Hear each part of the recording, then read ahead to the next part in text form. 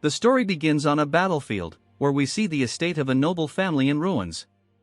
Maids are being slaughtered in the yard, some even burned alive, falling one after another like flies. Even those who don't resist are mercilessly killed. Amidst the chaos, two swords clash as two men engage in a fierce fight. One man raises his sword and swings down, but the other blocks the strike, his eyes filled with fury. We are introduced to the Ragnar clan, a grand ducal family that guards the empire at the northernmost edge of the continent. The Ragnar clan has been able to maintain their position as the Great Northern Wall for over a millennium due to a unique trait they possess. It is said that they carry the blood of dragons. Every member of the Ragnar bloodline is born with exceptional magical abilities, physical endurance, and a natural talent for swordsmanship. Everyone, except for the man currently fighting. As the man is slashed across his chest and collapses, bleeding out, the robed figure before him says that, even in the end, the man never understood that there are things he simply cannot achieve, no matter how hard he tries. The man inquires about what he means, and the robed figure starts to remove his cloak, revealing his face. We learn that the fallen man's name is Theo, and the robed figure is called Rendon. Theo asks why Rendon is here. Rendon smirks and replies that watching Theo train tirelessly every day despite his lack of talent was a pitiful sight, especially when hard work alone would never get him anywhere. He laughs, mocking Theo, saying that the nickname Imbecile of Ragnar suits him perfectly. He adds that Theo should have hidden away, calling him a talentless fool. Theo, gritting his teeth, accuses Rendon of approaching him under the guise of becoming his sword instructor and teaching him useless sword techniques, only to betray him and sell out the Rose Palace to their enemies. Theo barely gets the words out before Rendon slices off his arm, leaving him screaming in agony. Rendon sighs, asking why Theo is blaming him. He grabs Theo by the head and tells him that this all happened because of him. Rendon forces Theo to look at the carnage, the burning Rose Palace, the slaughter of his household members, even his mother being dragged lifeless before him. Rendon coldly informs him that all of this happened because he is the imbecile of the Ragnar clan. In the Ragnar clan, where strength is everything, it's only natural for the weakest to suffer such a fate. Theo, devastated, calls out to Rendon as he grabs his blade with his remaining hand, screaming in a desperate charge. But before he can land a blow, another sword pierces his chest, sending him to the ground. The man who threw the blade tells Rendon to finish it already. Rendon apologizes, saying he was just reminiscing and is almost done. As Theo lies dying, he wonders if this is truly the end. He couldn't accomplish anything in life, and now he watches everything burn. He laments that perhaps, if he had possessed talent, things could have been different. With his final breath, he is consumed by the flames, and just as he dies, a status window appears before him, informing him that his trait Ragnar's talent has activated, returning him to the regression point. Theo opens his eyes, now staring at a wooden sword. It's Rendon, once again, offering to end the lesson for the day. Theo is shocked and confused, wondering what's happening. Rendon remarks that Theo seems distracted today. Theo, bewildered, believes he must be having flashbacks of his life since he just died. He can't believe he's seeing Rendon's face again in size, thinking that death is cruel even in its final moments. Suddenly, a status window appears before him again, with a tutorial quest instructing him to punch Rendon. Theo is confused, looking at the window and then at Rendon, wondering if he's hallucinating. He doesn't think Rendon can see the window.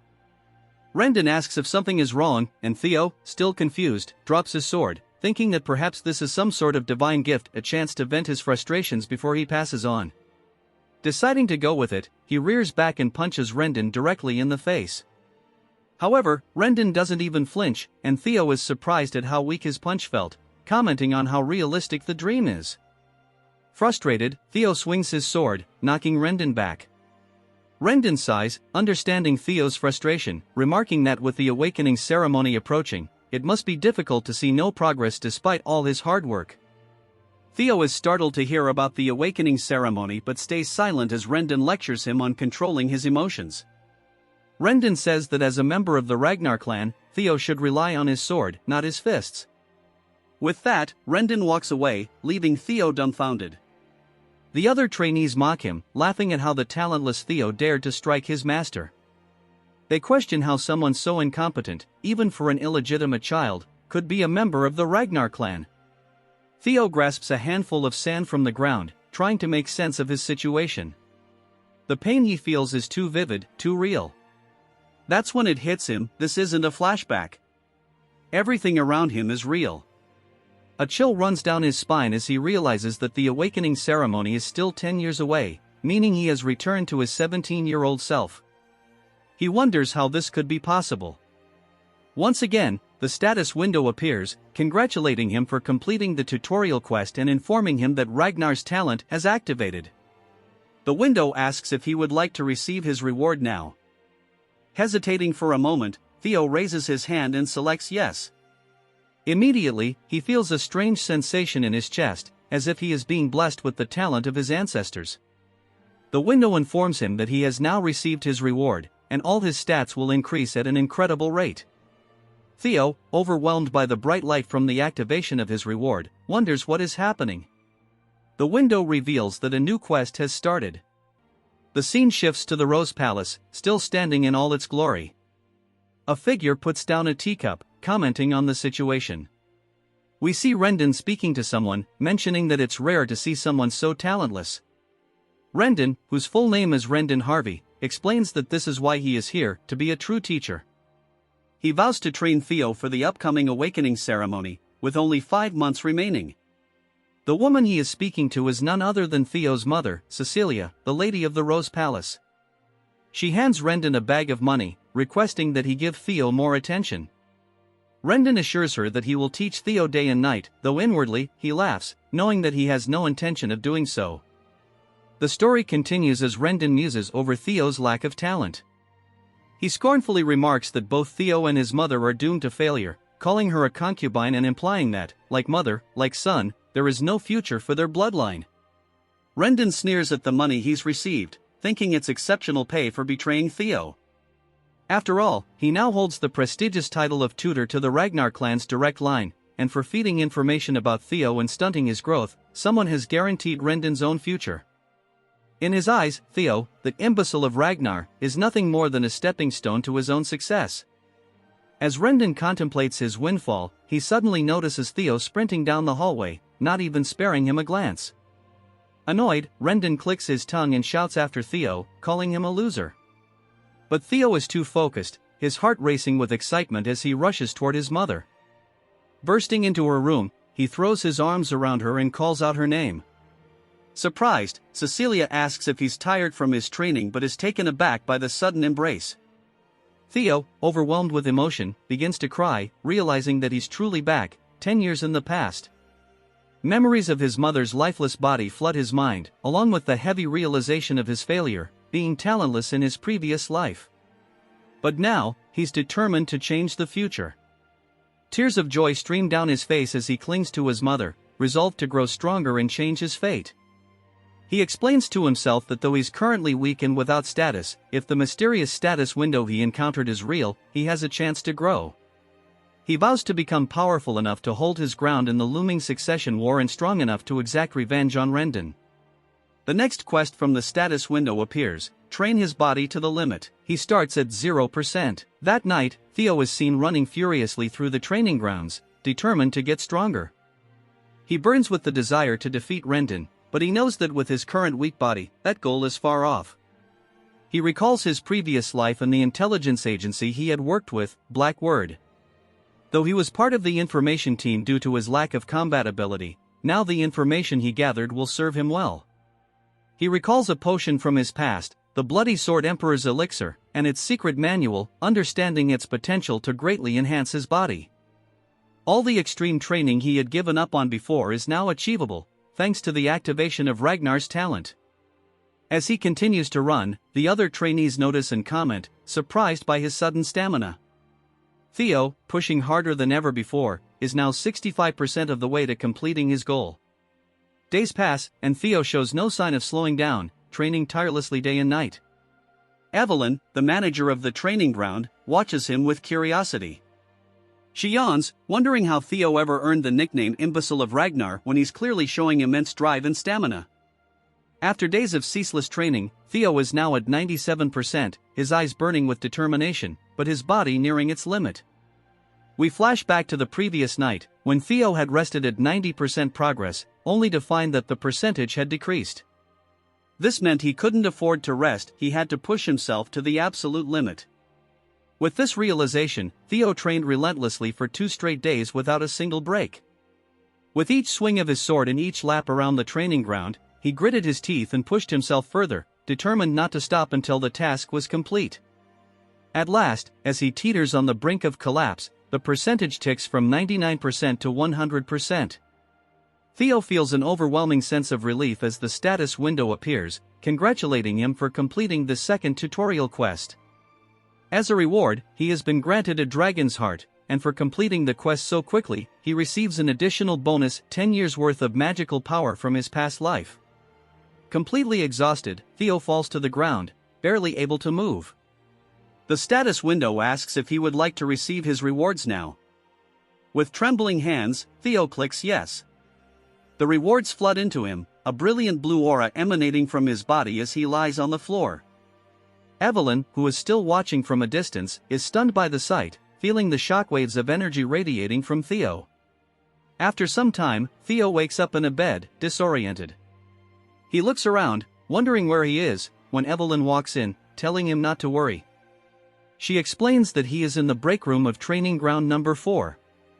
Even a Ragnar, she notes, would collapse if they pushed themselves as hard as Theo had. She reintroduces herself, noting that he lost consciousness while training alone that morning, so she moved him here to rest. Theo, still tired but grateful, thanks her. However, Evelyn's curiosity hasn't faded. She offers him a drink and then drops a bombshell. She asks if he knows that within the Ragnar clan, opening one's mana hall before the awakening ceremony is strictly forbidden. Theo calmly acknowledges this and drinks, but Evelyn presses further, reminding him of the consequences for breaking this rule. She then asks him directly if he knows what happens when someone opens their mana hall prematurely. Theo is startled, unsure of where she's going with this, and asks why she's asking. Evelyn then reveals that just before he lost consciousness, a mana wave had occurred that was consistent with the opening of a mana hall. Theo's eyes widen in surprise. Her tone sharpens as she demands to know if he really opened it. Theo nervously tries to play it off, insisting that if he had opened his mana hall, he wouldn't still be alive. But he begins to sweat, recalling the dragon's heart he received as a reward.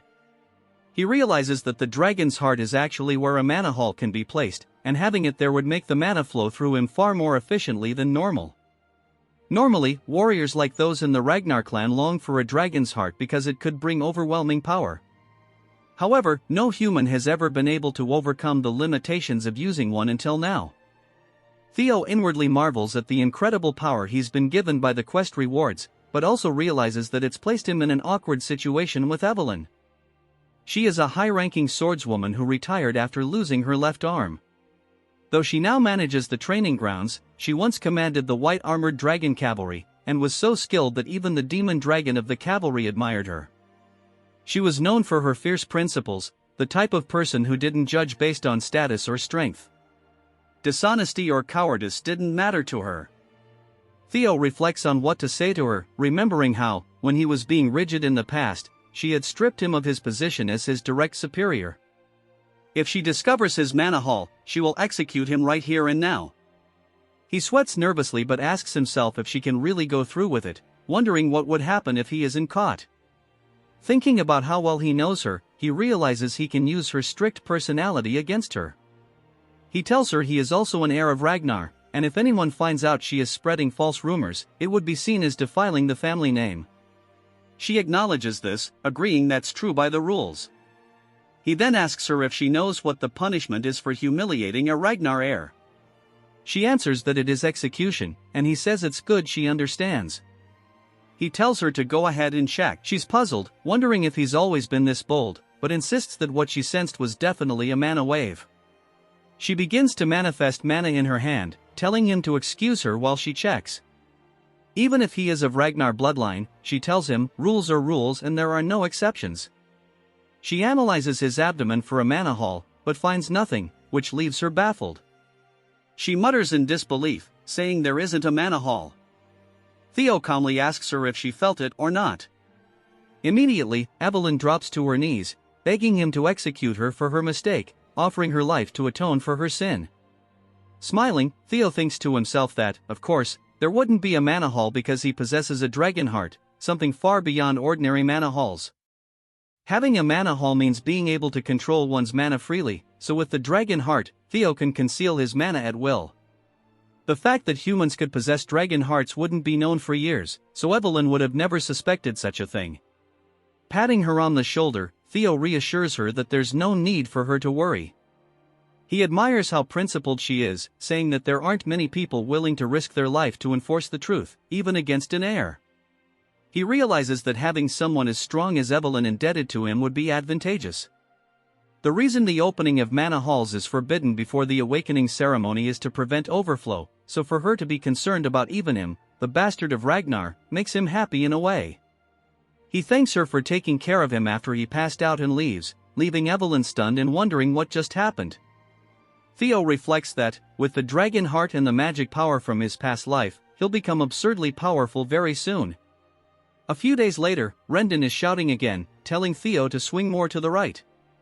He yells at Theo, frustrated, wondering how many times he has to explain such a simple thing. Theo, on the other hand, doesn't care, pretending to be weak while steadily growing stronger. But it's starting to grate on his nerves. He glares at Rendon, knowing that his instructor is deliberately teaching him poor sword techniques to make him look foolish. Theo becomes more certain that there's a mastermind behind Rendon's actions, possibly the same person responsible for his death in his previous life. He needs to figure out who that is. Suddenly, Theo comes up with a plan and calls out to Rendon. The instructor barks at him, reminding him that he can't talk during lessons. But Theo dismisses this, saying he can't listen to such trash anymore, snapping his training sword in half and demanding to know how someone with such third-rate skills could have become a mid-rank swordsman. He accuses Rendon of being commissioned to monitor him, and that he would likely struggle against even low-ranked demonic beasts. Rendon, infuriated, asks Theo to repeat himself. Theo walks forward, mocking him, saying his skills are trash and that he'll force him to resign as his instructor. Rendon, growing even angrier, realizes that if things go wrong for him, he'll have to contact the mastermind. The scene shifts to a place called the Chameleon Palace, where a man bursts into a room, calling out to someone named Axion, asking if he's heard that the bastard of Ragnar is going to duel his master next week. Axion sits, drink in hand, as the man continues talking, suggesting that Theo might be left half-crippled after the duel. Without warning, Axion throws his glass, headshotting the man with pinpoint accuracy and knocking him out. Axion, known as the Dark Tiger of the Four Hounds of the North, tells him that it doesn't matter if some bastard becomes crippled. Beside him is Remington Narrow, the Silver Lion of the same group, though he remains silent. Another man enters the room, saying it should matter because if they let their guard down, things could go wrong. This man is Ed Troyvon, one of the 9 dragons and also known as the Sky Dragon. Axion dismisses his uncle's concerns, arguing that they only need to worry about people with talent. Ed warns that even the smallest spark can ignite a blaze with Ragnar, but Axion is unfazed, confident that their instructor will handle the situation. 1 week later, back at the training grounds, the duel between Theo and Rendon is about to begin. Trainees are laughing and chatting, with some skeptical about Theo's abilities. Evelyn, on the other hand, looks worried. Theo raises his blade, thinking to himself that things have escalated far beyond his original plan. He only intended to humiliate Rendon and get him fired, but now the duel has drawn a large crowd. The cheers echo around him, but he calms himself, determined to get his revenge on Rendon. He doesn't care about any of that. If his employer says he's fired, then that's that. Given his past life, Theo feels an intense urge to beat him to death right there and then, but he knows he's not confident in his skills yet. First, he decides to distance himself from Rendon and gather more information about him. Rendon quickly realizes this is bad news. If Theo gets fired like this, his mission will end in failure. Desperate, he pleads with Theo, telling him that this goes against the rules and that he might end up facing the tribunal. Just then, the status window appears before Theo, informing him of the tutorial quest. Evelyn, thinking quickly, says she has an idea. They should resolve this the Ragnar way. She smiles knowingly. Theo asks if she means by the rule of the strong, and she nods, saying exactly that. They should settle this with a sword match, and there would be no need for Rendon to go to the tribunal. The victors shall be final. Rendon laughs, thinking it's a fantastic idea, fully believing this is going to work in his favor. Evelyn suggests that the match take place a week from now. Theo, taken aback, hesitates, but Evelyn laughs and asks if that timeline is alright with him. Theo responds confidently, though internally he knows it's far from ideal. He cannot beat Rendon yet. The scene shifts to 1 week later. The trainees, buzzing with gossip, mention that from what they've heard, Theo can barely swing his sword properly. One trainee scoffs, saying that's hard to believe. After all, Theo is still a Ragnar. His friend jokes, saying that if Theo were a regular Ragnar, he wouldn't even comment, but since he's the heir to Ragnar's bloodline, there's no way he'll lose to a mid-rank swordsman like Rendon. As the two prepare for the duel, Rendon offers Theo one last chance. If you apologize now, I'll act like none of this ever happened. There's no need to risk your life over something as trivial as pride, he says. Theo smirks and replies, that's exactly what you should be saying. If you don't want to end up a one-armed swordsman, it'd be best for you to accept that you've been fired. Rendon's expression darkens. Furious, he snarls, you're really going to keep this act up to the very end?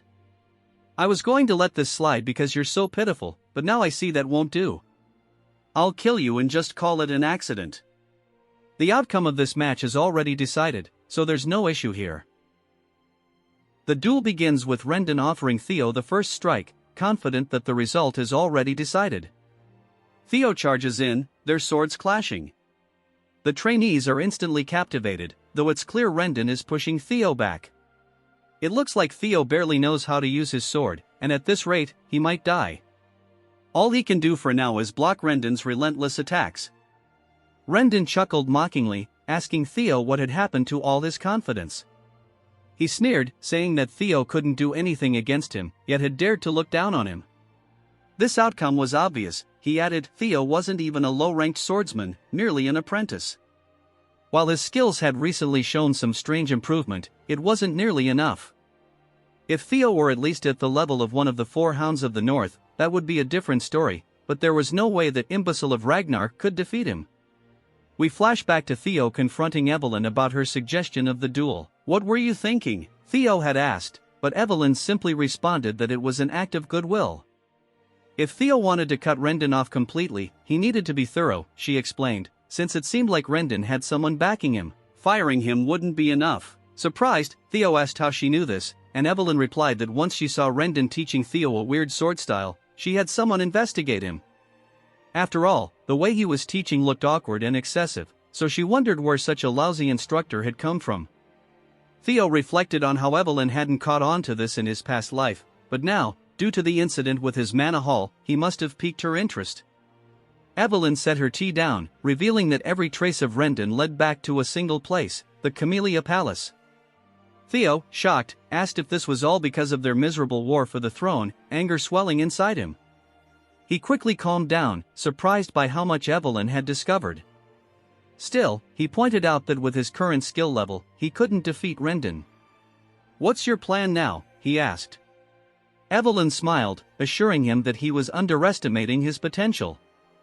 Back in the present, Rendon, now desperate, charged forward, swinging his sword recklessly at Theo. If you kneel now, I might just forgive you, he taunted, swinging his sword down heavily. Theo blocked it effortlessly, not even straining. Rendon, puzzled, started to realize something was wrong. How was Theo blocking all his attacks so easily? This wasn't the Theo he knew. Growing more frantic, Rendon continued his assault, but to no avail. From the sidelines, Remington watched with the other trainees, shocked. He's not being pushed back, he's actually holding his ground, one whispered in disbelief. Evelyn, as expected, stood smiling. She had told Theo that 1 week of her personal training would be more than enough to surpass someone like Rendon. He was merely a pathetic excuse for a teacher, after all. Theo grinned, realizing how well things had turned out. Having Evelyn indebted to him had been more than worth it. However, there was one thing nagging at him, and he had asked her during their conversation why she was helping him so much. Evelyn had responded that while part of it was indeed because of what had happened before, she also knew someone who was obsessed with gathering talented individuals. Meanwhile, Rendon was panicking. Theo shouldn't have any talent, is he acting this whole time, he wondered. His mind raced as Theo suddenly asked, who's backing you? Caught off guard, Rendon stammered, what are you talking about? Theo, unimpressed, continued, did you really think I wouldn't notice? You've been giving me those worthless lessons on purpose. Show me a palace, perhaps? The moment Theo mentioned the palace, a chill ran down Rendon's spine. How did he know? Theo smiled, pleased with the response, and said, so you are being honest. Tell me, do you know what it feels like to have your arm chopped off? In an instant, Theo dashed forward, swinging his blade toward Rendon's arm. Before Rendon could react, his arm was severed, just as Theo had lost his in his past life. Rendon, horrified, watched his arm fly through the air, growing more distant with each passing second. He looked up at Theo in disbelief. Remington, too, was taken aback by the sudden turn of events, while Rendon collapsed, screaming in agony. Theo stared down at him, eyes cold and resolute. I've definitely gotten stronger, Theo thought. And there's still so much room to grow. He then reminded Rendon of the last words he'd heard before his death in his previous life, it's your fault this has happened. Rendon, now in utter panic, pleaded, what are you talking about? But Theo simply readied his blade. It's your fault you're dying here today, Theo declared. Of all the Ragnars who believe in the rule of the strong, you are the weakest. These were the exact same words Rendon had spoken before killing Theo in his past life. Desperation filled Rendon's voice as he cried out, wait. But it was too late. With one swift strike, Theo decapitated him. Rendon's final sight was his own body, now separated from his head. With that, Theo completed his third tutorial quest. The trainees looked on, dumbfounded, unable to believe that Theo, an apprentice swordsman, had defeated a mid-tier opponent like Rendon. They murmured amongst themselves, how did he do that? Theo, however, simply looked down at Rendon's corpse with disdain. So weak, he muttered, disgusted that he had suffered at this man's hands in his previous life. But now, things were different. The system window popped up, notifying him that, in addition to completing the quest, he had earned an extra reward, a new ability called Observation. Theo also regained a year's worth of magic power. Confused yet intrigued, Theo wondered what Observation was. Suddenly, a figure descended from the sky, landing directly behind Theo with an explosion of aura that shattered the ground. Theo turned to see none other than Julius Ragnar, the demon dragon and commander of the white-armored dragon cavalry. Julius's overwhelming aura filled the air. How long has he been watching? Theo wondered, his heart pounding. Even Evelyn, usually calm, was annoyed by her former superior's dramatic entrance. Does he really have to destroy the floor every time? She muttered to herself. Julius approached, eyes glowing red. Theo braced himself for the worst, but Julius suddenly burst into laughter, slapping Theo on the back. That was exciting, Julius boomed. He praised Theo for his talent, even adding that he had surpassed his master. While Theo was still processing everything, Julius put his hand on his shoulder. Join the white-armored dragon cavalry, he said, leaving Theo completely stunned. Evelyn, on the other hand, had seen this coming. The trainees couldn't believe it either. There's no way, the imbecile of Ragnar got scouted by the white-armored dragon cavalry, they whispered in disbelief. No matter how well he fought, that's just not possible. Remington then speaks up, addressing one of the trainees. He asks if there's ever been a case where an apprentice swordsman, who hasn't even gone through the awakening ceremony, has been scouted. The trainee responds that he hasn't heard of such a case. Remington confirms, saying it's because it's impossible to accurately measure someone's potential while their mana hall is still sealed. Even if their swordsmanship is exceptional, their magical ability might be lacking. He admits that no matter how incredible Julius's intuition is, even he can't be completely certain. But for some reason, it seems Julius sees something in Theo that they don't.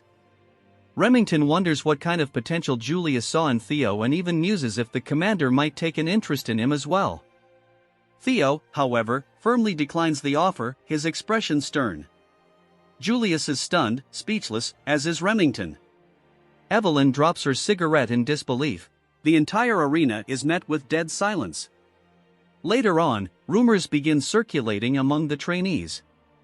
Some speculate that Theo refused Julius's offer because he thought his own skills weren't yet worthy. After all, it's not every day one sees a humble Ragnar. The gossip spreads quickly. At Chamia Palace, a woman remarks on how complicated things have gotten, expressing disbelief that Rendon was killed. This woman is revealed to be Emil Ragnar, the lady of Chamia Palace. Ed, her brother, reassures her, reminding her that they didn't assign Rendon because of his exceptional skills. Emil brushes off Rendon's death, stating it's of little concern to them. She explains that Julius, the demon dragon, personally reached out to Theo, and what's more, it seems Evelyn was behind it.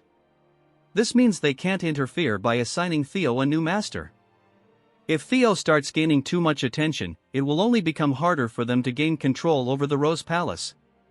Asks Emil why she's so concerned about Theo standing out, suggesting that the clan head won't take much interest in him anyway, so their plans should proceed as normal. Emil reminds him that their best shot at taking control of the Rose Palace without offending the clan leader is to keep Theo weak and powerless. Axion agrees, saying that Theo is still powerless. He questions how much someone like Theo could have changed. Evelyn and Julius, after all, have always had a soft spot for underdogs.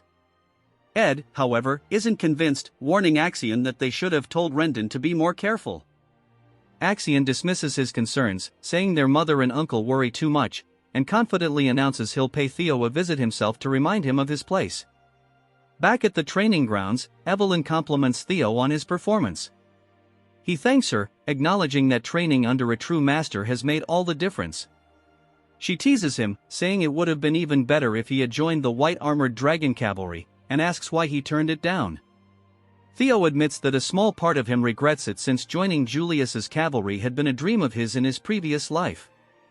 But he believes that joining now would be premature and that there's no need to limit himself so early. He points out that the privileges awarded to the top performer at the awakening ceremony are far greater than simply joining the cavalry. He confides that he doesn't want any special treatment and is content training under her until the ceremony. Evelyn, satisfied with his response, tells him Julius won't be disappointed either. Theo then activates his newly acquired skill, observation, to analyze Evelyn.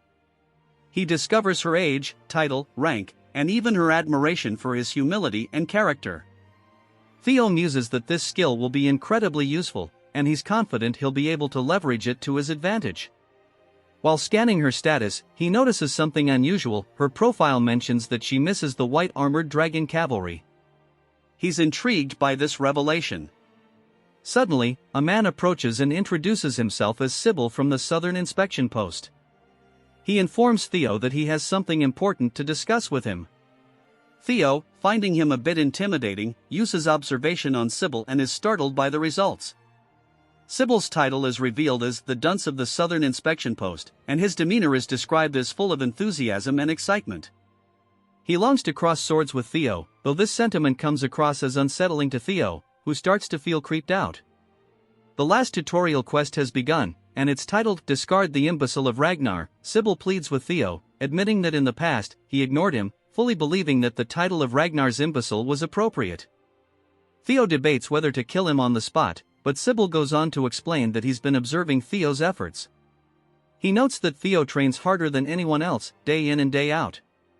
He then confesses that after seeing Theo's performance against Rendon, and the fact that Julius himself invited him, Theo has now become his idol. He shares that he was once on the verge of giving up after being labeled the idiot of the Southern Inspection Post, but Theo inspired him to keep going. He begs for the chance to spar with Theo. Theo, initially skeptical of Sybil's intentions, uses observation to verify his sincerity. He's surprised to find that Sybil's admiration is genuine. Reflecting on how people react to him, Theo realizes that after defeating Rendon and gaining Julius's attention, he expected people driven by jealousy to come and challenge him. Instead, he's finding that there are those who genuinely want to follow him. He concludes that perhaps the Ragnar family members still have some pride left after all. Realizing that he'll need loyal allies if he's to rise to the position of clan head, Theo sees this as an opportunity.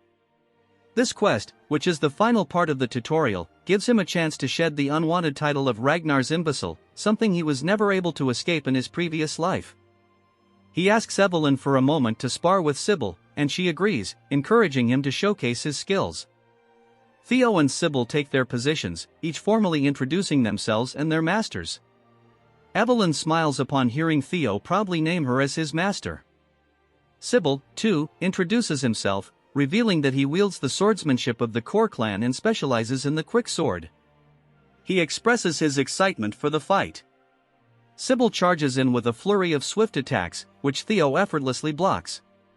Sybil, impressed, comments on how fast Theo is, despite his reputation.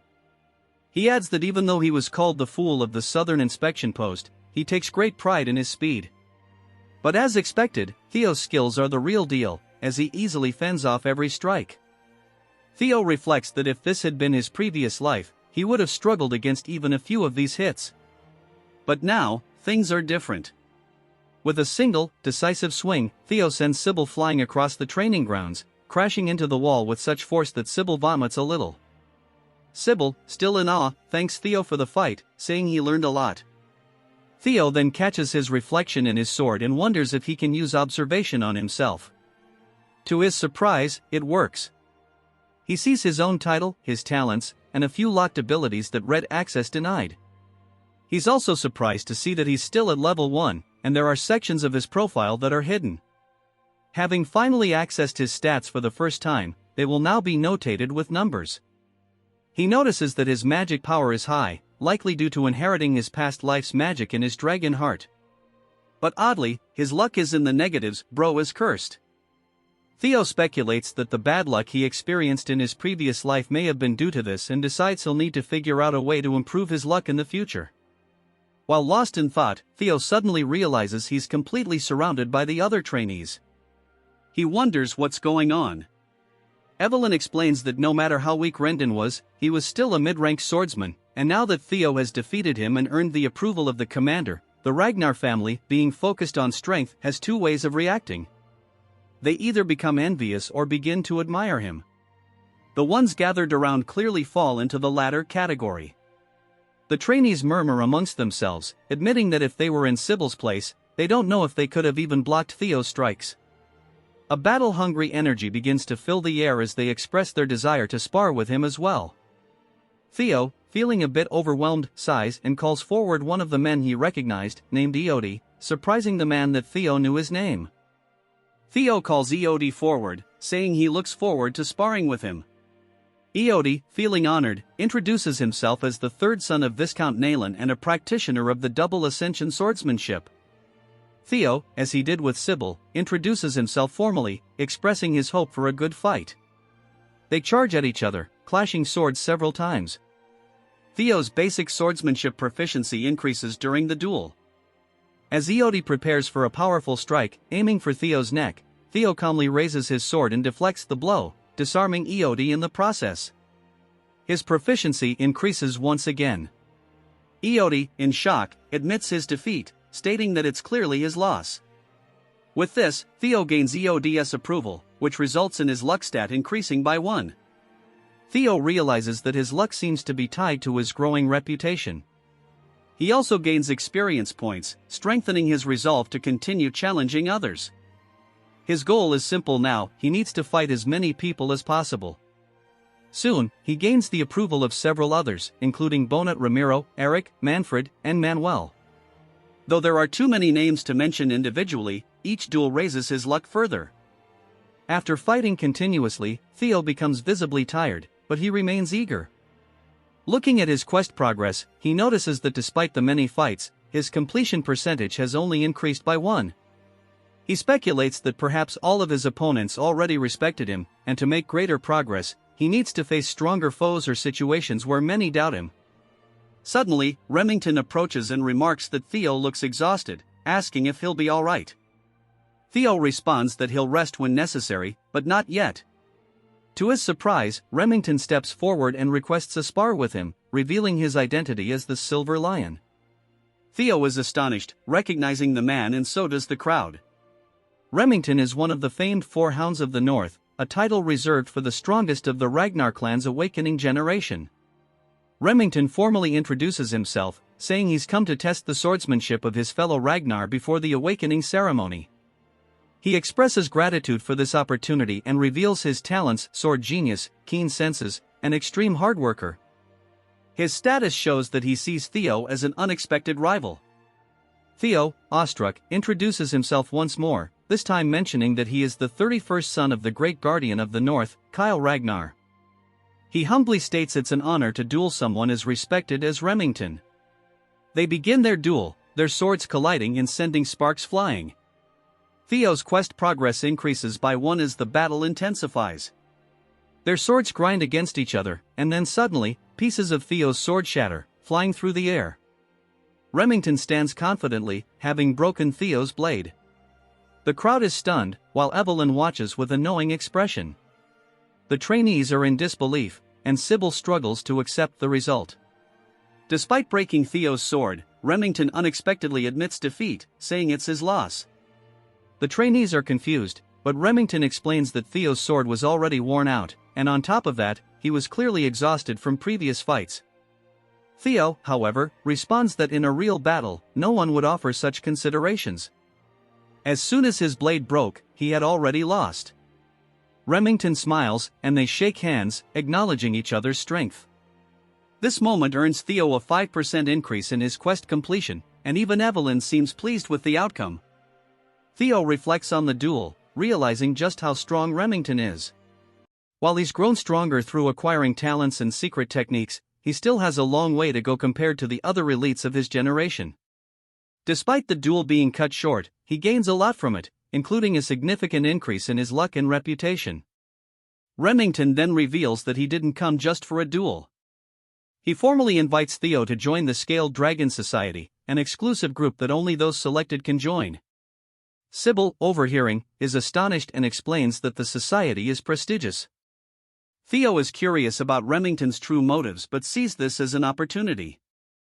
The society, led by Action, is filled with individuals who look down on him. It's the perfect environment for Theo to progress his quest and gather intelligence on Action. Without hesitation, Theo accepts the invitation, thinking it will also provide useful reconnaissance at the Camellia Palace. Later, at the Rose Palace, Cecilia bursts into Theo's room, overjoyed by the news of his invitation to the Scaled Dragon Society. She informs him that, since Action and other influential figures will be present, everything about him, from his attire to his behavior, will be scrutinized. She takes his measurements, preparing him for the event, reminding him that as a former actress, she can help him make a strong impression.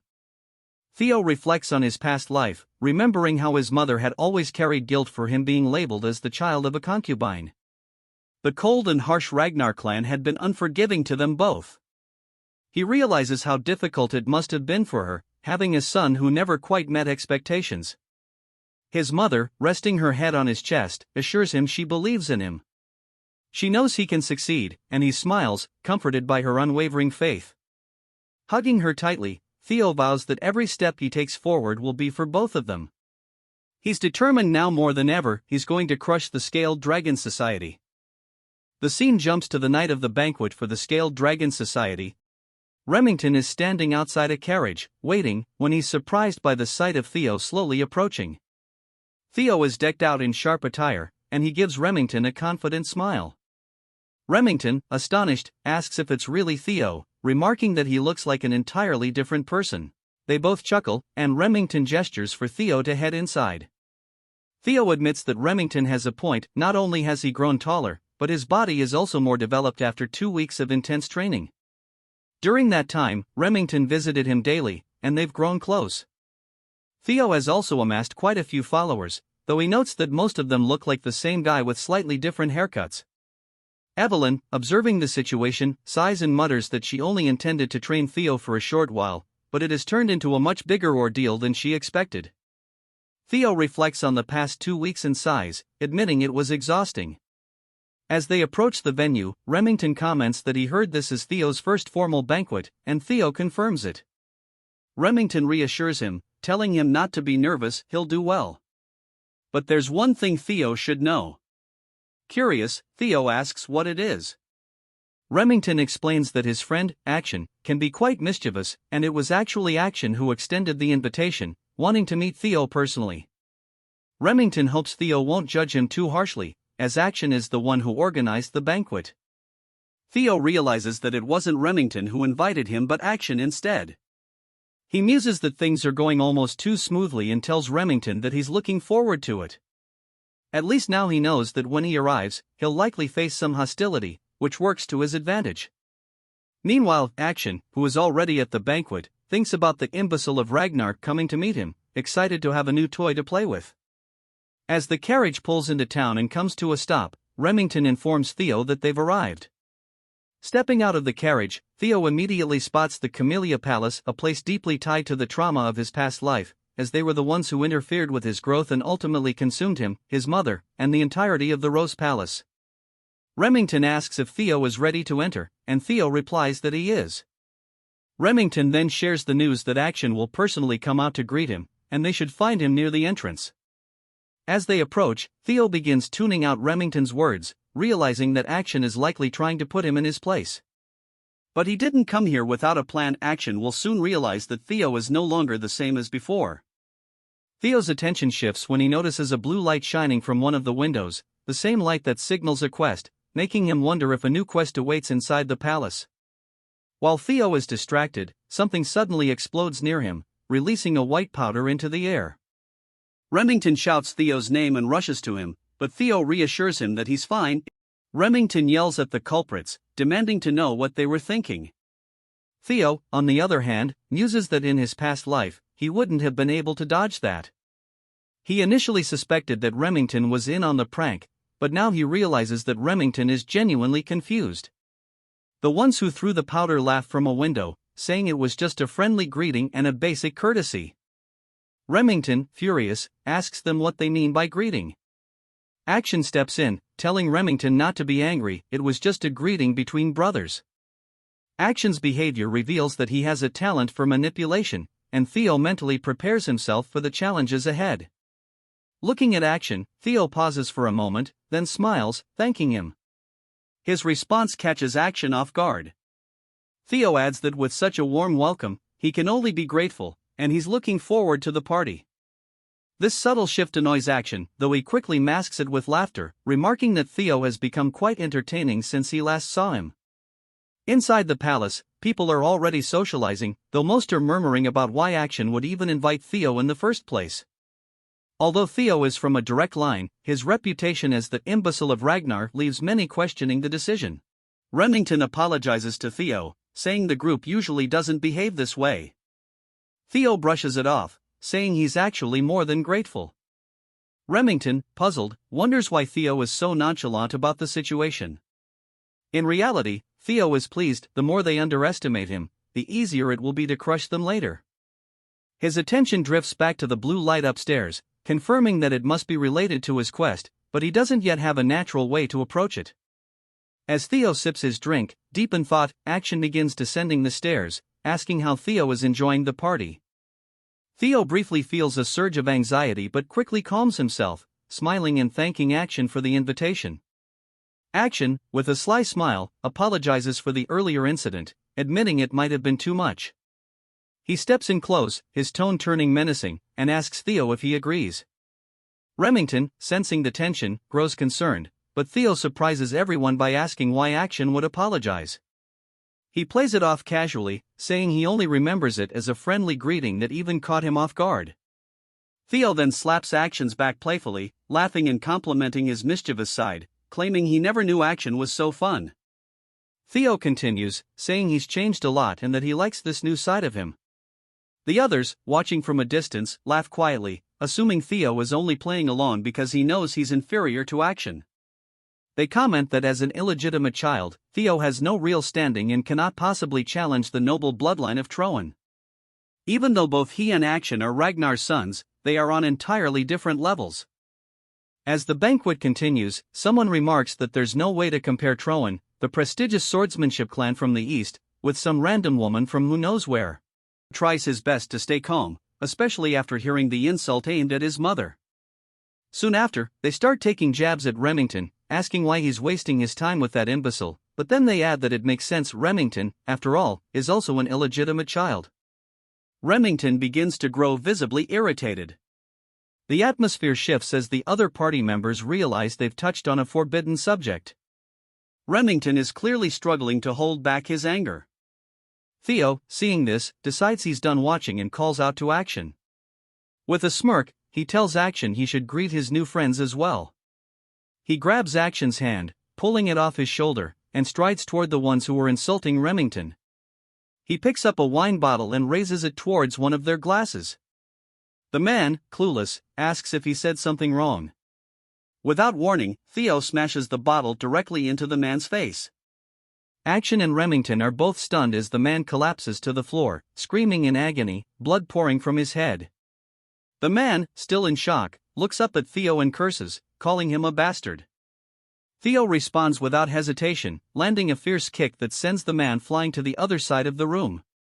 He mocks him, asking who he thinks he is to insult him, and sarcastically adds that it was just a little greeting, nothing more. His viciousness starts to change how many in the room view him, and the progress on his quest suddenly jumps from 41% to 43%. Remington, still shocked, realizes that this isn't the Theo he's used to. He wonders if Theo's aggressive actions were because of him. Theo, standing over the man, says that he believes he's given a warm enough greeting and places his foot on the man's arm. He smiles cruelly, asking if he was wrong. The man screams, begging him to stop, but Theo, showing no mercy, snaps the man's arm with a swift motion, shattering the bone completely. Panic ripples through the crowd as they realize they've greatly underestimated Theo's brutality. His quest progress jumps to 58%, and when the man loses consciousness from the pain, it ticks up another percentage point. Theo, now satisfied, releases the man's arm and glances around the room, asking if anyone else would like to say hello. His progress skyrockets to 66%. Suddenly, 4 men leap down from the upper floor, surrounding Theo in an instant. Each one unsheathes their blade in unison, pointing their weapons directly at his throat.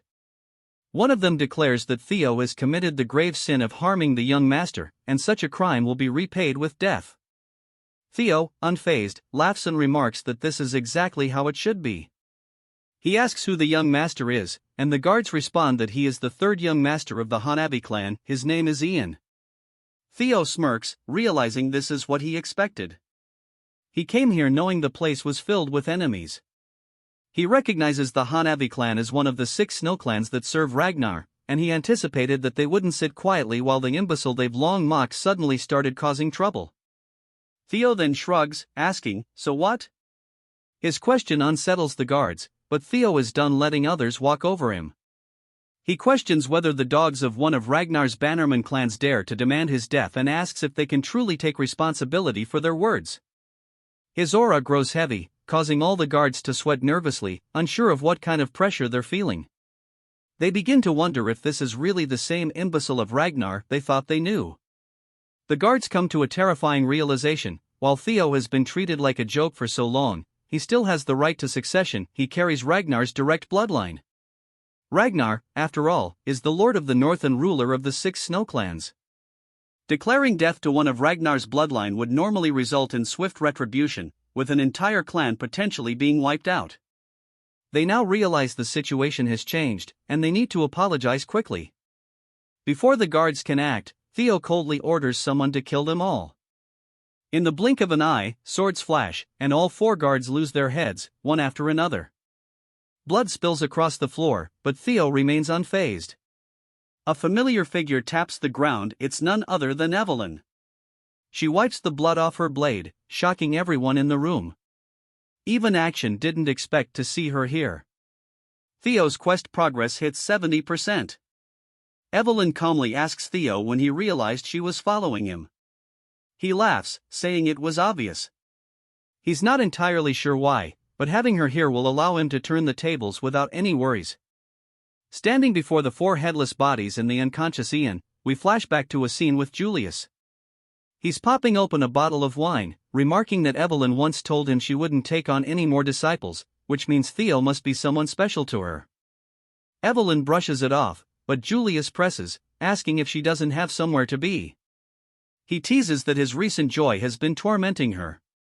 She comments that the wine is expensive, to which he responds by chugging it, grinning.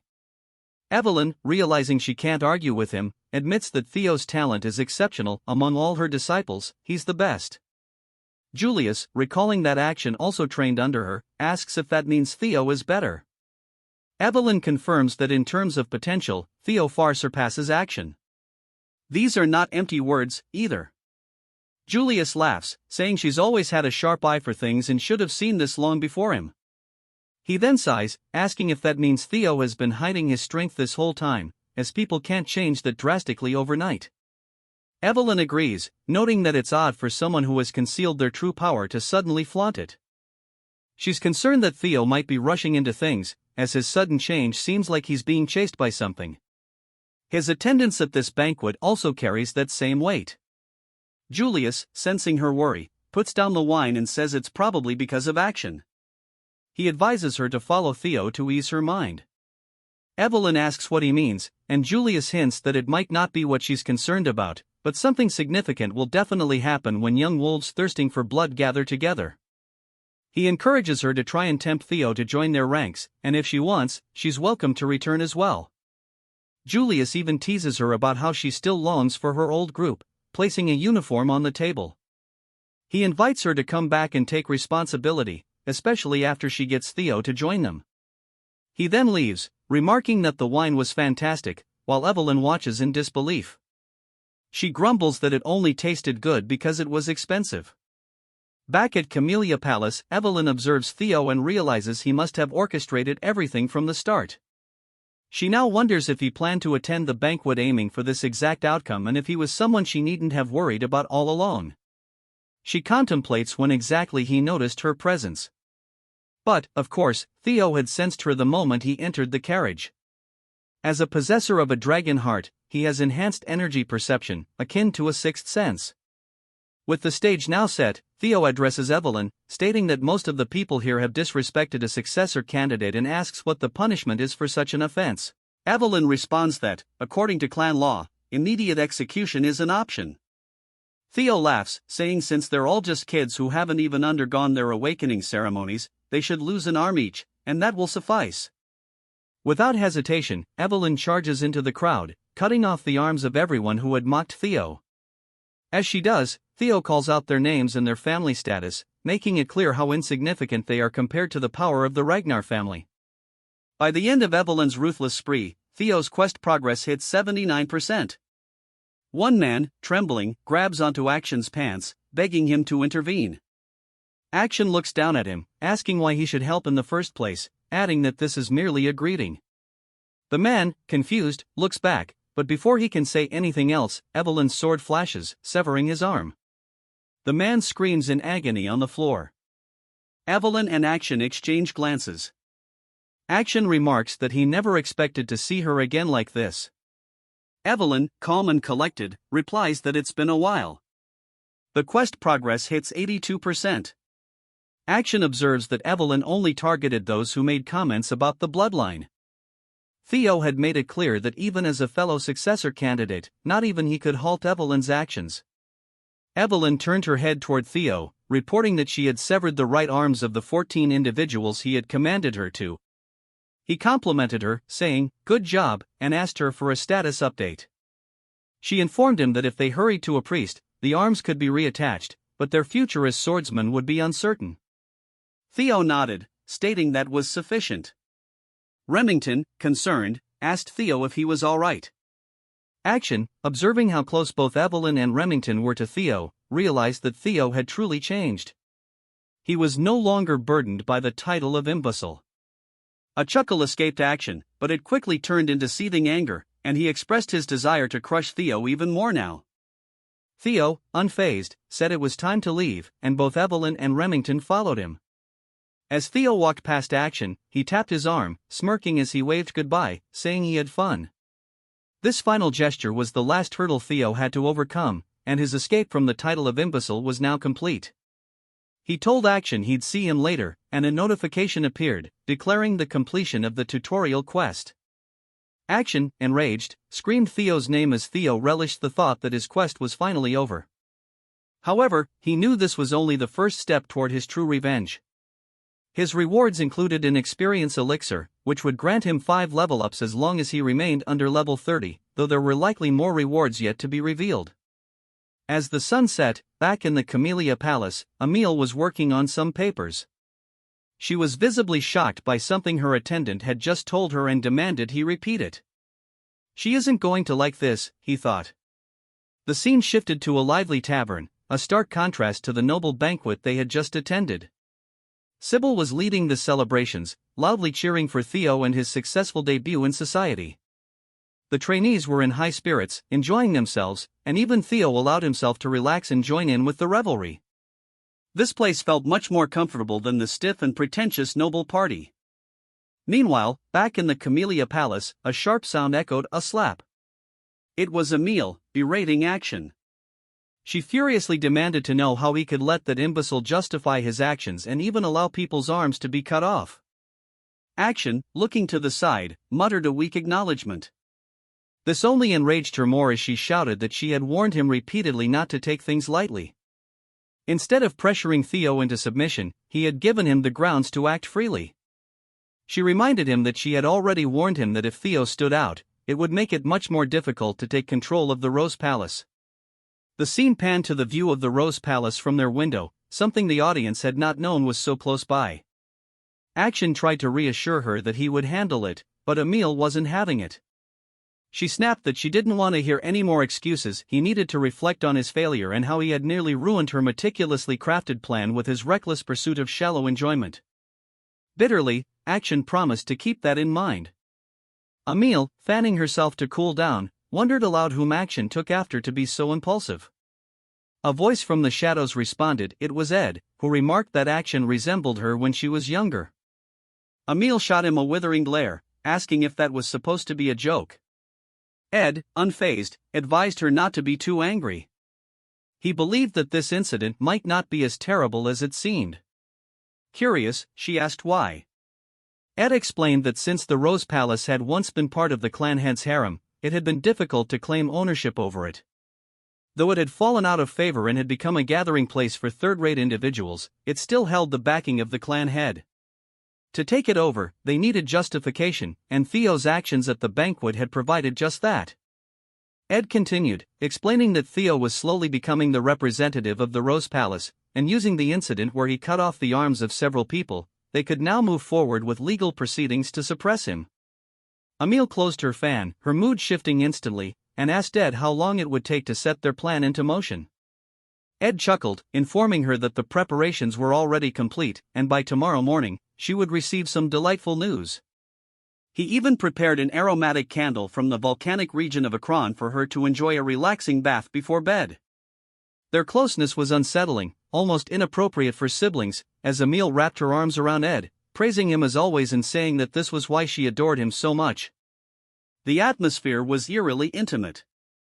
Back at the tavern, Remington expressed his surprise. He was still in disbelief over how much Theo had stood up for him.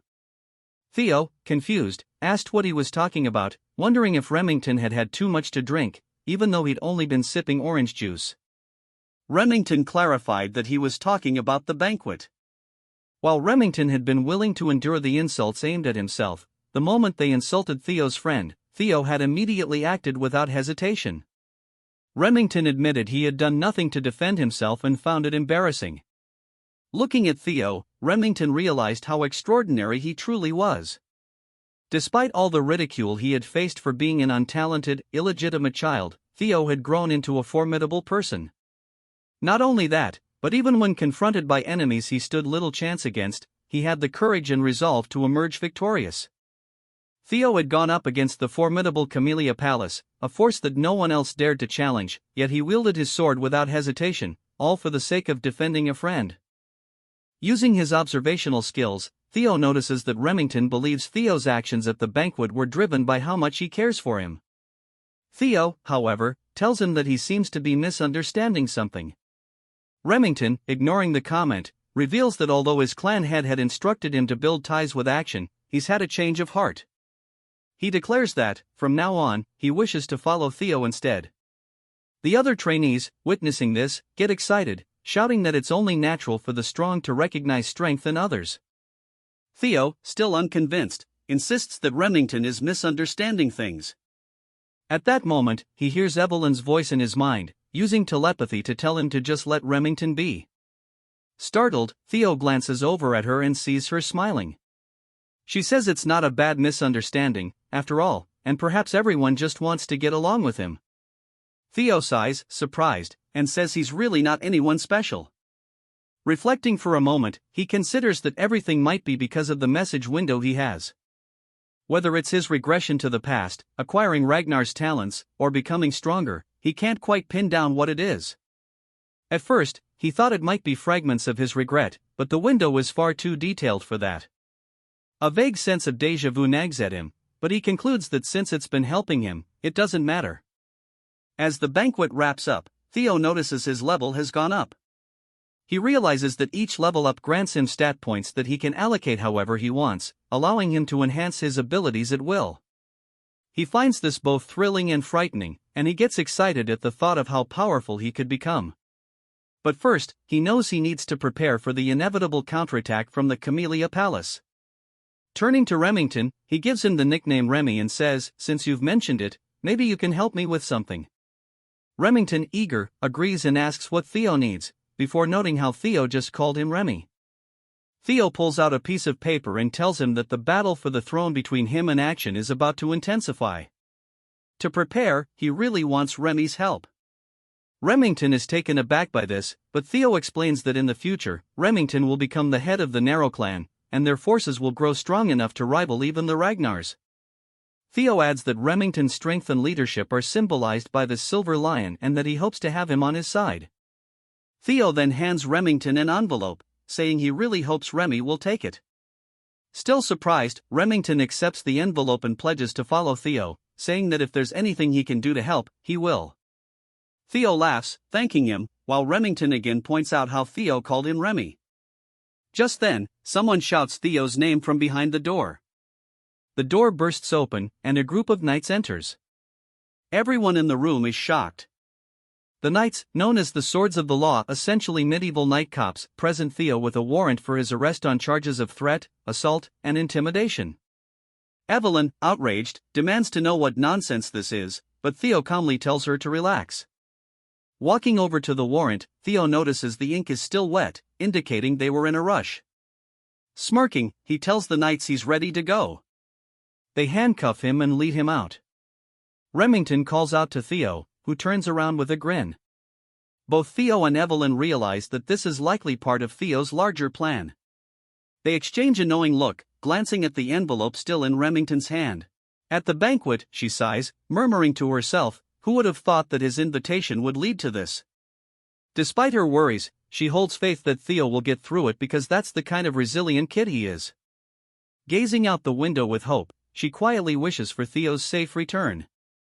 Meanwhile, Theo, now inside a carriage, is being escorted away by the night watch. Peering out the window, he comments to himself, "It's been a while since I've been here." As the view of the tribunal comes into sight, a grand, imposing structure, he mutters that his actions at the banquet won't result in mere imprisonment. He's certain this will lead to a trial.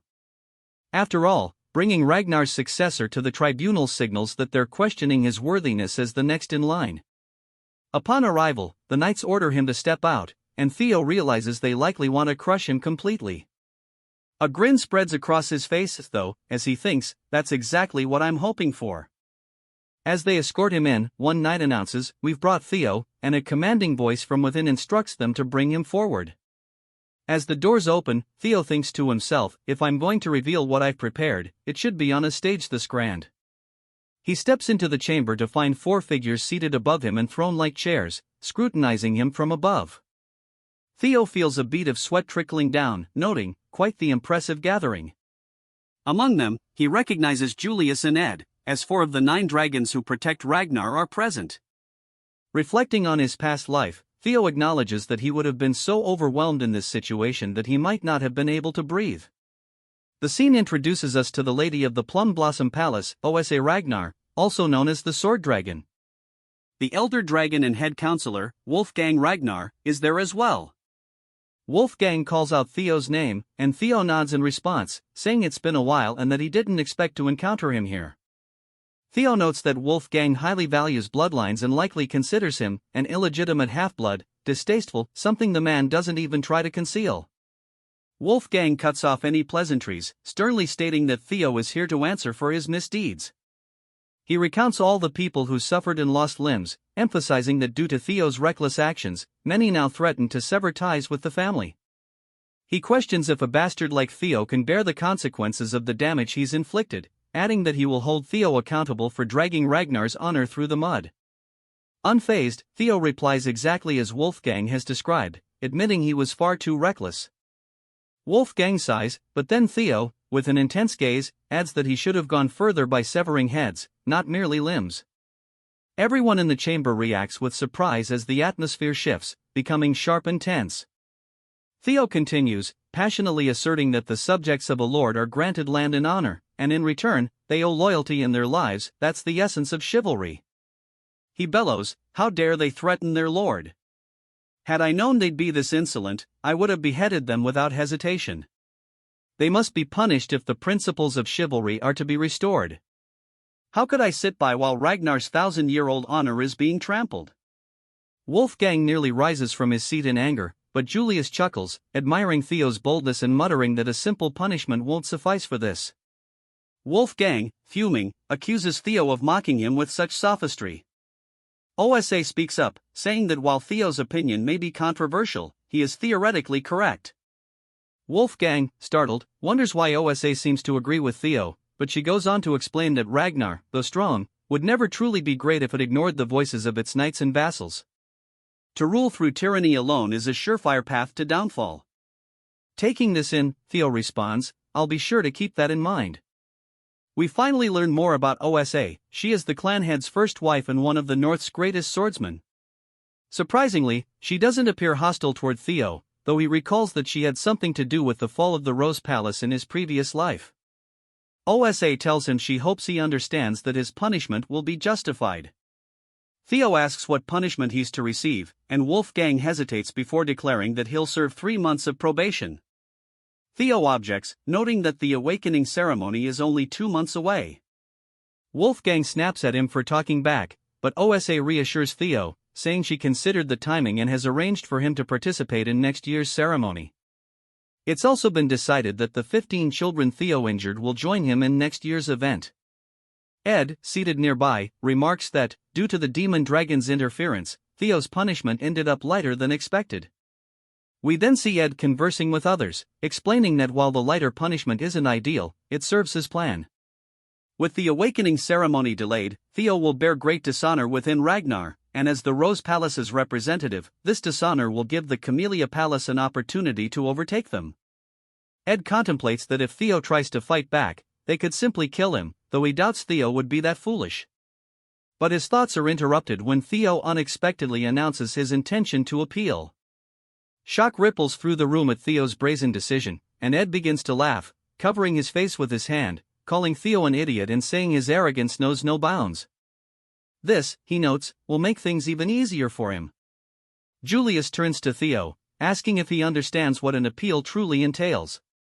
Theo nods, responding that he's well aware this isn't a matter that can usually be resolved with just 3 months probation, something Julius likely helped to arrange as a mere slap on the wrist. In the proud and powerful Ragnar, appealing means war, and he has no intention of accepting a simple slap on the wrist.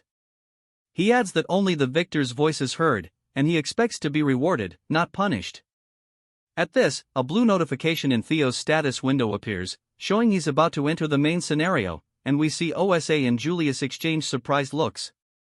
The status window explains that by completing the scenario, Theo can uncover many secrets hidden in this world, wishing him success as the Successor's Path quest begins. Meanwhile, we jump to the Sarah Merchant Guild's branch, now engulfed in flames.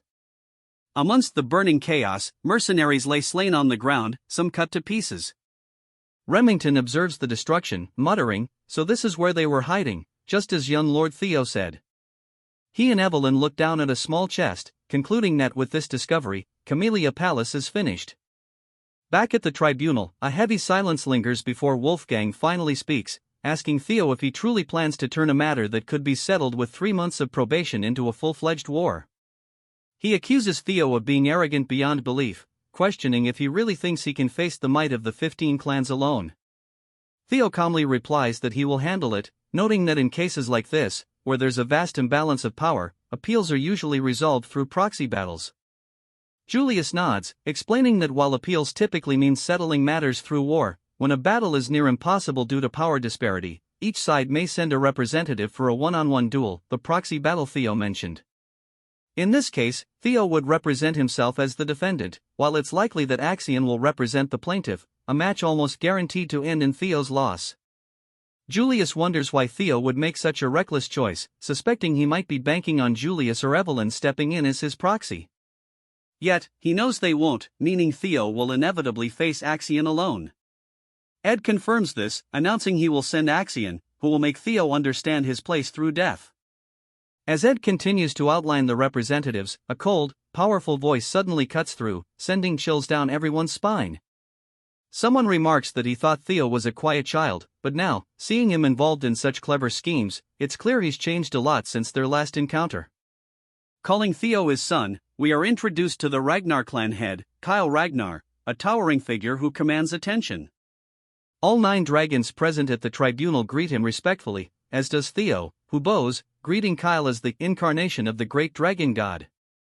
Theo's status window lights up once more, revealing that his next objective is to take over the Camellia Palace and uncover its secrets, marking the beginning of his first tutorial quest.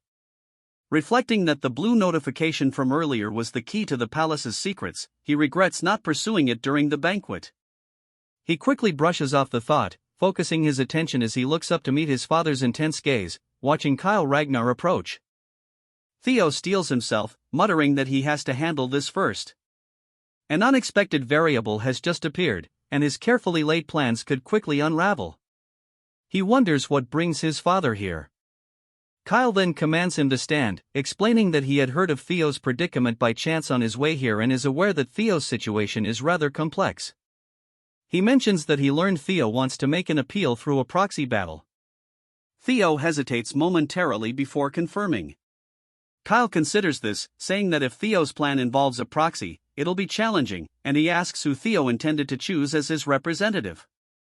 Realizing this is a test, Theo replies that there's no one who could represent him and that he planned to fight himself. At this, Ed senses something amiss, growing uneasy. Kyle tells Theo he'll likely lose, but Theo meets his gaze steadily, replying that he can't know that without trying, and even if forced to yield, he won't willingly bow.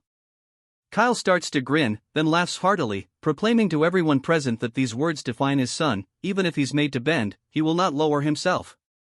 He commends Theo, calling this attitude the very essence of a Ragnar. Theo thanks him, explaining that the proxy battle is just bait, he doesn't intend to actually fight, and it's refreshing to be able to admit it freely. The work he assigned to Evelyn and Remington will prove Camellia Palace's treason, securing his victory without bloodshed. But then, Kyle takes it a step further, declaring that he will personally grant Theo an opportunity. As Ragnar's leader, he wishes to test Theo with a single strike. Theo is taken aback, unsure if Kyle is serious, but Kyle calmly orders him to follow outside, declaring that if Theo can withstand this one strike, all charges will be dropped. Ed, visibly panicked, shouts in protest. He realizes that if Kyle is testing Theo, it means he's ready to approve of him as a potential leader. Even though Ed doubts Theo can survive the blow, he knows that if he somehow does, he'll gain the clan head's approval, a fact Ed can't tolerate. With a controlled tone, Ed objects, insisting that the tribunal should continue as planned. Kyle, unfazed, cuts him off coldly, telling Ed that any vassal brazen enough to speak out against the Ragnar bloodline should simply be dealt with. Ed bites his lip, grumbling that he understands. Kyle then turns his attention to Julius, who has been stifling laughter, asking if he has something to add, since he seems amused. Julius brushes it off, saying it's just been a while since Kyle has shown such keen interest. Kyle waves him off, calling it nonsense, and dismisses the small talk, turning back to Theo, asking if he intends to go through with the challenge. Theo pauses, thinking about the fact that this single strike from his father has altered everything, dismantling his original plan entirely. Yet he begins to chuckle, welcoming the unexpected change. Smiling, he tells his father that his blow seems too heavy, asking how a single strike from him could compare to a proxy battle with mere vassals. Kyle raises an eyebrow, asking if Theo intends to refuse. Theo clarifies that he merely wanted to express how unfair it is, but he has no intention of declining.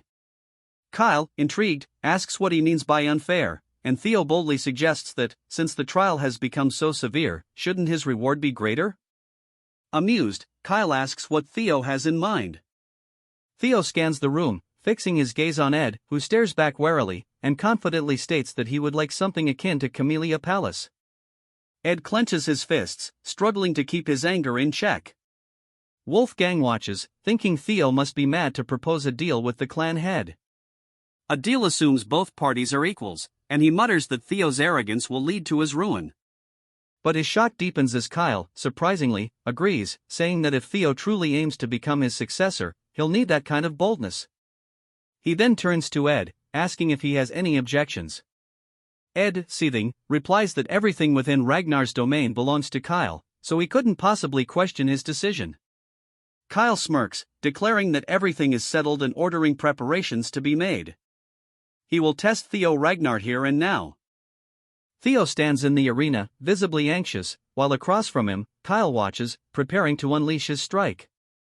4 of the 9 dragons observe closely, along with Ed, who sneers to himself that his trap to ensnare Theo has somehow transformed into a platform to elevate him. Ed reminds himself that, even if Theo has grown stronger, there's no chance he can withstand a single blow from the clan head, a feat that even high-ranked swordsmen would find daunting.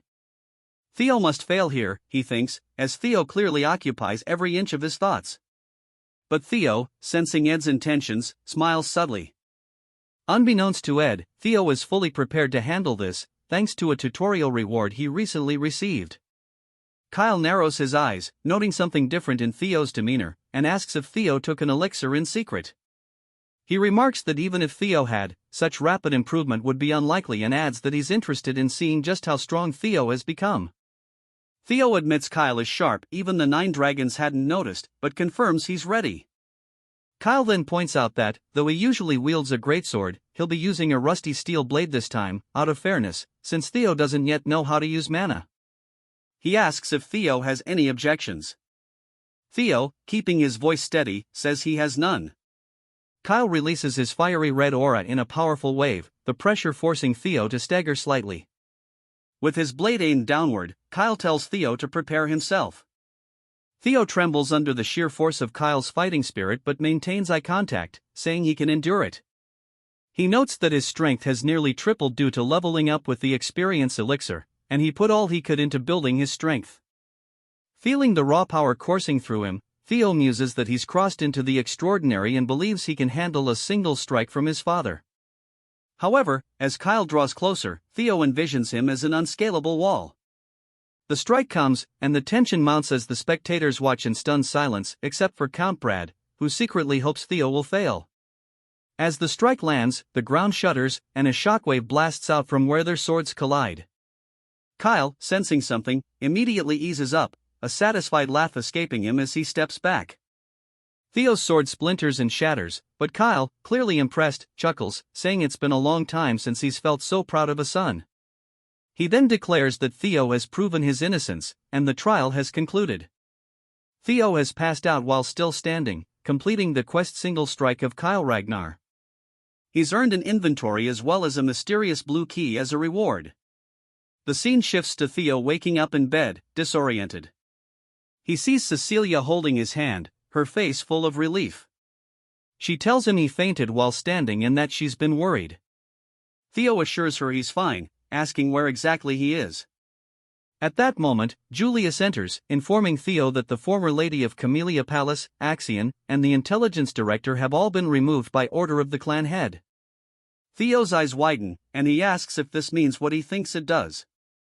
Julius nods, grinning, confirming that Theo now resides within Camellia Palace.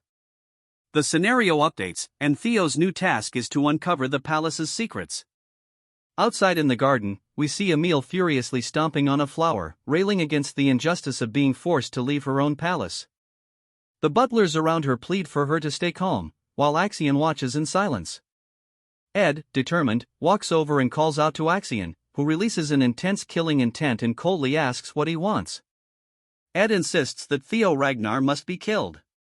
Axion calmly suggests he could injure Theo during the awakening ceremony, perhaps take an arm, but Ed interrupts, demanding that he take Theo's head, convinced this is the only way to redeem the chaos Theo has caused.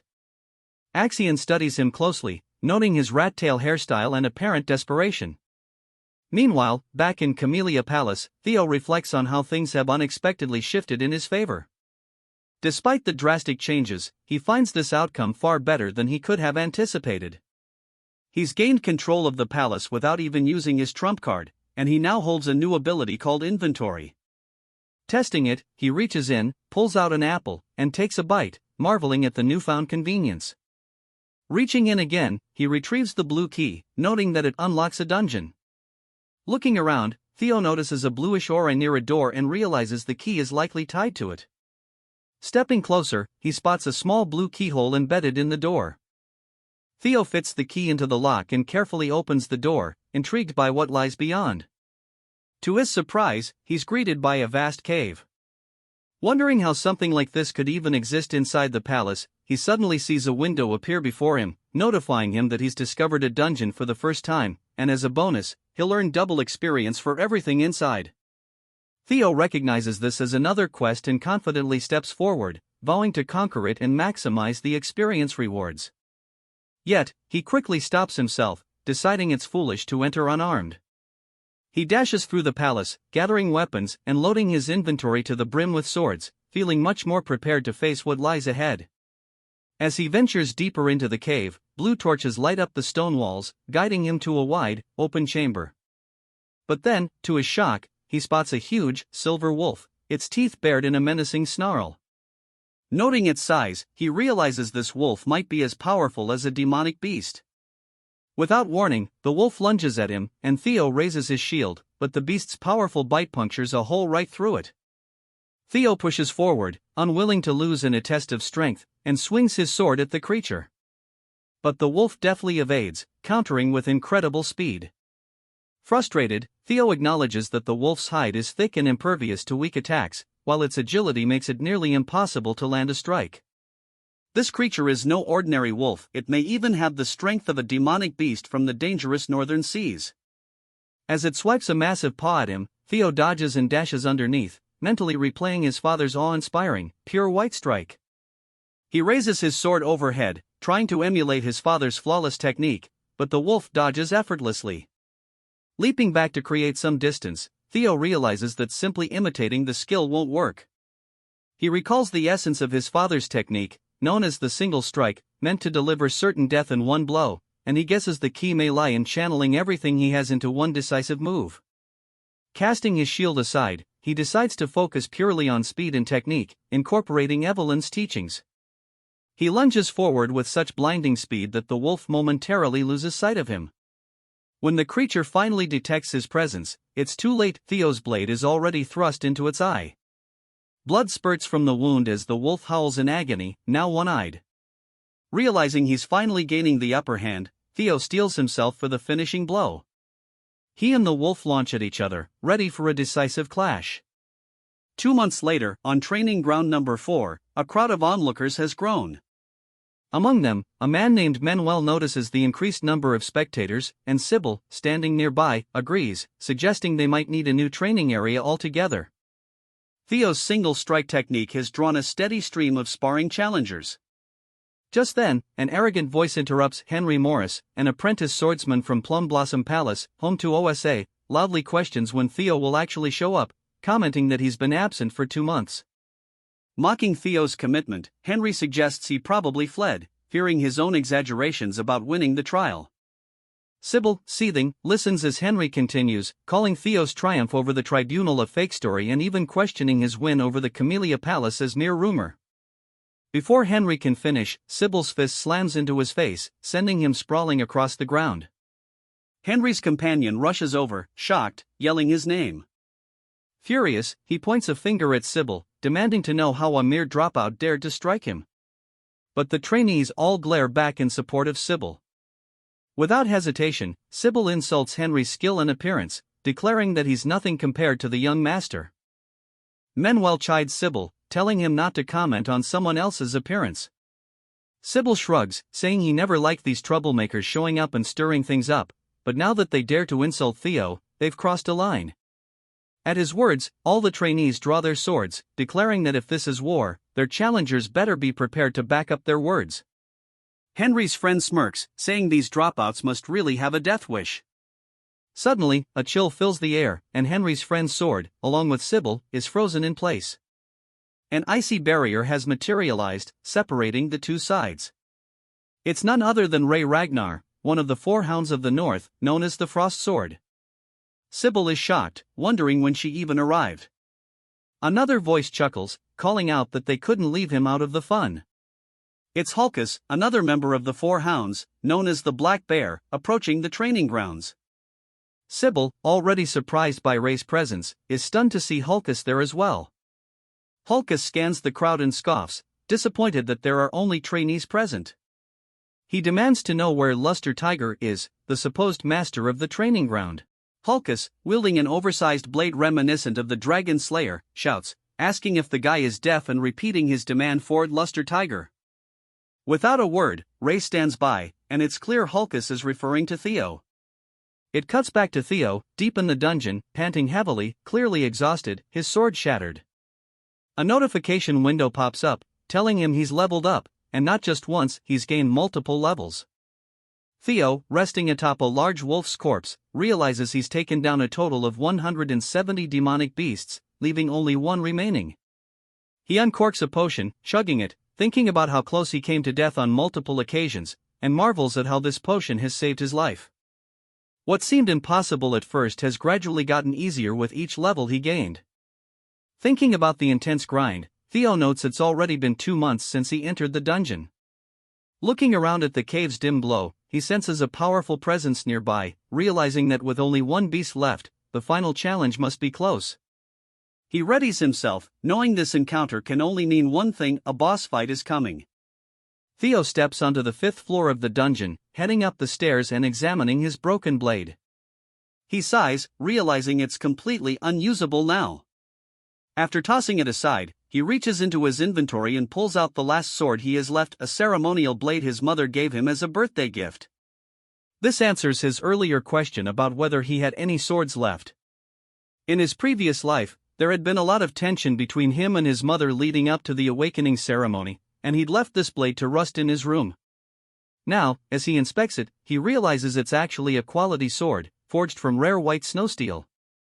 Regret fills him as he recalls that he never treasured it. We get a flashback of his mother opening his door, her face lighting up with joy as she wishes him a happy birthday, eager to shower him with gifts. Instead of appreciating her gesture, he had yelled, saying he had no time for birthday presents with the awakening ceremony approaching. He told her that no equipment could change his bloodline, and demanded she leave. The look of pain on her face had been clear, and it stings him even now. Reflecting on his past, he vows not to repeat his mistakes in this life. As he approaches the boss room, a warning screen appears, notifying him that a powerful demonic beast is about to emerge and to proceed with caution. Theo tenses up as the creature comes into view: scales, a dragon-like snout, and a hulking blue form. It's a lesser drake, peacefully sleeping. Theo is thankful it's not a full dragon, but still notes the resemblance, recalling that Ragnars are said to be descendants of dragons. He wonders if it's a mere coincidence that the final boss of this quest is draconic. Regardless, he knows one thing: defeating this beast is the only way to complete his quest and perhaps uncover the dungeon's secrets. Although unsure if he can actually win, Theo steels himself, acknowledging that, dragon or not, he must face it. He decides his best option is to use the single flash technique he's practiced. He's perfected it against the wolves, and although it's nowhere near as powerful as his father's skill, Dragon Strike Flash, it should be enough. Blue aura flares around him as he charges forward, his entire focus on the creature. The lesser drake opens its eyes just as Theo brings his blade down with all the strength he can muster, aiming to harness his dragon heart to its fullest. Blood sprays through the air as Theo's strike lands, wounding the lesser drake, which begins to react to the assault. The drake roars in pain, and Theo is relieved his attack landed. But before he can fully react, the drake retaliates with a swift tail swipe. Theo dodges to the side, muttering that he'd hoped to pierce its brain, though his attack didn't quite go deep enough. Still, with the creature now partially blinded, he feels he has the upper hand. Ready to press his advantage, he grips his blade and uses a technique called Jester's footwork, dancing around the drake and slicing it repeatedly. He begins to think he might actually win. Positioning himself behind its leg, Theo plans to distract it with a normal attack before going for a weak point. However, the lesser drake unleashes its fear ability, releasing a bone-chilling yell that shakes Theo to his core. The fear status effect slows his movements by 10%, and Theo finds his body less responsive. The drake doesn't waste time, slamming a paw down on him. Though he manages to raise his sword in defense, the force of the impact sends him crashing into the wall with a loud bang.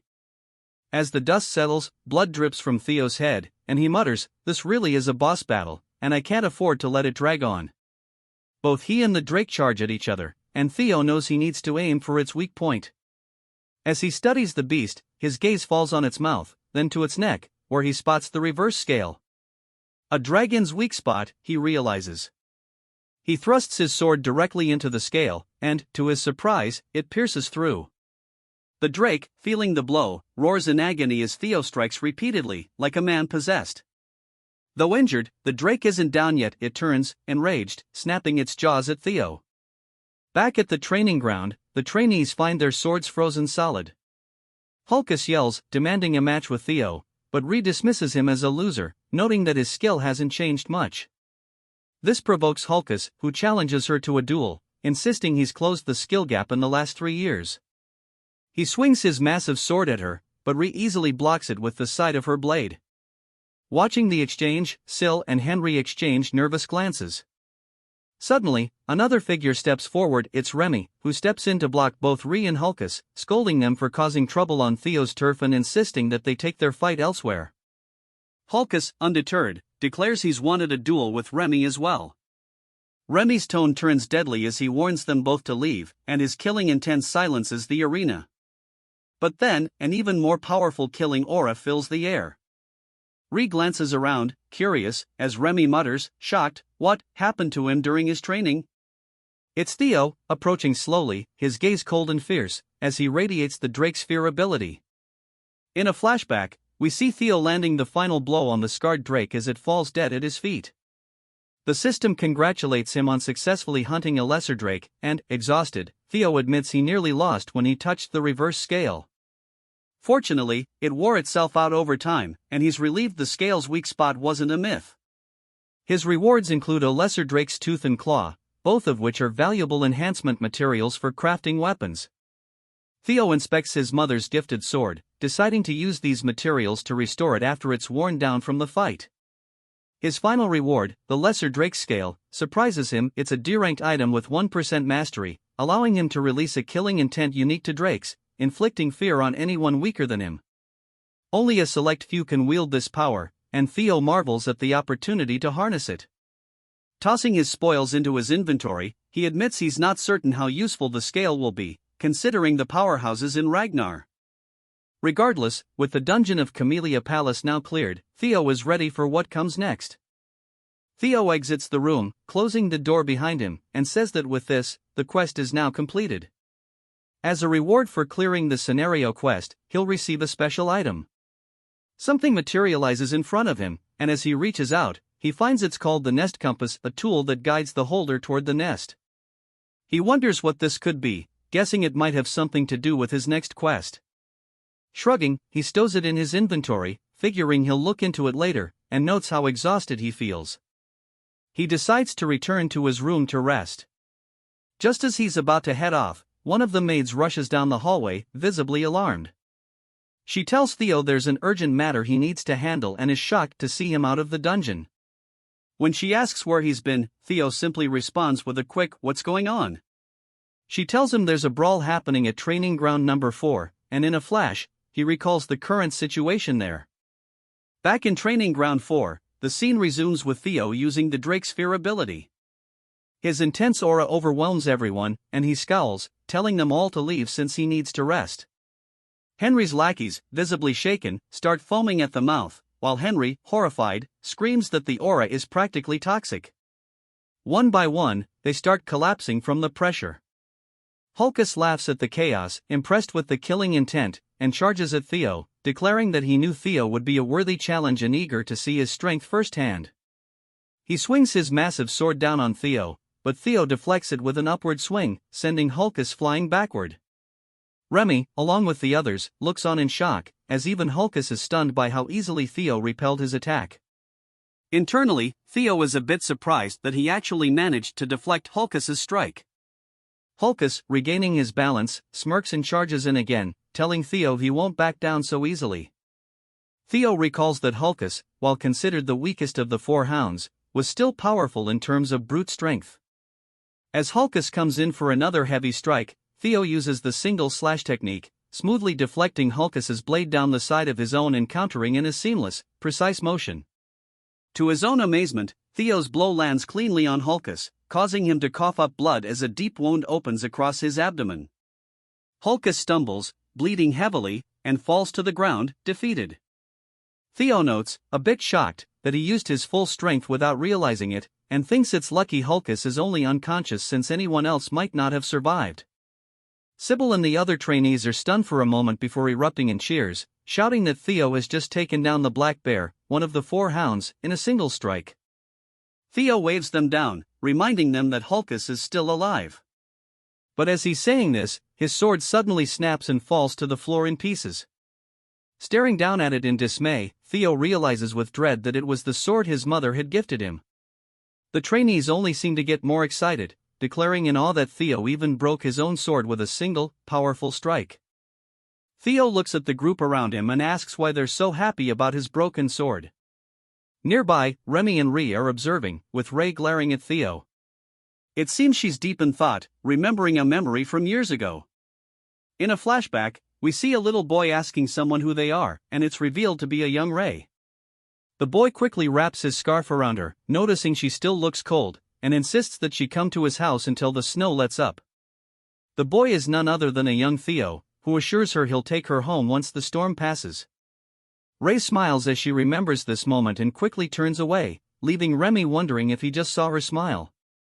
Later, back at the Camellia Palace, Theo is wearing a new hat, and the maids are congratulating him on his recent title, Luster Tiger. They tell him he's worked so hard, and now he just has to keep up the momentum until the awakening ceremony. His mother then brings out a table full of food, showing her excitement, though she can't help but rant a bit while stuffing his mouth with food. Theo wishes she would stop talking, but seeing her happy, he reflects on her sad fate in his past life and how he once treated her. This time, he chooses to embrace the moment and tells her that the food is delicious. After a while, he shows her the broken sword. She screams, asking what happened, and he tells her it broke during training. He apologizes, feeling bad that her precious gift was damaged. Furious, she blames the damn old man, and Theo is taken aback as she explains that the man swore it was crafted with white snow steel and ebony steelwood, claiming it would never break.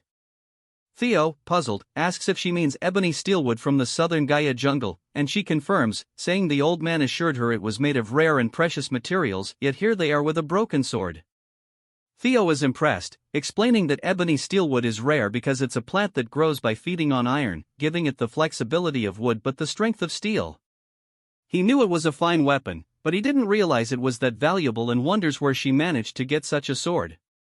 But Cecilia dismisses his apologies, saying this won't do.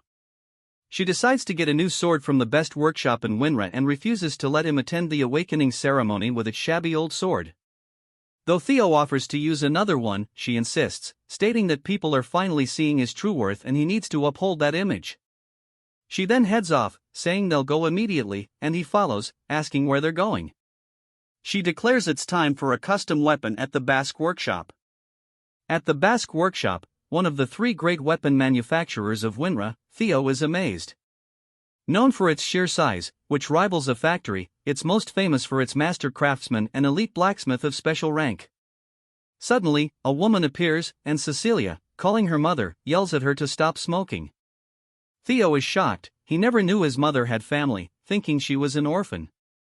The woman, Chiron, a high elf known as the Elf of Capitalism incarnate and demon craftsman, responds coolly, saying their relationship as mother and daughter ended when Cecilia chose to leave home. Stunned, Theo realizes that this revelation makes him a quarter elf, musing to himself that this must be why he's so strikingly handsome. Chiron then asks why Cecilia has suddenly come to visit, and Cecilia tosses her the broken sword, saying she's here to return it defective product.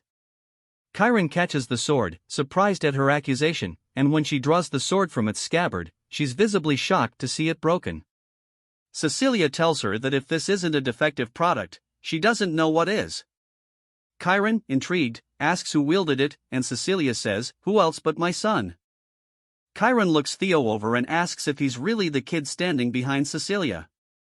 Cecilia bristles, telling Chiron to watch her mouth, saying Theo is a genius destined to rule over Ragnar. Theo then formally introduces himself, expressing how honored he is to meet the famed master of the Basque workshop. Chiron acknowledges she's heard of him, but quickly shifts back to the topic, questioning if he was truly the one who wielded the blade. Theo confirms, and Cecilia insists again that the sword was defective.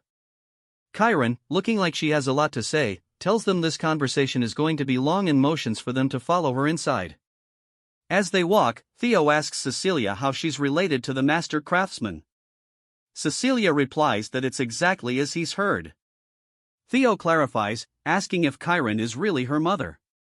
Cecilia, in a thoughtful tone, explains that for a short period of 6 months, Chiron acted as her foster mother. His headcanon of her as a pure elf dissipates. Cecilia goes on to say that Chiron has a deep love for anything she finds beautiful, be it jewels, music, theater, or even people. That's why she was taken in as Chiron's foster daughter. She must have liked her a great deal. Chiron, sounding annoyed, tells Cecilia to stop reminiscing, calling it pointless. Cecilia laughs, saying that Chiron doesn't truly believe that. Theo asks how Cecilia ended up leaving the workshop. Just as Cecilia begins to answer, Chiron interrupts, saying Cecilia walked away on her own, determined to become the wife of Ragnar's clan head. She scoffs, calling it foolish to leave for such a miserable place, though she grudgingly admits it's impressive that Cecilia has survived this long. Cecilia grins, saying she left because the clan head was just too handsome, dashing, manly, and utterly devoted to her. Chiron, exasperated, fires back that for all Cecilia's bravado, she came crawling back last year, asking her to craft a sword as a gift for her son. She shakes her head, saying she's never seen anyone as shameless. As they bicker, Theo observes with amusement, marveling at how he's never seen his mother act like this before. He realizes he never truly got to know her in his past life and reflects on how blind and ungrateful he was, too absorbed in the clan to notice the people around him. He glances at Chiron, sensing she also cares for his mother, and wonders why she didn't help in his previous life. They reach a door, and Chiron announces they've arrived at her master office. Cecilia asks why they've come so far inside and insists that Chiron better give Theo the finest sword as compensation. Chiron tells Cecilia to wait outside, grabs Theo's hand, and shuts the door, leaving her behind. Inside, Chiron's gaze sharpens on Theo, who is a bit startled. She bluntly asks him if he possesses a relic of the primordial dragon. Confused, Theo asks if she means an artifact related to the guardian dragon that protects their clan. He explains he's heard the legend of their progenitor distributing the primordial dragon's treasures across Winra for the Ragnar descendants. Growing impatient, Chiron unsheathes a blade and demands to know if he's going to keep pretending ignorance, questioning how her sword ended up in such a state if not for clashing with a relic. She emphasizes that she poured her heart and soul into forging it, and it would never break against anything but a relic.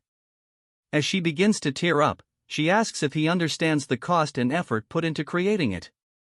Theo apologizes, explaining that it was damaged in a battle with a drake and wondering aloud why she's mentioning a relic. Chiron sighs, saying it's easier to just show him, and pulls on a set of chains. She asks Theo what he sees behind her. He notices a coffin glowing with a blue light, the same glow he saw from the door to the dungeon in Camellia Palace. Chiron explains that she cannot see or sense anything from it herself, but based on his reaction, he clearly does. She confides that she's tried countless times to open the coffin and obtain the item within but has always failed. Then, she places it on the floor in front of him. Chiron delves into the legend of the primordial dragon's relic. In ancient times, during the Age of Myths, the primordial dragon removed one of its fangs and forged a blade from it, the legendary Moonlight Blade. She tells him that if he can break the seal on this coffin and retrieve the sword, she'll grant him the white Moonlight Blade. Theo is taken aback, and Chiron warns him that he might lose his life if he proceeds, asking if he still wants to try. Despite the danger, Theo feels a thrill and grins, declaring the sword will be his. The next scenario quest begins, to be chosen by the sword. We learn more about the White Moonlight Blade, a weapon held by the leader of the Black Snow and one of the 9 dragons, known as the Black Dragon. However, few know what the sword looks like since nearly everyone who has seen it disappeared or died. We flash back to a moment when the Black Dragon, glancing over his shoulder, asks if someone can actually see the blade, and it's none other than Theo. By sheer chance, Theo had seen the true form of the White Moonlight Blade. He wonders why the Black Dragon allowed him to live, recalling it was troublesome and he was unsure what to do. Now, back in the present, Theo finds himself puzzled as to why the sword, a relic of the primordial dragon, is here with Chiron. He realizes he met the Black Dragon 4 years later, which means the sword was with Chiron during that time. Chiron asks again if he's willing to give it a try, and Theo observes that the place resembles the Camellia Palace, noticing a keyhole on the coffin. He wonders if the blue key might work, and Chiron is surprised when he pulls it out. As Theo inserts the key and turns it, the lock begins to glow, causing the chains around the casket to snap, releasing an intense aura that even Chiron can feel. Suddenly, the energy flows from the casket and engulfs Theo. He is overwhelmed by darkness and finds his vision blurry. He wonders where he is as he sees the Rose Palace in flames, shocked to be witnessing it again. Gazing at his mother's lifeless form, he reflects that he was far too weak back then, realizing he craved more power to defeat the tyrant and crush Camellia Palace. The sword's true form manifests, attempting to take hold of Theo by feeding on his desire for strength. It tries to pierce his mind, but Theo shuts its beak firmly, challenging it. He tells the creature that trying to manipulate someone through their hunger for power is futile, especially since he already has his own quests. The creature scoffs, calling him insolent, and asks how he escaped its influence. Theo explains that he conquered that despair long ago and mocks the creature's attempts to tempt him with mere power. Surprised, the creature asks what he's talking about. Theo notes that it looks different from the griffin in his memory, as it once stood over 10 meters tall but now appears similar in size to him. He suspects that the sword's prolonged confinement has weakened it. Regardless, he sees it as an opportunity and declares he'll claim the sword by force. The griffin, taken aback, tries to reason with him, saying it's actually quite civilized. Meanwhile, Cecilia is trying to wake Theo up, tapping his face frantically and asking her mother what she did to him. Cecilia says she wanted a sword forged for her son, not for him to die. Chiron, visibly concerned, explains that the sword's energy has merged with Theo's bloodstream, something she's never seen before. She thought he'd be fine since he already possessed a relic, but now she is unsure. With tears in her eyes, Cecilia looks at her mother and vows that if anything terrible happens to Theo, she will never forgive her. As tension fills the room, Theo's grip tightens on the blade, and a dark aura swirls around him, forming a black orb that descends into his chest. Cecilia calls out to him, confused, and he finally opens his eyes. She embraces him, relieved that he's awake, and cries with joy. Theo reassures her that he's alright and that she doesn't need to worry. With the completion of his second quest, Theo now holds the White Moonlight Blade. Chiron sighs with relief, acknowledging his success in claiming the legendary sword as his own. Theo notes that he was fortunate the griffin was easy to overpower, thanks to its recent unsealing, and, of course, its attempts at psychological manipulation didn't work on him. By absorbing the sword's monstrous energy, Theo's magic power has increased significantly, giving him an additional boost of 30. With his power now surpassing 200, a faint white aura begins to emanate from him, indicating that his magic has started to gain a hint of divinity. He realizes that his magic is now on par with that of a high-ranking swordsman, though he regrets not being able to fully wield this newfound power until after the awakening ceremony. His stats are phenomenal. Chiron, visibly impressed, congratulates him on his success. Theo asks if she'll honor her promise, and Chiron reassures him that elves don't lie. Just then, he feels the sword vibrating and is puzzled. Chiron explains that it's merely resisting, not because it hasn't accepted him as its master, but rather because it feels stifled after being trapped for hundreds of years. Now, finally freed, it wants to unleash its pent-up energy. She points to a wall with sword marks on it and tells him to give it his all against it. Theo asks if it's truly safe, but Chiron laughs confidently, saying his concern is unnecessary. Even the White Moonlight Blade, she boasts, couldn't possibly harm the Basque workshop from a swing by a brat who hasn't even undergone his awakening. Theo finds her words slightly annoying and asks if she's sure, thinking this is a perfect chance to test his sword. Walking toward the wall, he wonders whether he should channel his magic, politely asking for her forgiveness. The bandages on the sword begin to unfurl, revealing its true form, and Theo's eyes darken as he imbues it with his magic, widening his stance in preparation for a powerful swing.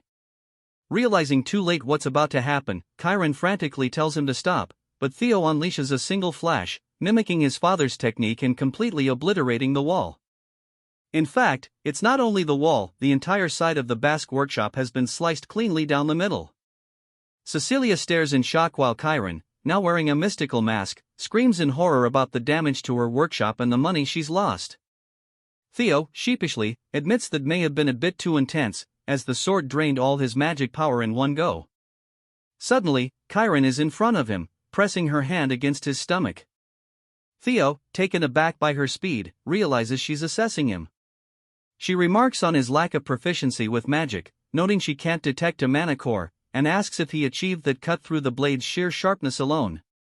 She gazes into his eyes, confirming he is indeed a genius, and realizes that this genius is her grandson. Calculating how much wealth she could earn from this prodigy, she places a hand on his shoulder and declares she will be his patron. All he has to do is show the world his skills, he'll become her workshop's greatest advertisement.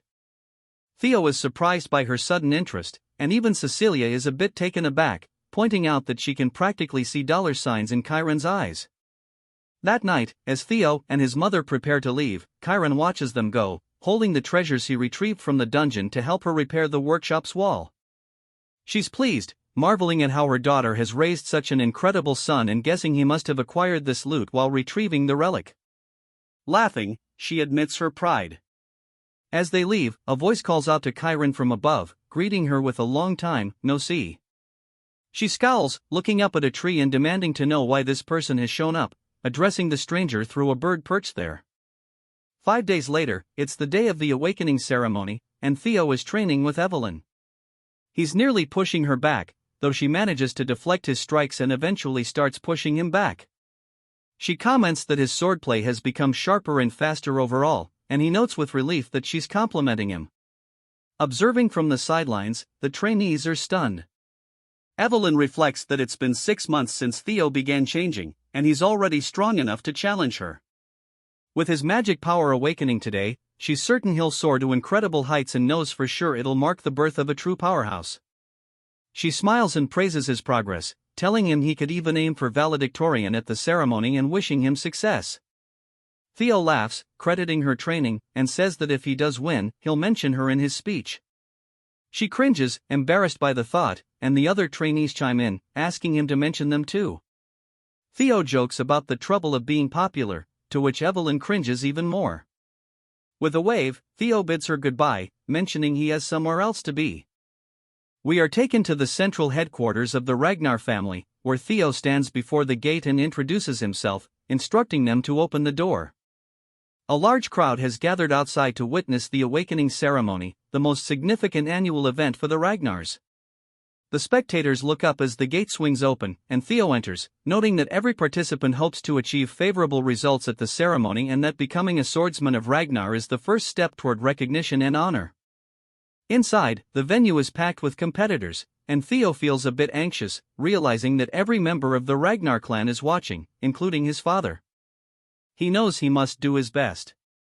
The 9 dragons are present as well, along with Hilda Ragnar, the former clan head from 2 generations ago.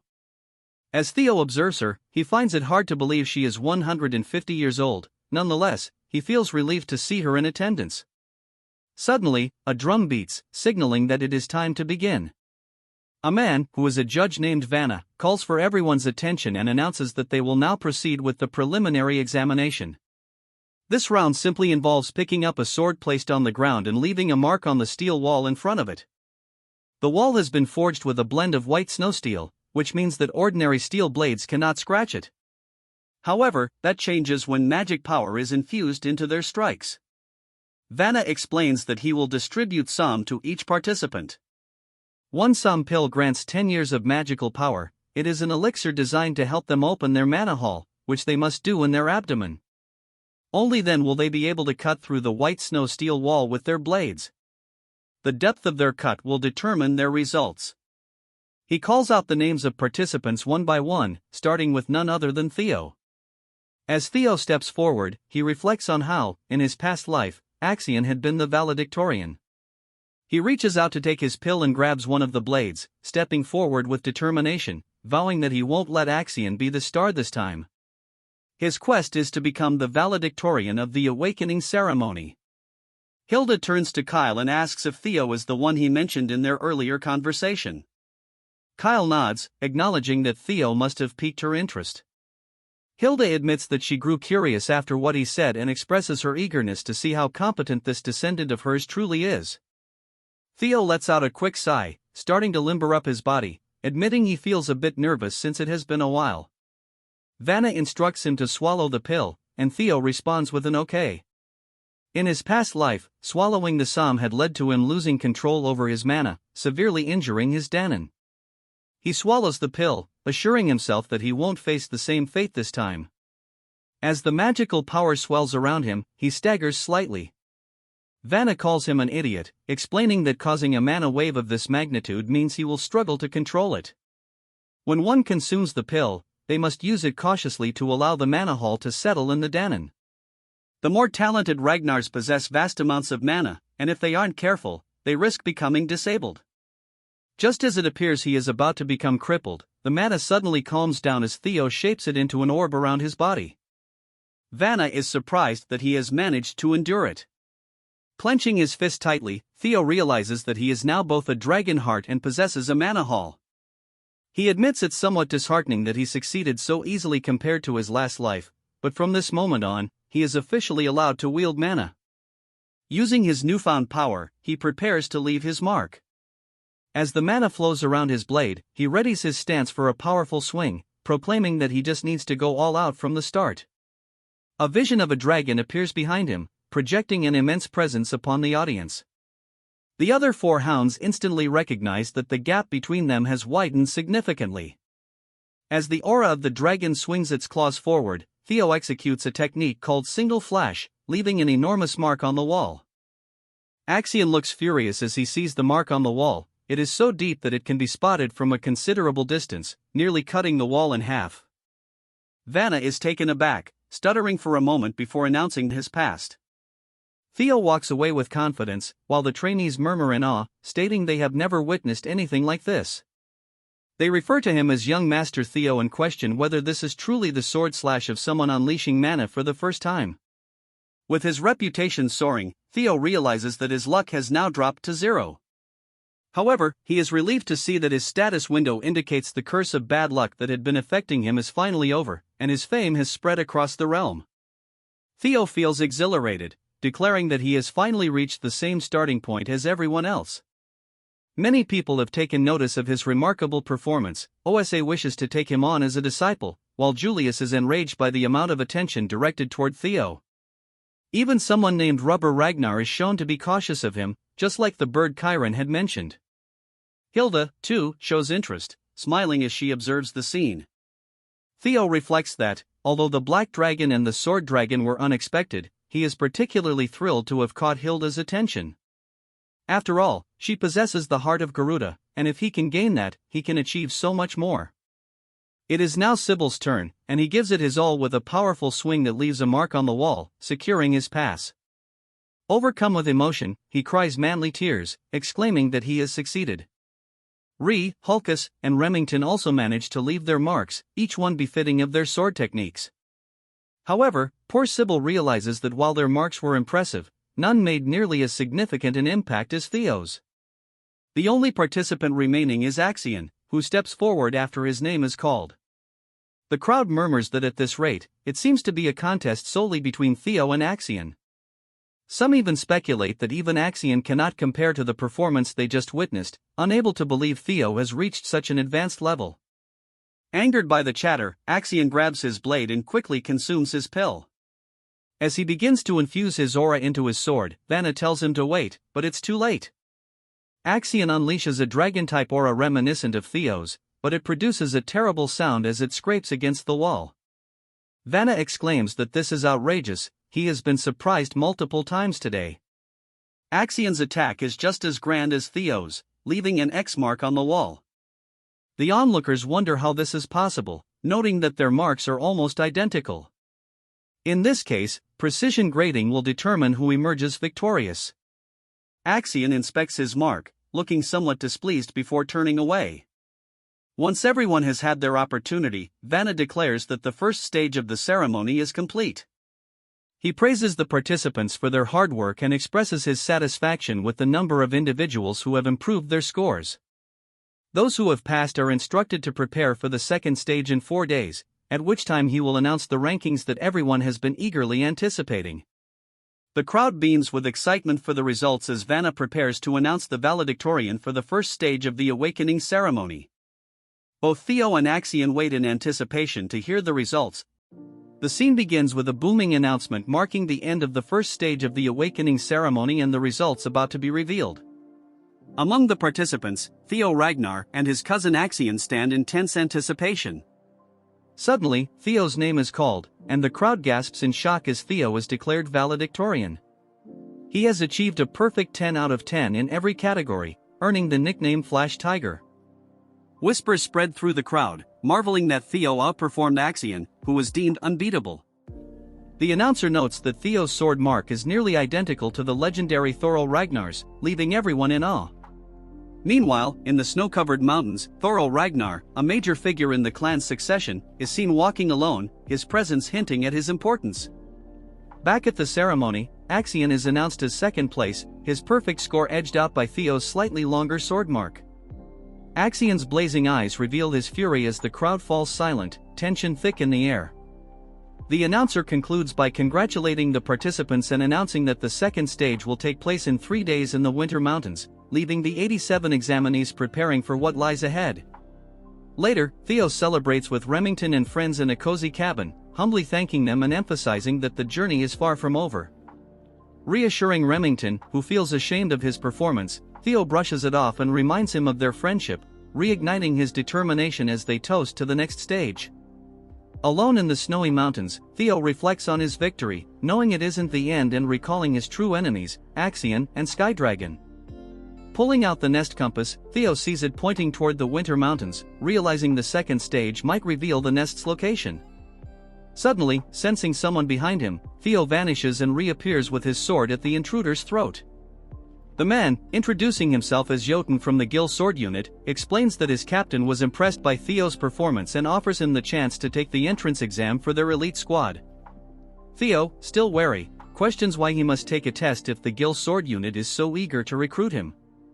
Jotun explains that merely being invited to the test is a rare privilege. Before their conversation can go further, a sharp voice cuts through the tension, addressing Jotun and his group as Sword Platoon Fools. It's the fiery vice commander of the Black Iron Cavalry, nicknamed the Fire Goblin, who wastes no time offering Theo a position in her unit, claiming her offer far outweighs anything the Gill Sword Unit can provide. Suddenly, representatives from other elite units arrive, each vying to recruit Theo into their ranks. Chaos erupts as the heated competition intensifies, with each group trying to outdo the others. Theo, growing increasingly amused, considers quietly slipping away from the escalating madness. Just as he's about to make his exit, a calm yet commanding voice echoes through the air, silencing everyone. Flower petals drift gently around as Prunus Ragnar, the lady of the Plum Blossom Palace, steps forward, her arrival stunning the crowd. She gracefully announces her interest in Theo, leaving onlookers in awe. Meanwhile, elsewhere, Axion Ragnar, consumed by rage over Theo's victory, vents his frustration in a furious rampage, striking down anyone near him. His uncle intervenes, effortlessly stopping Axion's sword with 3 fingers. Chiding Axion for his outburst, his uncle advises him to focus and leans in with a chilling promise, "Follow me, and I'll show you how to make the second stage Theo Ragnar's funeral." Back with Theo, Prunus Ragnar steps forward with confidence and elegance, commanding attention. Her presence alone leaves a powerful impression on everyone, with whispers of admiration and speculation filling the air. As some try to impede her, Prunus unleashes a surge of energy, silencing any opposition and creating a separate space for herself and Theo. Within this mystical energy, she demonstrates her sword technique, celestial flower rain, a style emphasizing grace, precision, and control, in contrast to the destructive power of Lord Kyle Ragnar. A breathtaking flurry of flower petals accompanies her moves, leaving Theo awestruck as he absorbs every detail. Prunus reassures Theo that mastering the technique immediately isn't necessary, encouraging him to reflect on its essence. With a final burst of energy, she invites Theo to seek her out after the ceremony for further lessons, leaving him both inspired and humbled by her gift. 3 days later, the scene shifts to the vast winter mountains near the northern Great Wall, an expansive, imposing range that has served as a bastion of protection for humanity against horrors beyond for over a millennium. Here, amidst this historic and treacherous landscape, the second stage of the awakening ceremony is about to begin. Jackie Ragnar, the ceremony supervisor, steps forward to address the participants, emphasizing the sacred duty of the Ragnar clan as humanity's shield against the Demon Sea, a cursed land teeming with monstrous creatures. He reminds the apprentices that they will one day shoulder this responsibility. For this test, they must remain within the Great Wall, as venturing beyond is too perilous. The objective is simple: hunt beasts, collect the bells around their necks, and survive in the harsh winter mountains for 15 days. The bells vary in color, with higher value ones indicating tougher challenges. Jackie warns of a beast so powerful it requires teamwork to defeat, hinting at significant rewards for those who succeed. Participants are allowed to use any means necessary, including stealing bells from others, in this survival of the fittest trial and embodiment of the Ragnar way. Jackie also points out totems marking safe zones where they can rest and resupply. As soon as the test begins, the participants scatter, diving into the snowy terrain. Theo's allies head into the forest to gather supplies and support him, while the red-haired siblings Hulkus and his sister charge in eagerly. Axion Ragnar, however, races through the mountains with grim determination, his uncle's chilling words echoing in his mind, "Make this Theo's grave." Watching from the shadows is Ragnar, one of the clan's 4 hounds, keeping a close eye on Axion. Meanwhile, Theo prepares to enter the forest but is stopped by Remington, who confesses that after days of reflection, he now sees Theo not only as a friend but a rival. Theo warmly accepts the challenge, admitting he feels the same, and the two part ways with newfound resolve. Alone again, Theo steadies himself, pulling out his compass to guide him to the dragon's nest. The compass lights up, pointing him through the snow-covered wilderness, and Theo's excitement builds as he sets off. Elsewhere, deep in the mountains, a mysterious blue light glimmers on a steep, snow-covered cliff, hinting at secrets waiting to be uncovered. Trudging through the snowy outskirts, Theo mutters to himself about the difficulty of following his compass in such conditions, joking that a shovel might have been more useful than his prized moon-white sword, Griffin. Gripping the hilt, the blade trembles as if alive, and Theo swings it with all his strength, releasing a surge of blue energy that clears a path and reveals a hidden trail beneath the snow. Suddenly, he senses someone watching him and calls out, daring them to reveal themselves. From behind a tree, 3 men emerge, one of them chuckling as he asks when Theo noticed them. Theo instantly recognizes the trio, Hai, Cho, and Lon, notorious as the roughnecks of the mountain. These aren't just petty thugs. In his past life, they'd left behind a massacre of over 700 innocents during their missions, a horrifying scene that Theo had once been forced to clean up. Confronting them now, Theo suspects Axion might have sent them, but they dismiss the idea, sneering that they don't take orders from someone their age. Theo presses them, and their taunts reveal the truth: they were sent by the Senate. Realizing the stakes, Theo calmly draws his sword. The leader mocks him, but in a flash, Theo's blade erupts with a blue dragon's energy, tearing through them with 3 swift, precise strikes. Blood stains the snow as their bodies collapse in a heap, their severed heads left intact as a warning. Gazing at the carnage, Theo mutters, "I don't want to be like you," before tossing their heads off the cliff. As he reflects on Lady Prunus's technique, Celestial Flower Rain, Theo acknowledges he has a long way to go before mastering it. Just then, he notices something hidden near the cliff's edge, a staircase carved into the rock, partially concealed. The system pings with a hidden quest: find the invisible staircase and explore the blue cave. Without hesitation, Theo leaps down the spiraling stairs into the mountain's depths. Meanwhile, in the monitoring room, tension rises as an announcer updates the rankings, declaring Axion Ragnar in first place, closely followed by Ragnar, as the second stage unfolds in the unforgiving winter mountains. Julius, seated at a large round table, quickly inquires about Theo's progress. The announcer hesitates before revealing that Theo has yet to score any kills or ally with anyone.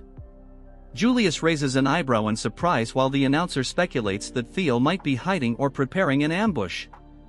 Before the conversation can continue, Prunus begins to speak, but Wolfgang interrupts with a menacing laugh, dismissing Theo's chances in the current round.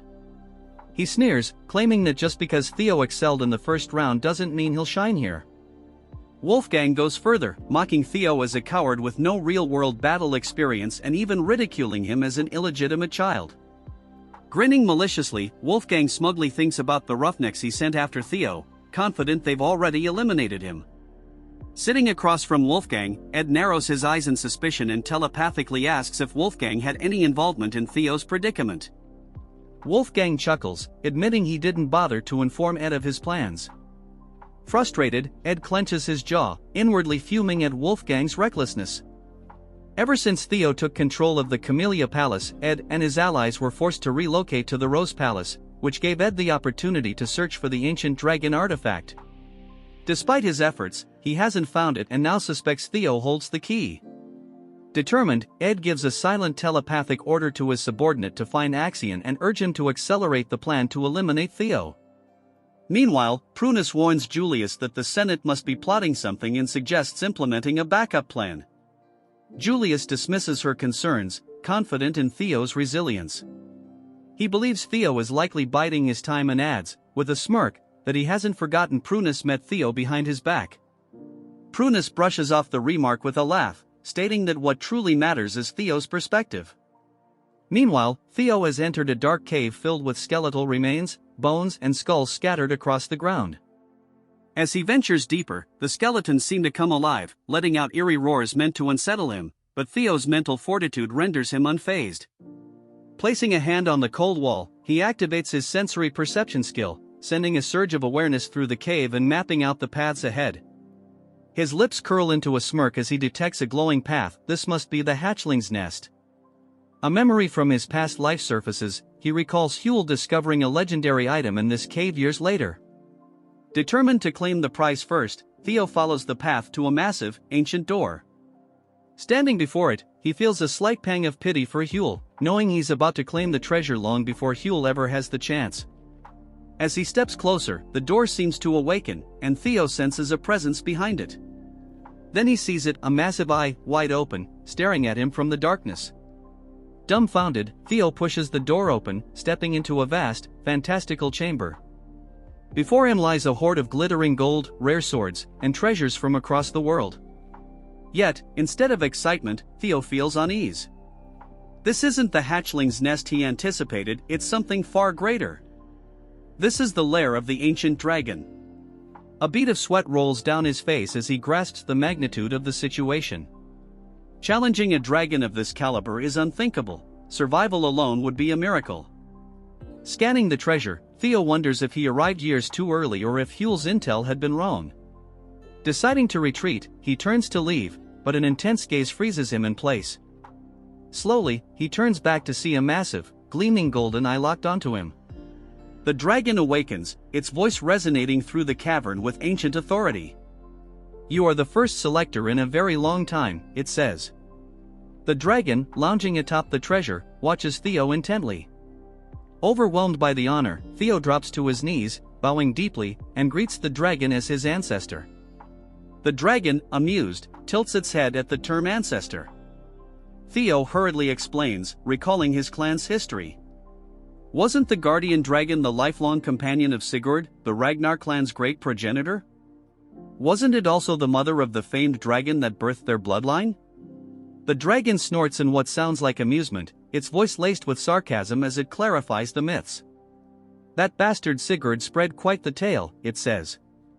While it's true Sigurd and the dragon shared a bond of mutual respect, there was no familial lineage or romantic connection.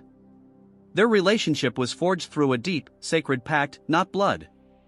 After all, the dragon adds with a sly grin, a human and a dragon? Hardly a compatible mix. Theo feels his cheeks flush at the implication, but he presses forward, asking if all the Ragnar family's talk about carrying the dragon's blood is just exaggerated propaganda. Roadbroke nods, confirming that while the claim is largely mythical, it isn't entirely false. The contract with Sigurd did leave traces of the dragon's power, but only in a symbolic sense. Feeling more at ease, Theo recognizes the rare opportunity before him. This isn't about fighting, but about learning invaluable truths that could aid him in his climb to the top of the Ragnar clan. Sensing Theo's anticipation, Rodbrok sighs and explains that, as the guardian dragon, it is bound by an ancient pact. Any worthy selector who passes its test earns the right to ask 3 questions. The scene shifts to Axion Ragnar, who is busy taking down a ferocious beast with a technique known as Thousand Dragons Roar. In one devastating strike, he brings down a tiger-like creature, which collapses at his feet. He smirks as he picks up a small green bell from the beast's neck, muttering that this makes his 57th. Tossing the bell to a subordinate, he asks if there's been any news about Theo. Orion, a loyal member of Axion's group, reports that they still haven't tracked Theo's location. Orion can't help but admire Axion's incredible strength, thinking about how easily his leader dispatches creatures others would avoid.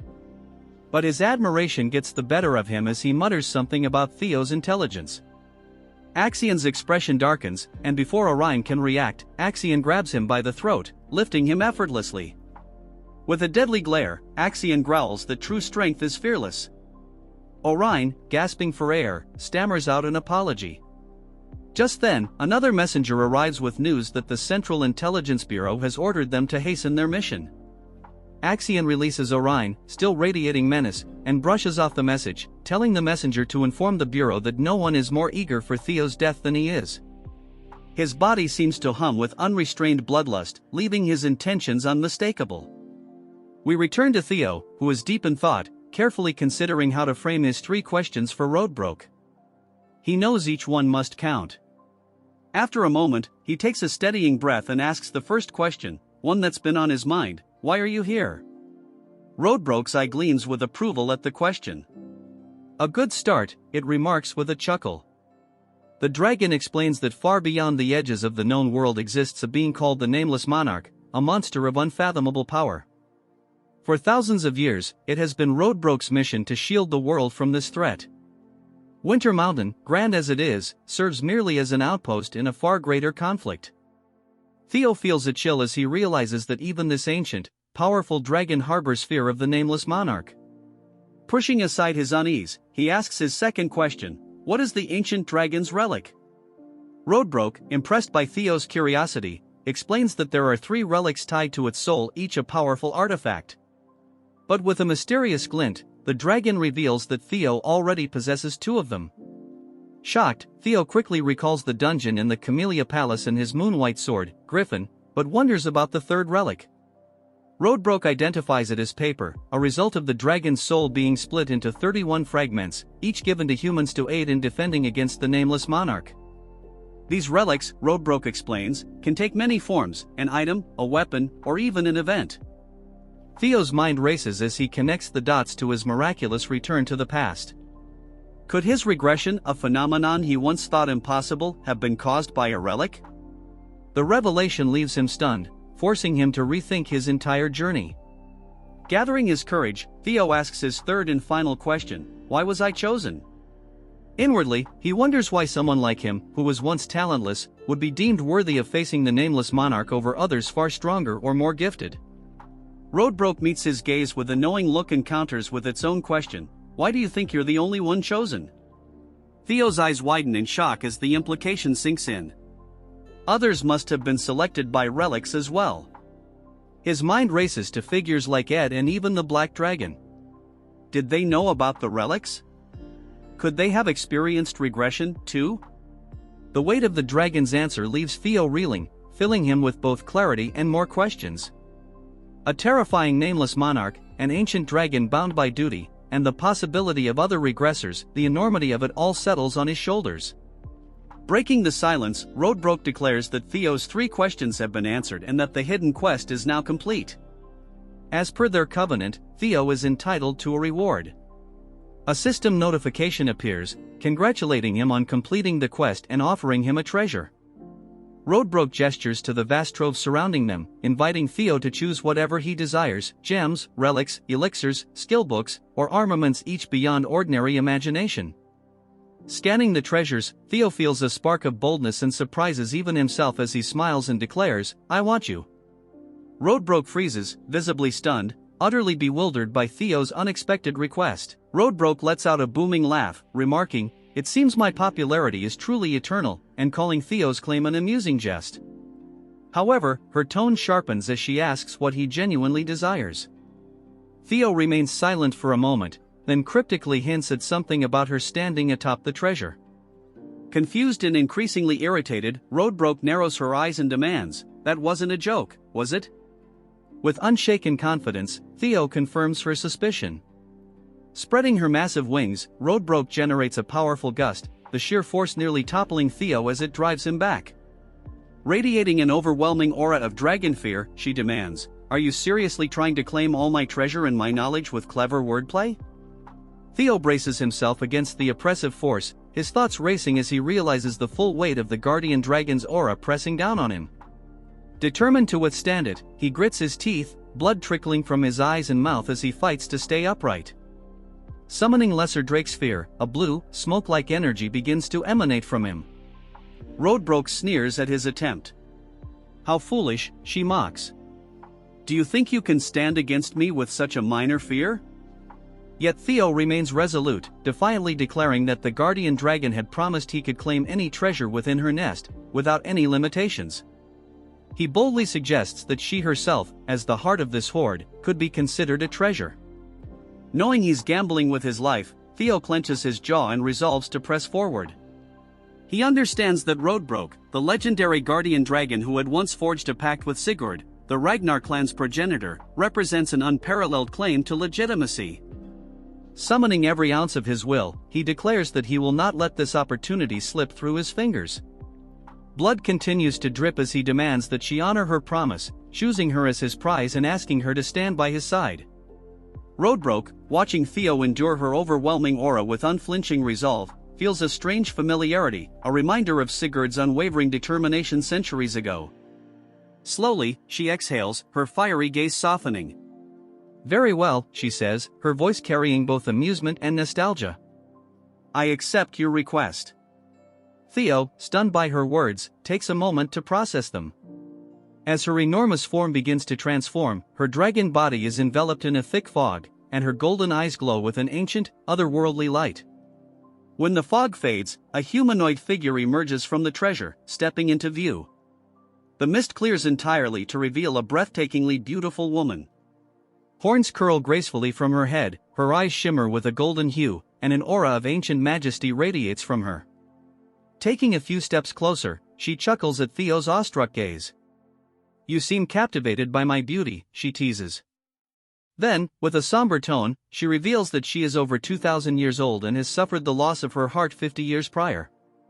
Her time, she explains, is short. She has only 3 years left to live due to her condition and is bound to her nest, unable to leave. Extending a hand toward him, she asks, "Do you still wish to choose me as your reward, even knowing this?" Theo smiles, his resolve unwavering. "My answer remains the same," he replies firmly. "I choose you, Roadbroke." A system notification appears, confirming that Theo has selected Ragnar's guardian dragon, Roadbroke, as his reward. Roadbroke shakes her head, half amused, half resigned. "You're a fool," she says, though her tone carries a hint of approval. "But such stubbornness is fitting for a chosen one." The system window updates, granting Theo 2 new titles, Guardian Dragon's Significant Other and Descendant of the Progenitor. Theo, bloodied yet triumphant, stands with fierce determination as Roadbroke gazes at him, her expression unreadable. Theo vows to grow stronger in search for more relics of the primordial dragon, determined to find something that can substitute for Roadbroke's lost heart. A system notification appears, indicating that a soul link has been established between him and the guardian dragon. Eyes filled with resolve, Theo assures Roadbroke that he will uncover a relic capable of fulfilling the role of her heart. Another system message informs him that he has gained a significant amount of experience points, resulting in a level up. With newfound determination, Theo declares, "I must at least accomplish this to be worthy of the title Guardian Dragon's Significant Other." Roadbroke smirks and instructs him to care for her in his new role as her chosen partner. However, she warns that since she cannot leave her nest until a solution is found, she will soon enter hibernation. Before doing so, she produces a glowing blue book and, in an instant, appears directly before him. Pressing the book against his chest, she explains that reading it will awaken his mind gate, enabling him to form a true soul link with her. She gestures around the cave, informing him that food is available near the nest and encouraging him to take his time studying. A system notification appears, announcing that Theo has acquired the Grimoire of Aman. Stunned, Theo stares at the book in his hands as the system elaborates. The Grimoire of Aman is a mystical tome containing principles tied to the sound that resonated at the dawn of creation, a holy resonance embodying the universal truths of existence. Marveling at his fortune, Theo asks Roadbrook about the timeline for awakening his mind gate. She clarifies that the initial awakening process takes roughly a month. Theo's expression shifts as the weight of her words sinks in. He recalls the urgency of his current situation. The second stage of the awakening ceremony is underway, and he has only 15 days left to complete the exam. Anxiously, he asks if he can return to her nest after finishing the trial. With a teasing yet authoritative tone, Roadbrook perches on one of the treasure chests, her golden eyes gleaming. "I won't permit you to leave until you open your mind gate," she declares. Theo freezes, realizing she's serious. The pressure mounts as he calculates the time he has left, just 13 days to accomplish what others would need a month for, all while his competitors are out gathering bells and battling to secure their positions. 3 days prior to the commencement of the second stage, snow carpeted the grounds of the Central Intelligence Bureau.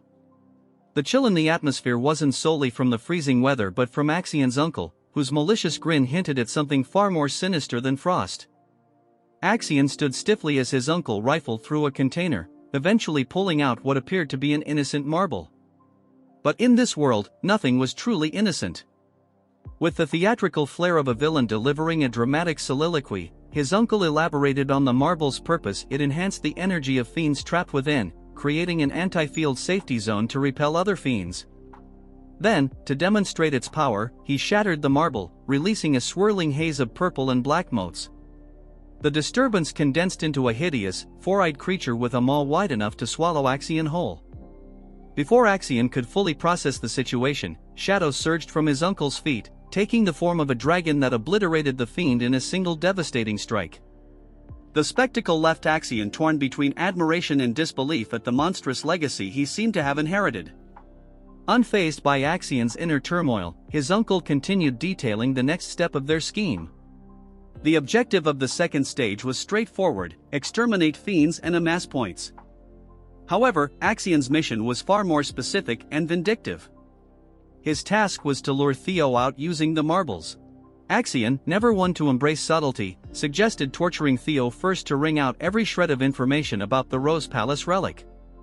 His uncle, the ever-pragmatic voice of reason, reminded him that Theo wasn't someone to be underestimated. "Restraint has never been your forte," he chided, earning a murderous glare from Axion, whose clenched fists cracked audibly. Instead, they would exploit Theo's emotional vulnerability, targeting his treasured followers from Training Ground 4. Fast forward to the present, and Axion's plan was unraveling. Theo hadn't risen to the bait. Instead of participating in fiend hunting like a conventional contender, Theo had opted for a Where's Waldo approach, remaining elusive. With only 12 hours left on the clock, Axion brooded in growing irritation, his rank of 860 points doing little to soothe his temper. Behind him, pulsating lights announced the arrival of Felix Ragnar, a swordsman from Plum Blossom Palace and currently ranked 7th with 446 points. Felix, ever the self-proclaimed investigator, suggested Theo might have been apprehended by the council scoundrels. Axion's retort was cutting, a frigid, soul-piercing glare followed by a sneering jab: "Your deductions are as pathetic as your rank."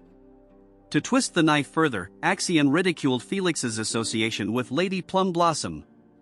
Felix's jaw tightened, his hands quivered slightly, but he wisely restrained himself, unwilling to retaliate. Axion dismissed him with a wave, declaring it was time to drag Theo out of hiding. Gathering members of the Scaled Dragon Society in Plum Blossom Palace, Axion laid out a plan to systematically hunt down Theo's companions. The Scaled Dragon members grinned maliciously, relishing the prospect. Unknown to Axion, an eavesdropper lurked nearby. Concealed behind a tree, Ragnar, ranked 3rd with 561 points, listened intently. In the shadowy, echoing forest, the agonized shriek of a dying forest lizard reverberated. A band of hunters stood triumphantly over its carcass, the rancid odor of blood mingling with the earthy scent of damp moss. This wasn't just any forest lizard but a mid-tier fiend. The hunters, however, basked in their own inflated sense of accomplishment. Among them was Sybil, ranked 68th with a paltry 31 points, barely managing to escape the realm of participation awards. He clutched a yellow demon bell, a keepsake from an earlier triumph over a fiend that had somehow been even less formidable than their current prey. His comrades, Gordon, ranked 53rd with 52 points, and Romero, ranked 62nd with 36 points, shared in his self-satisfaction, equally thrilled by their modest triumphs. If points were currency, Sybil and his crew would still be destitute, but at least they were breathing. Sybil held up the yellow demon bell, a lackluster emblem of mediocrity, and grumbled, 12 hours left, where's Theo? His tone carried less worry for Theo's well-being and more irritation over their meticulously saved supplies now feeling like wasted effort. The group's self-proclaimed strategists speculated with a blend of respect and cynicism, Theo's probably orchestrating something big. He's not like us, scrounging for points just to scrape by. The resident optimist added with a spark of excitement, what if he takes the top spot again? His glee earned a round of annoyed glances.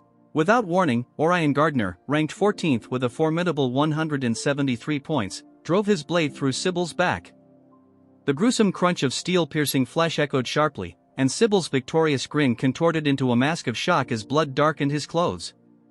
Orion yanked his sword free with a flourish. You're nothing more than fodder, he said icily, his disdain as cutting as his blade. His frosty stare locked onto the others, daring them to act. As he raised his sword again, chaos erupted. Meanwhile, as if destiny couldn't resist checking in on its chosen protagonist, the scene shifted to Theo. Deep within Lord Brock's nest, Theo stood in the ominous presence of the ancient dragon herself. The beast's glowing amber eyes studied him with an unnerving blend of curiosity and appraisal. Her voice, a resonant rumble akin to rolling thunder, filled the cavern as she scrutinized his progress with the mind gate, a feat he had achieved in under a month, a timeline so extraordinary it could crush the spirits of even the most gifted.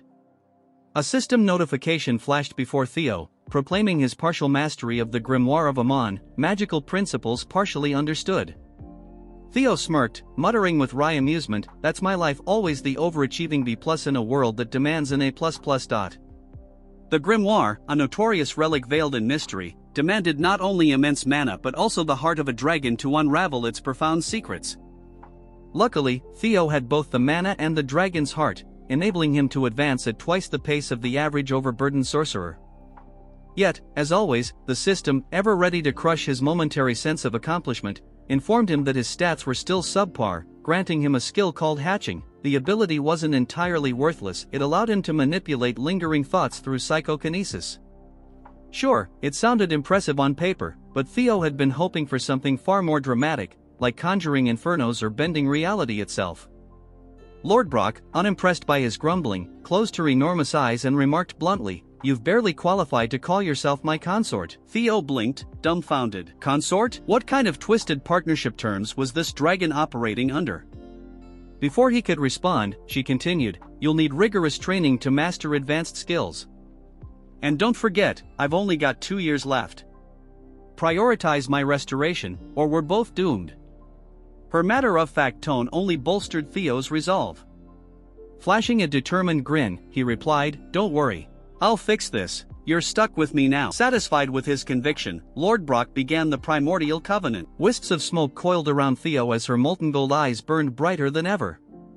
"You're my consort, the first in a millennium," she intoned, her voice laden with ancient authority. In a blink, she disappeared, teleporting Theo to a snow-covered mountain cliff. Standing amidst the expansive, frost-bitten wilderness, Theo exhaled a frosty sigh, his breath mingling with the biting cold. His gaze swept over the barren landscape as if willing it to offer him a lifeline. 12 hours, just 12 scant hours remained, and what did he have to show for it?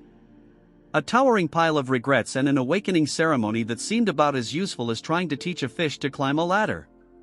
"This is going nowhere," he grumbled, kicking at the snow with the irritation of someone realizing they'd been playing in the wrong league all along. Hunting fiends? What a joke! It was nothing more than a glorified scavenger hunt compared to the level of skill he needed. First place wasn't just slipping through his grasp, it was sprinting away at lightning speed.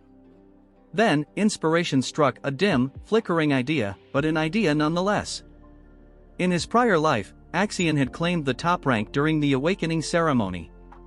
If he wanted to take that title, he needed to abandon the Boy Scout routine of scavenging fiend tokens. No, it was time to target the real prizes, other participants' bells. But just as his determination solidified into a plan, a darker thought loomed in the back of his mind like an ominous thundercloud. The name itself left a sour taste on his tongue. That guy wasn't merely tough, defeating him wasn't just challenging, it bordered on outright lunacy. The thought lingered, heavy and suffocating, casting a shadow over his freshly devised plan. Before his spiraling doubt could take hold, a faint rustling broke the oppressive silence. Theo's head snapped toward the noise, his heartbeat quickening. A figure stumbled into view, their steps uneven, leaving a grisly trail of blood across the pristine snow. Then it came, a voice, soft yet chilling, slicing through the frigid air like a dagger. Theo froze, his muscles locking as if his blood had turned to ice. His gaze darted between the stumbling figure and the dark presence that accompanied it. Yet, it wasn't the staggering person ahead that unsettled him, it was the other entity lurking just beyond sight. A thick blanket of snow muffled all sound, cloaking the forest in an uncanny silence. Theo stood amidst the towering trees, every nerve alert, his eyes scanning for any trace of movement. His vigilance was rewarded when he spotted a figure stumbling toward him. "Ray," he called, his voice tinged with both surprise and concern. Ragnar, the warrior celebrated for her indomitable strength, appeared almost unrecognizable. Her shoulders drooped under an invisible weight, and her steps faltered as though her body could barely support her. Her face, typically a portrait of determination, was ashen and lined with exhaustion. As she approached, Theo noticed a subtle quiver in her hands and a sheen of sweat glistening on her brow despite the biting chill.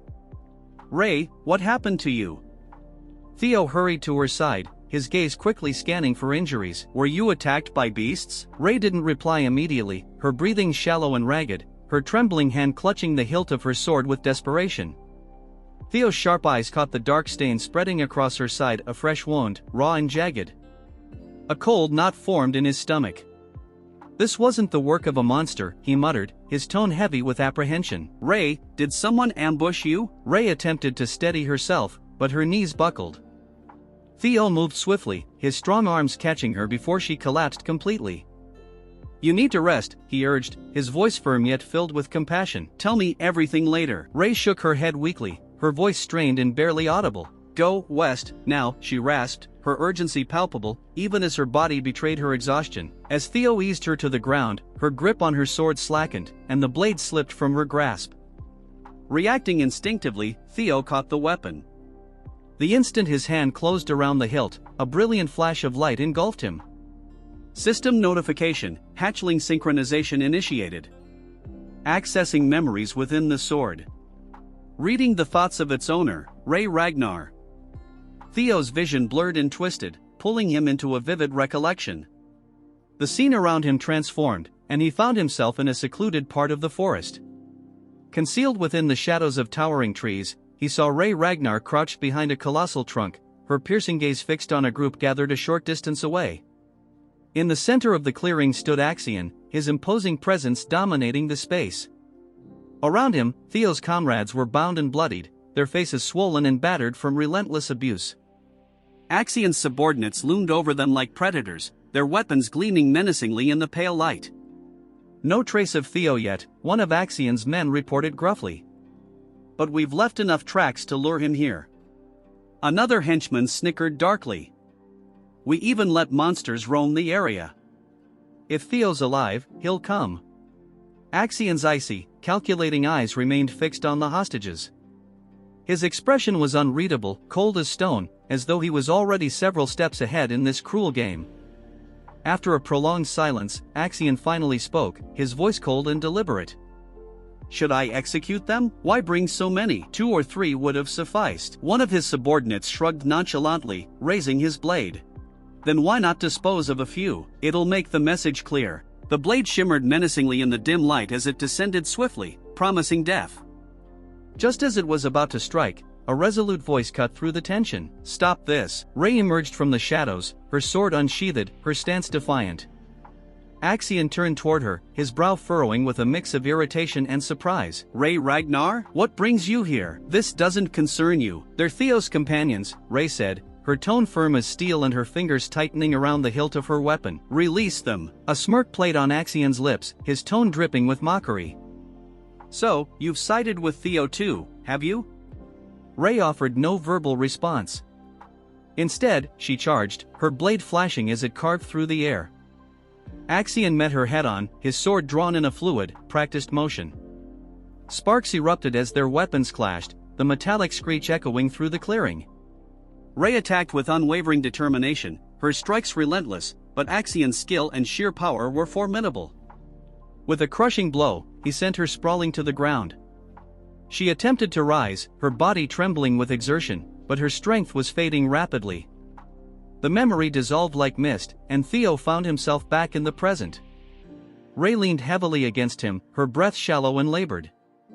Theo's mind reeled as he processed the vivid memory. Ray, he began, his voice taut and brimming with tension, why did Axion take my comrades? What's his objective? Ray hesitated, guilt shadowing her features. He was desperate to find you, she admitted softly. When you didn't appear, he seized your friends to force you out of hiding. Theo's fists clenched tightly, his nails biting into his palms as anger, guilt, and determination churned within him like a storm. Where are they? He demanded, his voice sharp and unyielding. Where is Axion?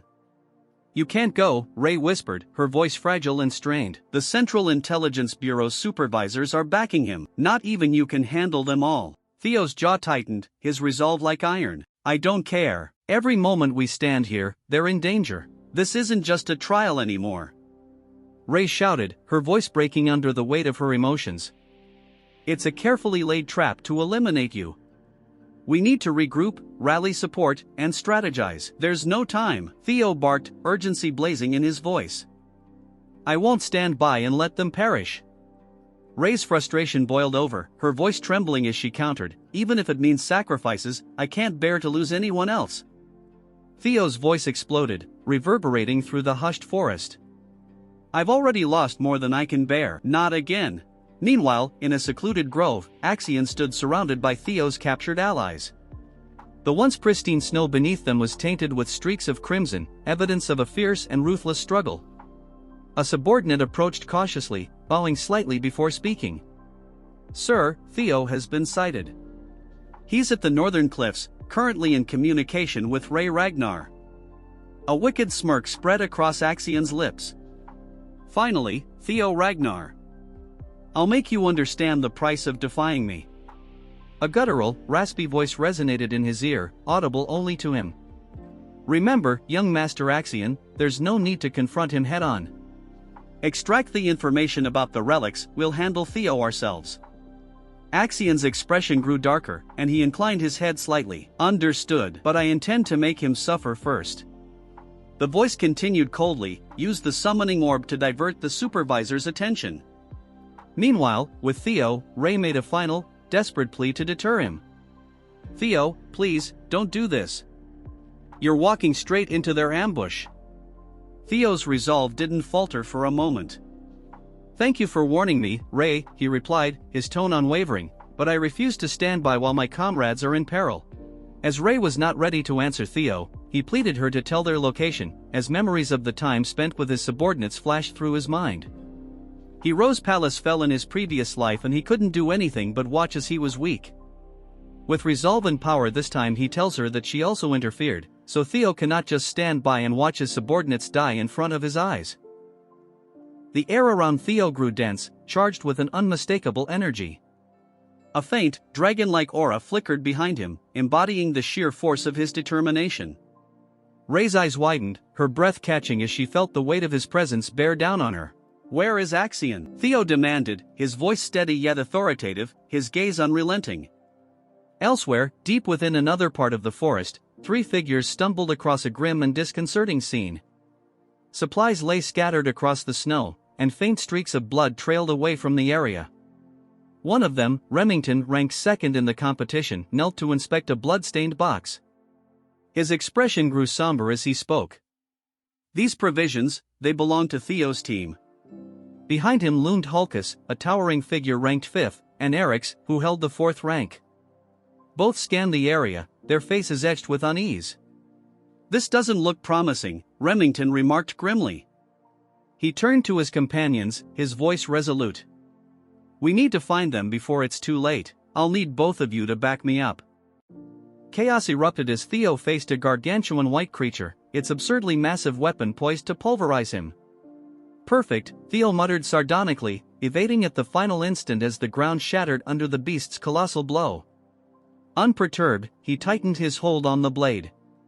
"Just a giant, ill-mannered brute with no respect for boundaries," he quipped before lunging forward with surgical precision, targeting the creature's vulnerabilities. The beast collapsed with a guttural wail, but Theo spared it no glance, already forging ahead, his thoughts fixed on his imprisoned friends. As if fate conspired against him, 5 identical monstrosities emerged, their glowing crimson eyes radiating menace. "What is this? Axion's discount monster factory?" Theo snapped. Drawing upon the dragon's 3rd claw, he unleashed a cataclysmic sword strike, annihilating the pack in one sweeping motion. "Efficiency," he muttered, stepping over the wreckage, though triumph was fleeting. The ultimate adversary appeared a colossal abomination dwarfing its predecessors. Its very presence seemed to mock Theo's readiness. "Massive, but I've seen worse, mostly my own poor decisions," he sneered. As the beast bellowed, Theo launched himself skyward, descending like an avenging meteor, his blade embedding deep into its skull, silencing it instantly. The tumult faded, transitioning to Ray, who lingered in the eerie quiet of Theo's departure. Memories flooded in young Theo, grasping her hand, courage blazing in his small frame. "Always so reckless," she whispered, frustration and nostalgia mingling. Resolving not to stay idle, she clenched her fists. "Go on, play the hero, but don't think I'll let you have all the glory." With a determined stride, she vanished into the forest. Meanwhile, in Axion's lair, Theo's captured companions, brimming with fury, strained against their bonds. One, channeling fiery defiance, yelled, "You'll regret this, Axion." Predictably, the flamboyant villain responded with a mix of disdain and gratuitous cruelty. Axion's boot slams into the captive's face, forcing him to the ground as a derisive smirk spreads across his lips. "Such clamor," he sneers. Ever the performer, Axion draws his blade, the steel glinting menacingly as he levels it against the man's throat. Before he can escalate further, a velvety voice slithers from the shadows. "Young Master Axion," it murmurs, laced with condescension. "Recall the Bureau's directives. Any reckless action could jeopardize the operation." Axion growls, his jaw tightening as he begrudgingly sheathes the sword. Refusing to squander a chance for theatrics, he seats himself atop the captive's back as though it were a mockery of a throne. "Comfortable enough," he mutters, his crimson eyes blazing with barely restrained rage. A flicker of light through the trees catches his attention, sharpening his gaze. "Ah, how charming," he remarks, voice dripping with sarcasm. "The Bureau decided to send 4 elite prosecutors to assist me because evidently, my uncles believe I'm incapable of dealing with one lowborn offspring alone." Fools! His fingers tighten into fists, the tension in his knuckles betraying his simmering pride and seething resentment. The atmosphere shifts as Theo steps into the clearing, an aura of restrained power enveloping him. Every eye snaps to him, from his bruised comrades to Axion's minions, even the trees seeming to lean in, drawn by the palpable intensity. Axion rises slowly, feigned indifference masking his irritation. "So," he drawls, "you've finally graced us with your presence, Theo Ragnar." Theo doesn't respond with words, his eyes scanning the scene with cold calculation. Comrades to the left, guards to the right, and the arrogant would-be tyrant at the center. His grip on the sword tightens, the air humming with his subdued fury. "You kept me waiting," Axion taunts, his tone like a serrated blade. Theo's gaze locks onto the captive beneath Axion's boot, his deliberate strides cutting through the tension. Sensing the shift, Axion's hand drifts to his weapon, but before he can act, the irksome, composed voice from the shadows cuts in once more. "Young Master Axion, do not let him provoke you." Axion exhales sharply, forcing himself to regain a semblance of composure. "Theo," he begins, adopting an air of authority, "let's abandon the theatrics." "Surely you understand the— are you frightened?" Theo interrupts, his voice as sharp as a blade. Axion's smirk falters. "What?" Theo steps forward, his tone cold and merciless. Are you afraid you'll be defeated by me? The barb hits its mark, and cracks appear in Axion's facade as fury bubbles beneath. How dare you? Because if you weren't scared, Theo presses, a smirk creeping onto his face, you wouldn't need this charade, hostages, guards, the entire spectacle. Tell me, Axion, what has you so terrified? Axion's jaw clenches, his fists trembling with suppressed rage. You insufferable wretch, he hisses, but Theo is unrelenting. Prove me wrong, he challenges, raising his blade and pointing it at Axion. Face me, like a true Ragnar, unless, of course, you've already discarded your pride. The clearing grows deathly still, holding its breath as Axion's fury erupts. He releases a venomous laugh, his voice dripping with malice. You believe you, a concubine's whelp, can challenge me? Absurd. Ignoring the increasingly frantic warnings from the unseen speaker, Axion unsheathes his sword, his grin twisted by wrath. Fine, if it's a duel you seek, then let's finish this once and for all. Perched high above the chaos, nestled in the treetops like overly dramatic crows, a squad of covert operatives observed the escalating spectacle. Cloaked in shadow and armed with expressions of grave importance, they exchanged hushed remarks. This is spiraling out of control, one muttered, peering through a pair of binoculars. Stick to the strategy, another replied tersely, their tone heavy with the distinct air of we should have had lunch first. If Axion loses his grip, we step in. Meanwhile, back on the battlefield, Axion, the perennial master of theatrics, addressed his followers with the gravity of someone announcing the end of days. No one interferes, he declared, his voice booming with self-importance. This is a duel of Ragnar honor. He gestured grandly toward Theo as though unveiling a prized gladiator. The captives remain unharmed until this concludes, he added, because evidently, nothing screamed honor quite like keeping your opponents tied up. Theo, ever opportunistic, launched his assault before Axion could finish his self-obsessed speech. One moment Axion stood poised, the epitome of control, the next, he was scrambling to parry a strike so swift it bordered on insulting. Axion faltered, his thoughts racing to catch up with reality. Theo smirked, his blade catching the light with an almost vindictive glint. Quit stalling, fight me for real, he challenged, his tone a perfect blend of mockery and provocation. Infuriated, Axion decided it was time to unleash his ace. Fine, he bellowed, channeling his ultimate technique, Thousand Dragons Roar. From his blade erupted a colossal, blazing red dragon, its fiery maw snapping with a ferocity that would send most fleeing or praying. For a heartbeat, Theo froze, his eyes widening at the sheer magnitude of the assault, blinking at the inferno barreling toward him. So this is your idea of fair play? Good to know. But Theo wasn't one to remain idle for long. Summoning his glowing blue sword, its radiance bordering on obnoxious, he steadied himself. With a single, devastating sweep, he unleashed the dragon's third claw, meeting Axion's fiery monstrosity head-on. The resulting collision was blinding, and when the light faded, the red dragon was gone, reduced to a disgruntled wisp of smoke. Axion gaped, disbelief etched into his features, his jaw practically unhinged. Theo, by contrast, stood calm and collected, brushing off non-existent dust as though nullifying apocalyptic attacks was an everyday chore. His smirk widened, exuding a confidence sharp enough to cut. Are you even competent enough to teach me anything, Axion? He quipped, his voice laced with the kind of smugness that made Axion's blood boil. The scene starts with Orion Gardner, ranked 14 with 179 points and an executive of the Scale Dragon Society. As Theo effortlessly countered Axion's Thousand Dragon Roar, Orion's usual composure broke. Unbelievable, he muttered, his voice laced with disbelief and a touch of dread. This was not how the day was supposed to go. For weeks, Orion had dismissed Theo as a minor obstacle, someone Axion could crush without much effort. But now, here was Theo, calm, precise, effortlessly dismantling Axion's flashy attacks as if swatting a fly. This is bad, Orion thought, his fingers twitching as if he was on the verge of making a foolish decision. The reality of Theo's overwhelming strength raised uncomfortable questions in his mind, chief among them, am I backing the wrong side? For a fleeting moment, the idea of betrayal crossed Orion's mind. What if he switched sides? Theo was clearly capable, his group well organized, and they seemed far less likely to implode from overconfidence. But just as quickly, Orion dismissed the thought.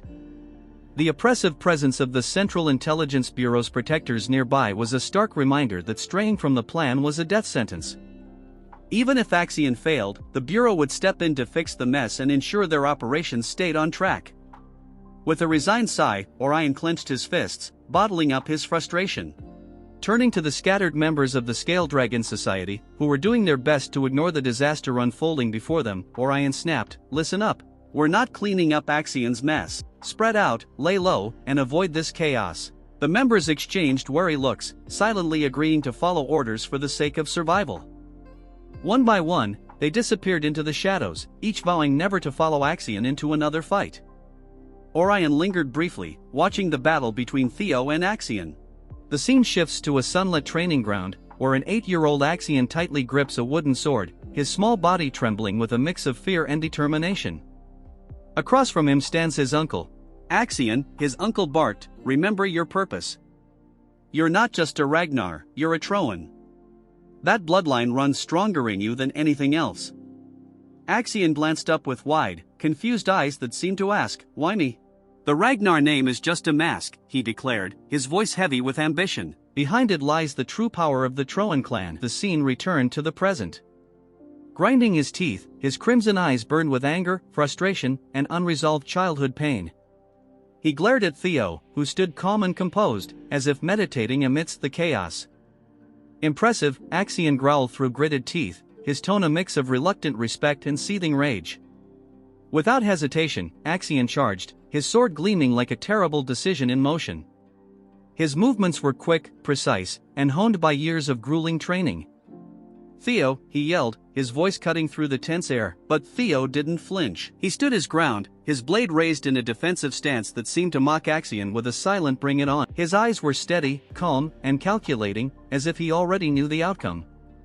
Axion's sword came down with all the fury of a man fighting his own insecurities, but Theo met it with ease.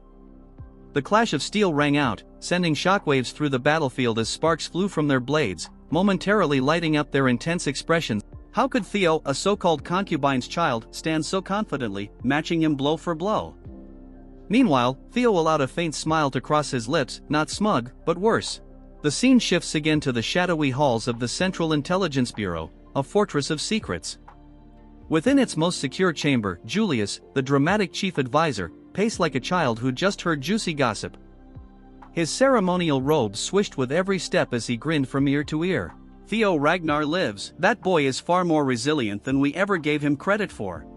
Across the room, Wolfgang stiffened, sweat beaded on his weathered face as his mind struggled to process the implications. "Theo survived," Ed Ragnar muttered in disbelief, his hands trembling slightly, a rare crack in his normally steely composure. "I sent my 3 best scoundrels after him, how could they fail?" Meanwhile, seated in a highback, Ed's expression remained eerily calm. The scheming uncle of Axion, he didn't let his emotions show until the weight of the report sank in. Slowly, with the grace of someone who'd been plotting for years, a smirk stretched across his face. "So, Theo is alive," he murmured, his voice smooth and almost pleased. In his mind, the gears started turning. "Axion will uncover the relic's secrets, and then my swordsman will finish Theo for good." Before he could spiral into another villainous monologue, the room's informer interrupted, their voice trembling. "Sir, there's more." Ed's smirk faltered as his head snapped toward the informer. "What is it?" he demanded sharply. The informer hesitated, clearly aware they were about to ruin Ed's carefully constructed sense of control. "Theo and Axio, they're currently dueling," they stammered. The words landed like a slap. Ed shot to his feet so quickly that his chair nearly toppled. "A duel?" he exclaimed, his calm demeanor shattering. The room fell silent as his mask of composure cracked. Back on the battlefield, Theo moved with a deadly grace, his precise footwork making his movements unpredictable. Axion, for all his anger, matched him move for move. He deflected Theo's first attack, parried the second, and narrowly avoided the third. "He's stronger than I expected," Axion thought, his grip tightening on his sword. But then his crimson eyes gleamed with confidence. "But he's not fast enough." With a sharp motion, Axion hurled his sword, the blade slicing through the air with deadly precision. Theo's eyes widened as the weapon hurtled toward him, and for a brief moment, time seemed to slow. A memory surged to the surface, vivid and burning. The sudden appearance of the thrown sword leaves both of them rattled, their confidence shaken as memories resurface. Theo recalls a haunting moment from his past, a thrown sword, his death, the pain. Axion lands lightly on the snow, the swirling flakes forming a shroud around him. His icy gaze locks onto Theo, sharp and cold like shards of frost. "There's a basic flaw in your strategy," he states, his voice dripping with contempt. He continues, his words cutting like a blade, "Relying on flashy, predictable moves only makes it easier for me to read you." A single drop of blood falls from Axion's blade onto the untouched snow, a grim reminder of the fight's deadly stakes. The pristine white around the fallen soldier quickly turns crimson, the scene stained by violence. Theo's eyes narrow as his gaze shifts to the fallen man. His mind flashes back to the cloaked figure he faced in his final moments before his regression. Axion, standing over the lifeless form, feels a twinge of unease. The man's face, frozen in a silent scream, etches itself into his memory as the puzzle pieces start falling into place. In the memory, a cloaked figure pulls his hood lower, shrouding his face in shadow, an ominous presence against the snow-covered backdrop. Axion's patience thins, his blazing eyes reflecting his rising frustration. "End this," he commands. Theo's fury builds, his face a mix of grief and anger. Memories of the burning palace, screams, and devastating loss flood back. "The monster who caused this," he growls, his voice heavy with venom, "will pay." His memories deepen, taking him back to the Rose Palace, now engulfed in flames. Once magnificent, it is reduced to a crumbling inferno. "The day I died," Theo whispers in the memory, his voice laden with regret. He remembers running through the burning halls, helpless and desperate. "I was supposed to die that day," he thinks bitterly, the weight of his powerlessness crushing him. And Theo recalls Evelyn's relentless investigation. Her efforts uncovered the truth. Randon and the Camellia Palace were intertwined, two faces of the same coin. The attack was orchestrated, the burning palace a cruel reminder of betrayal. Theo clenches his fists as the realization sharpens. Among all the swordsmen, only one would dare to use such a reckless technique, a thrown sword. The truth hits him like lightning. "Axion Ragnar," he whispers, the name bitter in his mouth. Analyzing his opponent's style, Theo concludes, only someone blinded by arrogance would rely on such a gamble. Any lingering doubt vanishes as certainty solidifies in his mind. Theo grips his broken sword tightly, the jagged metal cutting into his hands, but he barely feels the pain. The blade cracks, breaking into two useless shards. As the pieces fall to the ground, he whispers, his voice raw with anguish, "What is it with you people?" Axion's eyes widen in disbelief, his voice shaking as he stammers, "He broke a sword with his bare hands." Theo's bloodied hand tightens as he glares at Axion, his voice steady and resolute. "This isn't like before," he declares. "I won't repeat my mistakes." With smooth precision, Theo picks up a fallen sword from the snowy ground, a weapon left behind by a fallen comrade. With a surge of energy, Theo hurls the broken sword toward Axion. Axion scoffs, unimpressed by the act. "What kind of pathetic attempt was that?" he sneers, his tone dripping with disdain. "A poor imitation of my technique, you're truly a fool." But as Axion's words fade, his eyes narrow, and a flicker of unease appears. Something about Theo's movements feels off, sending a chill down his spine. A shiver runs through him as he senses the power radiating from Theo. This is no ordinary killing intent. "This is something far darker," he whispers, fear creeping into his voice. Theo's mana surges like a tidal wave, a palpable force exploding outward and pressing down on the battlefield. Axion feels as though he's suffocating, the sheer intensity of the energy leaving him breathless. How can his mana be this strong? He wonders, his blood turning cold as realization strikes. Axion is frozen in shock, his mind reeling with unanswered questions, failing to notice Theo's rapid approach. Theo unleashes a devastating wave of energy, a force so overwhelming it tears through the forest, shattering trees and shaking the ground. The air crackles with raw power as Theo raises his glowing blade, its light almost otherworldly. With a fierce cry, he swings the sword down, aiming for Axion's head. Axion, driven by desperation, lifts his own sword just in time to block, sees an opening and presses his advantage. A cruel smile curls his lips as he taunts, "Is this all the mighty Axion Ragnar has to offer? I'm honestly disappointed." Axian's face contorts in rage, his voice a guttural growl. You'll pay for that. In a sudden move, Axian grabs Theo's arm, catching him off guard. Theo stumbles, his balance momentarily lost. Axian seizes the opportunity, his sword swinging toward Theo's head. Theo barely manages to leap away, narrowly avoiding a fatal blow. As Axian rolls back to his feet, Theo's lightning-fast kick slams into him, forcing him to block with trembling arms. Theo advances, his cold, determined gaze locked on Axian. "Let me show you how it feels," Theo growls, his voice a cold, menacing promise. He pauses, letting his words hang ominously in the air, his glowing blade illuminating his face. "To have a sword driven through your stomach." Theo's strike is swift and merciless.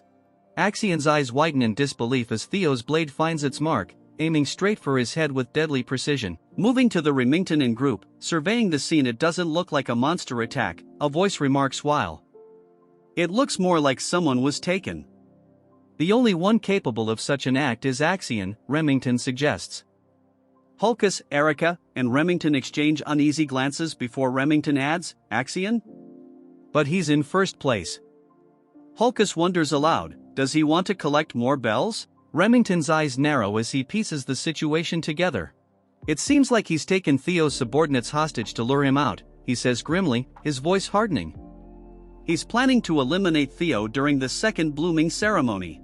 Hulkus is furious. "What? He should face him fair and square. What is he even doing?" Erica, ever pragmatic, remarks coolly, "Turns out Axian's a coward." Hulkus, still seething, shouts, "So what?" Erica responds calmly, "This is Ragnar's blooming ceremony. Situations like this are common." Remington falls silent, deep in thought, his expression unreadable. Finally, he speaks, his tone filled with disapproval. "That's why I dislike Ragnar. Even if this is a contest of strength, such actions are unacceptable." Erica cautions him with a piercing gaze. "Your words are dangerous," she warns. "Are you serious about this?" Remington, with newfound determination, declares, "I must save his subordinates." His voice is firm as he adds, "If it were Theo, he would do the same." Hulkus turns to Erica, his voice urgent. "Sister, if you come with us, you'd be a great help." Erica's reply is blunt. "No, I'm not interested." She elaborates coldly, "I followed you because I thought I'd meet Theo Ragnar, but I don't see him. And to be honest, I really hate weak men. I have no desire to save them." Hulkus stares at her, aghast. "Nuna, are you trash?" he blurts out.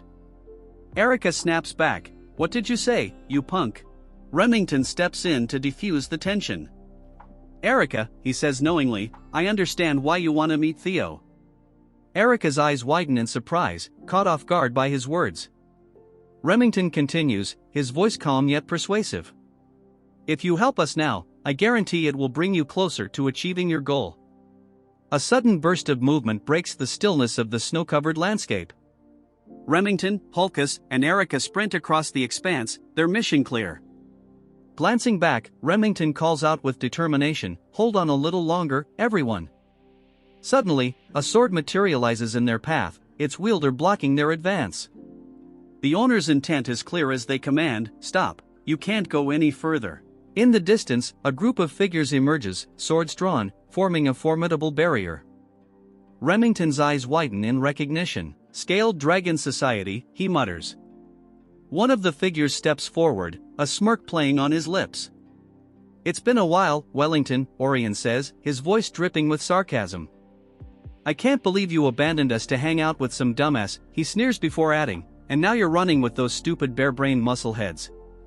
Hulkus, enraged, explodes. "What did you say? That we're dumb muscle-headed bears?" Orion feigns innocence. "I didn't say all that," he replies mockingly. Remington's voice cuts through the rising tension. "Move aside, Orion. I don't want to fight an old friend." Orion, unyielding, shakes his head. "I refuse." Remington's gaze hardens, his hand tightening around his sword hilt. "If you won't move," he warns, his voice cold, "then I'll remove you." A sword swings with deadly force, and the clash is immediate. Blood splatters across the pristine snow, stark against the white expanse. Elsewhere, Sybil desperately struggles to untie himself. Nearby lies Axian's broken sword, discarded after Theo deflected it. Grasping it, Sybil thinks, this is the chance the young master gave me. I must cut these ropes. His gaze shifts to the ongoing battle, where a hooded figure clashes with Theo. Sparks fly as swords collide, their echo breaking the snow-laden stillness. Theo, clad in his white uniform, deflects a fierce blow from a dark-haired opponent. Observing the fight, Theo whispers, a tear tracing down his cheek, he's finally stepping forward. The opponent, revealed as Liam Troyven, grimly apologizes. I'm sorry, young Master Axion, he says, his voice heavy with resignation. I will accept my punishment after the blooming ceremony. The duel intensifies as Theo and Liam's swords whirl in a dance of deadly precision. Liam barks an order, escort the young master. In the background, Axion watches the chaos, his expression unreadable. One of his men confirms the order, yes, sir, as the snowy battlefield descends into further chaos, each clash inching closer to an uncertain resolution. Liam dashed through the snow-covered landscape with unmatched speed, his movements a blur against the frozen backdrop. One of his men stepped forward, holding Axion's dropped sword with reverence. We've retrieved your sword, the subordinate announced. Axion silently took the weapon, his grip tightening on the hilt as he stared ahead. His expression was unreadable, though a flicker of seriousness and resolve glinted in his eyes. Liam turned his attention to Theo, swinging his sword with immense force, the blade slicing through the air with lethal precision. Theo met the attack head-on, their swords clashing in an explosion of sparks, the sound reverberating through the quiet forest. Gritting his teeth, Theo managed to deflect the powerful blow, forcing Liam to momentarily lose balance. Seeing his opportunity, Theo readied a counterattack, but Liam recovered quickly. His sword resumed its deadly arc, this time aimed directly at Theo's exposed form. Theo braced himself, his eyes burning with a mixture of determination and defiance, as the fatal strike loomed closer. Liam's face remained a mask of cold calculation. Inside, his thoughts raced. Theo is stronger than I anticipated. He won't fall to Axion or even the senior prosecutors I brought along today. But we're not on the same level. His gaze darkened as he thought, this is my only chance to eliminate him, now that no supervisors are here to intervene. A flicker of regret passed through Liam's mind. It's a waste to kill someone so talented, but sacrifices are necessary for the greater good. With unwavering resolve, he swung his blade with finality. Goodbye, Theo Ragnar, he muttered, his voice cold and absolute just as Liam's sword was about to strike. Theo's eyes flared with a sudden, ominous red glow. The air grew heavy, and an unsettling aura spread throughout the battlefield. The fiery light in Theo's gaze was intense, radiating an overwhelming power. Blood splattered across the pristine snow as Liam staggered backward, clutching his chest in sheer agony. His eyes widened in disbelief as he looked down at the sword that had pierced him. Pain and horror twisted his expression as he gasped. His expression turned from shock to a mixture of anger and dread. Axion, visibly struggling to contain his emotions, stood frozen. Axion's sword pierces through Liam's back, a crimson bloom spilling across the snow. Liam's body stiffens in disbelief, his own blade slipping from his grasp and clattering to the ground. Theo is frozen in shock as Liam's face twists with pain and betrayal. Blood trickles from his mouth, and his wide, disbelieving eyes lock onto Axion. He cannot comprehend this treachery. With a sickening sound, Axion yanks his sword free, spraying blood across the pristine snow, a brutal testament to his cruelty. Liam collapses to his knees, clutching at the wound. Axion's subordinates remain paralyzed, their faces etched with a mix of horror and confusion. One stands speechless, while another cries out in anguish at the sight of their fallen leader. Axion, what on earth are you doing? One of them shouts, voice trembling. Axion's eyes blaze with an intense, almost demonic red glow, his jaw tight as he spits out his justification. You joined the fight because you thought I'd lose. That's an insult to me, an insult to the air. Theo's expression shifts between disbelief and dawning understanding. Axion, you insane bastard. That's your own family. Axion turns to Theo, a cruel smirk curling his lips. Yes, I must admit, Theo Ragnar, you are indeed strong. His words drip with condescension, a mockery of respect. In a flashback, Ed stands before a younger Axion, his face hidden in shadows. His words linger in the air, filled with malice. The weak are worthless. But you, Axion, you were born with talent. A sinister smile curling on his lips. You should crush others beneath you and rise above them. Only then can you claim the throne of Ragnar. Young Axion's eyes shine with an unsettling intensity, his gaze filled with determination. Back in the present, Axion's face is set with pride and arrogance. You must be weaker than me. That's the only logical conclusion, he says, looking down at Theo with disdain. Axion raises his sword, his stance exuding power and ambition. I will be the strongest. I will claim the throne. There's no way I can lose to someone like you, not here. Axion's hand grips the hilt of his sword tightly, his knuckles white with strain. A silent promise of violence fills the air. His voice trails off as he launches a furious attack, his blade a crimson blur against the snowy landscape. Theo, however, stands firm, his determination clear in his narrowed eyes, fully focused on his opponent. As Axion's sword comes down with explosive force, Theo meets it head-on, their blades clashing with a deafening crash. Axion's eyes widen in shock. Where is he? In the chaos, Theo dodges the strike and positions himself to counterattack. With lightning speed, Theo's sword connects, slicing through Axion. Blood sprays into the cold air as Axion staggers, his face a mixture of pain and disbelief. Nearby, Liam's men rush to his side, supporting his weakened form. Senior Liam, are you all right? One of them asks, his voice heavy with concern. Liam coughs, clutching his wound. His face is pale, but his resolve is unshaken. One of the men glares at Axion. Damn it, I know you're reckless, but this is too much. He hesitates, torn between loyalty to Axion and disbelief at his actions. Despite the agony, Liam grits his teeth and gives a desperate command. Don't worry about me, go help Master Axion, kill Theo Ragnar. His eyes burn with a fanatical intensity. Axion spits out a mouthful of blood, his face twisted in pain and fury. Theo doesn't let up, his sword glowing with blue energy as it cuts through the snowy air. Axion's eyes widen in disbelief as he watches Theo's overwhelming power. This is impossible, he mutters, his voice filled with shock. A flashback interrupts the moment. Ed, with a sly smirk, looks directly at Axion and speaks with chilling certainty. When it comes to Ragnar, you should always expect the unexpected. The scene shifts to a close-up of a flickering lantern in a dark room. The flame dances unsteadily, almost going out, only to suddenly flare brighter. Back in the present, his expression hardens with determination. A single bead of sweat slides down his cheek as he stays focused. No, it can't be, Axion growls. Another flashback plays, showing Ed's dismissive expression. Why are you so concerned about that fool? He's worthless and untalented, Ed sneers. In the memory, Axion holds a card in his hand, a smug grin spreading across his face. I'll toy with him a bit and remind him of his place, he says arrogantly. Ed's voice echoes again, his face partially hidden in shadow. His tone is calm but confident. Don't you see?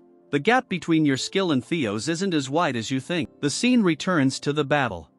Swings his sword, the blade carving through the air and leaving behind a vibrant trail of blue energy, a testament to his strength and resolve. Fury twists Axion's face as Theo's attack barrels toward him. A worthless piece of trash like you can be torn apart with ease. Axion roars, releasing his full power. Energy surges around him like a storm. Behind him, a massive, terrifying spectral entity appears, its jaws stretched wide in a silent scream of dominance. Theo stands his ground, unwavering in the face of the overwhelming power. His voice is steady, filled with conviction. Throne this, throne that. Because of your greed, so many of my men have died. Clenching his fist, Theo gathers energy around his hand. If you refuse to abandon that ambition, then I will shatter it no matter what it takes. Enveloped in a brilliant blue aura, Theo charges forward. With power surging through him, a magnificent blue dragon takes shape behind him, its fiery eyes blazing with righteous fury. Theo unleashes his ultimate attack, his voice echoing with strength. 3 claws of the dragon. Theo's glowing blue eyes burn with focus as the spectral entity behind Axion lets out a silent roar.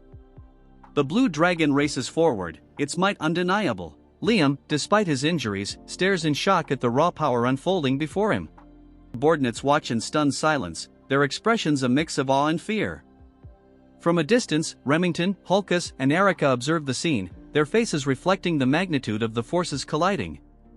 Axion's face is strained with pain and effort as he struggles against Theo's devastating attack.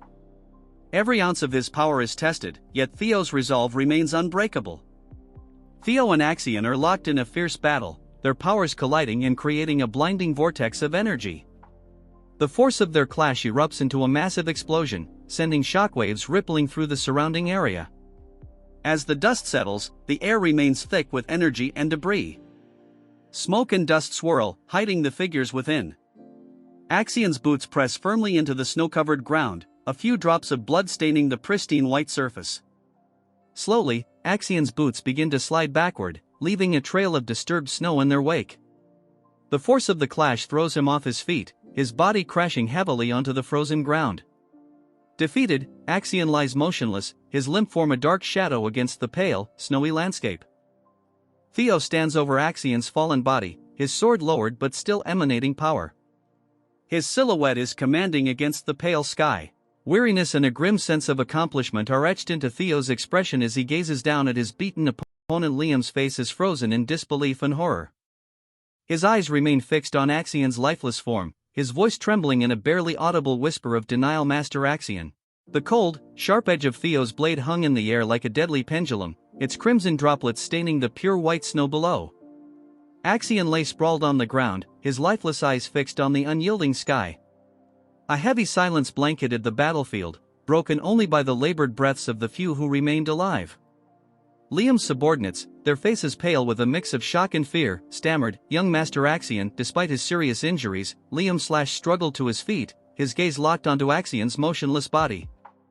"Kill him," he rasped, his voice barely audible. Theo, his once pristine white coat now soaked in blood, stood still among the group. His sword, though lowered, dripped with the evidence of his victory. Even though Theo was exhausted and wounded, he stood his ground. His sharp eyes scanned the remaining members of the Central Intelligence Bureau. "I'm in trouble," he thought grimly, assessing the situation. "It's a gamble from here on out. Even at my best, I couldn't take on 4 senior proctors at once. In my current state, it's impossible.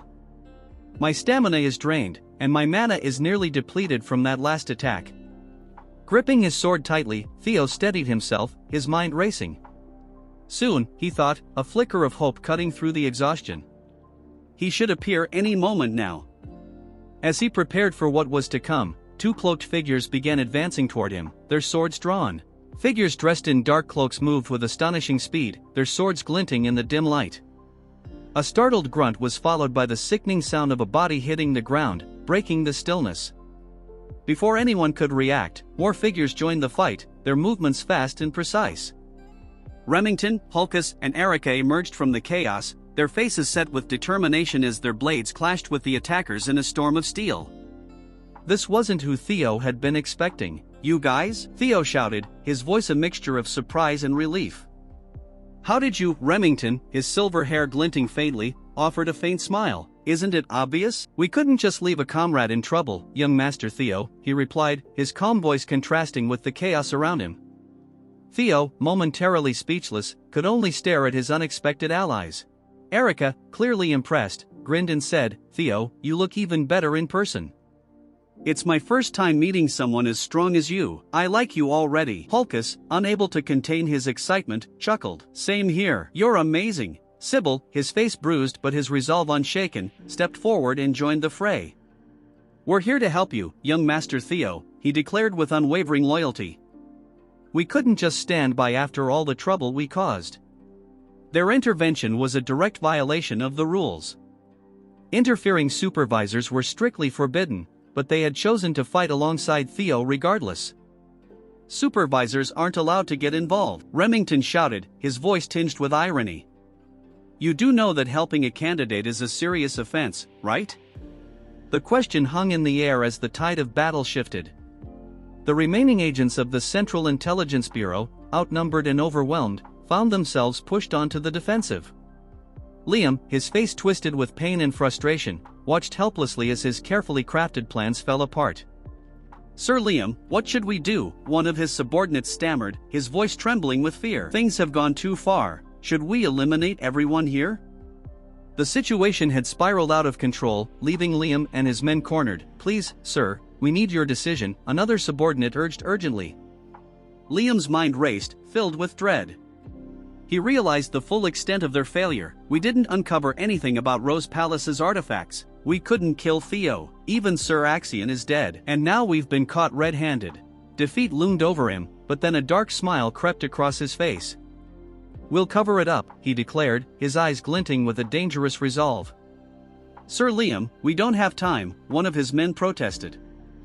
Ignoring the plea, Liam continued, "The best way is simple." He paused, his sinister smile widening. "Kill everyone." His gaze swept over the battlefield littered with bodies. "We'll stage it as an internal conflict. Say there was an outbreak among the examinees, leading to their deaths on sight," he said, his voice chillingly calm. "That's the easiest way to erase all evidence of our involvement." Reaching into his coat, he pulled out several dark orbs. "These are 5th-grade monster summoning stones. They'll create enough chaos to make it look like an accident. Understand?" His men hesitated but quickly nodded under the weight of his commanding glare. "Yes, sir," one of them said, his voice shaky. As Liam prepared to unleash the monsters, his twisted plan began to take shape, threatening to turn the battlefield into a scene of carnage. As Liam prepared to unleash the monsters, a voice suddenly cut through the tense atmosphere. He gasped, choking on a breath as a sharp blow struck him. "What is going on here?" The arrival of the 3 supervisors representing the White Dragon Clan, Plum Blossom Palace, and Daffel Palace brought a sudden halt to the chaos. Their faces reflected concern and suspicion as their sharp eyes scanned the scene of destruction. Supervisors Sefford Garner and Sally Garner from the White Dragon Clan and Daffel Palace, respectively, stepped forward, demanding answers. "What happened here?" Natasha Koppel, the supervisor from Plum Blossom Palace, observed the devastation with a grim expression. The remaining members of the Central Intelligence Bureau were confronted by the other supervisors. "You 3 over there, stop," one of them commanded, their voice firm and unyielding. "Follow us if you want to save yourselves. Otherwise, you'll end up like Liam." A tense standoff unfolded, the air thick with unspoken threats. Amid the turmoil, Theo stood silently, watching the unfolding events. Though he had survived against impossible odds, the cost of victory weighed heavily on him. "Supervisors," Theo said softly, a hint of relief in his voice. "Thank goodness you arrived in time," her expression a mix of concern and admonishment. "That was reckless, Theo," she said firmly. "Why would you risk so much?" Theo met her gaze silently, his eyes conveying what words could not. As the chaos subsided, the snow-covered battlefield, dimly lit by the moonlight, bore witness to the aftermath of the brutal confrontation. Survivors gathered around Theo. Remington, Hulkus, and Erica stood close, their faces showing relief and exhaustion. Sybil and the others from Training Ground Number 4, their eyes filled with tears of gratitude, cried out, "Young Master Theo, you did all this for us. We have no regrets, even if it costs our lives." Theo looked at them, his heart heavy with the burden of their sacrifices.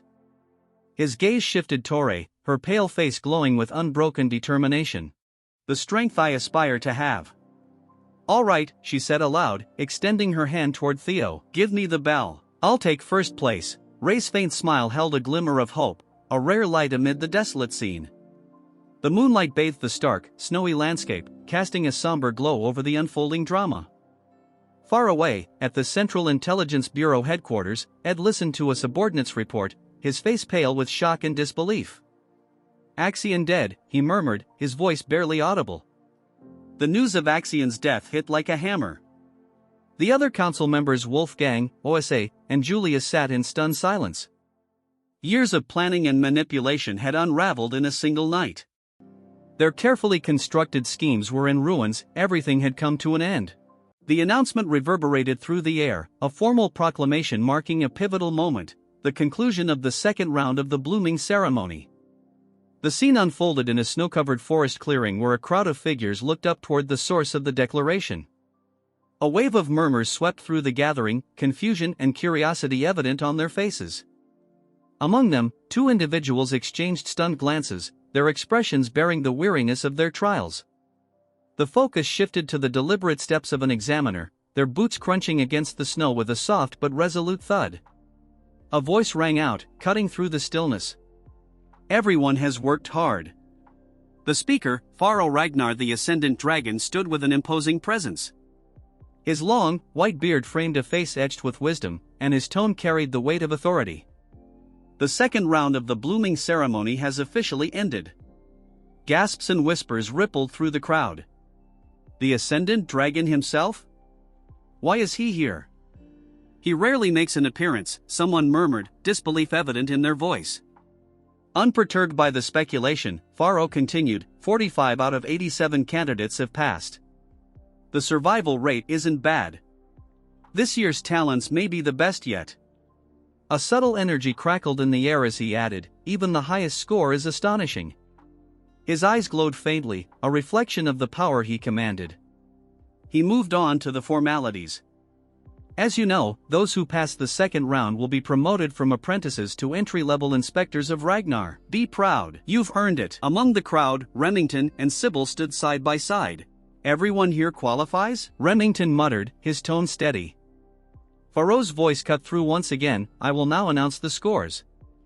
The atmosphere grew tense, anticipation thick in the air. First place, Theo Ragnar, 1,121 points, Pharaoh declared. The reaction was immediate. Gasps, murmurs, and disbelief rippled through the group. Theo Ragnar again, someone whispered. Over 1,000 points? But he had none until the last moment. Another exclaimed. Didn't you hear? It was because of Axion, someone trailed off, their voice lost in the noise. Pharaoh continued, second place, Remington Narcio, 926 points. Third place, Erica, 843 points. Fourth place, Ray Ragnar, 789 points. Fifth place, Hulkus. 45th and final place, Isla Layman, 28 points. Pharaoh paused, allowing his words to settle. That's all. You've all worked hard. However, his gaze sharpened, the blooming ceremony isn't over. The third round awaits. A ripple of confusion spread through the candidates. Did you make it? One asked. No, I didn't collect enough bells, another responded bitterly. Pharaoh raised his hand and announced, those qualified for the third round, please raise your hands. Remington's hand lifted first, followed by Erica, then Hulkus and Ray. In the crowd, Theo's gloved hand rose high, a stark contrast against the light. Pharaoh continued, explaining the hidden piece of the second round, a quality breathing method revealed through collecting bells and deciphering ancient words. Only those who mastered it during the exam can channel its essence into their magic and earn the right to proceed. Theo's mind drifted to his past life. Back then, I couldn't understand the words, he recalled, an image of a bell etched with mysterious symbols flashing in his memory. His bright blue eyes glowed as the system notification appeared, hatchling synchronization activated. You can read the thoughts of objects. The scene shifted to a vivid battle, brilliant lights, and fierce energy filling his mind. The essence of the words came to me as images, Theo explained. This time, I understood everything. His determination blazed as he prepared for the challenges ahead. Theo chuckled, marveling at the rarity of seeing 4 individuals qualified for the third round. In my past life, Ray and Remington couldn't grasp the quality breathing method, he thought. Is this the butterfly effect of my actions? Pharaoh, his expression stern, addressed the candidates. Each of you, step forward and display what you've achieved, he commanded. With a steady voice, he called, first, Theo Ragnar. Theo's resolve was unshaken. With Axion gone, the future will be better, he thought as he stepped forward. A faint blue aura enveloped his foot as he declared, what I've gained. The air crackled with latent power, and Theo's blue eyes narrowed. A glowing system notification appeared, its words etched in bold, grant, express, control, expand, solidify. Theo's voice resonated as he muttered, first, grant the mana a thunder attribute. His face was calm, yet determination glimmered in his gaze. Then, express it, he thought. The ground trembled violently as brilliant lightning exploded around him, illuminating the area in flashes of raw energy.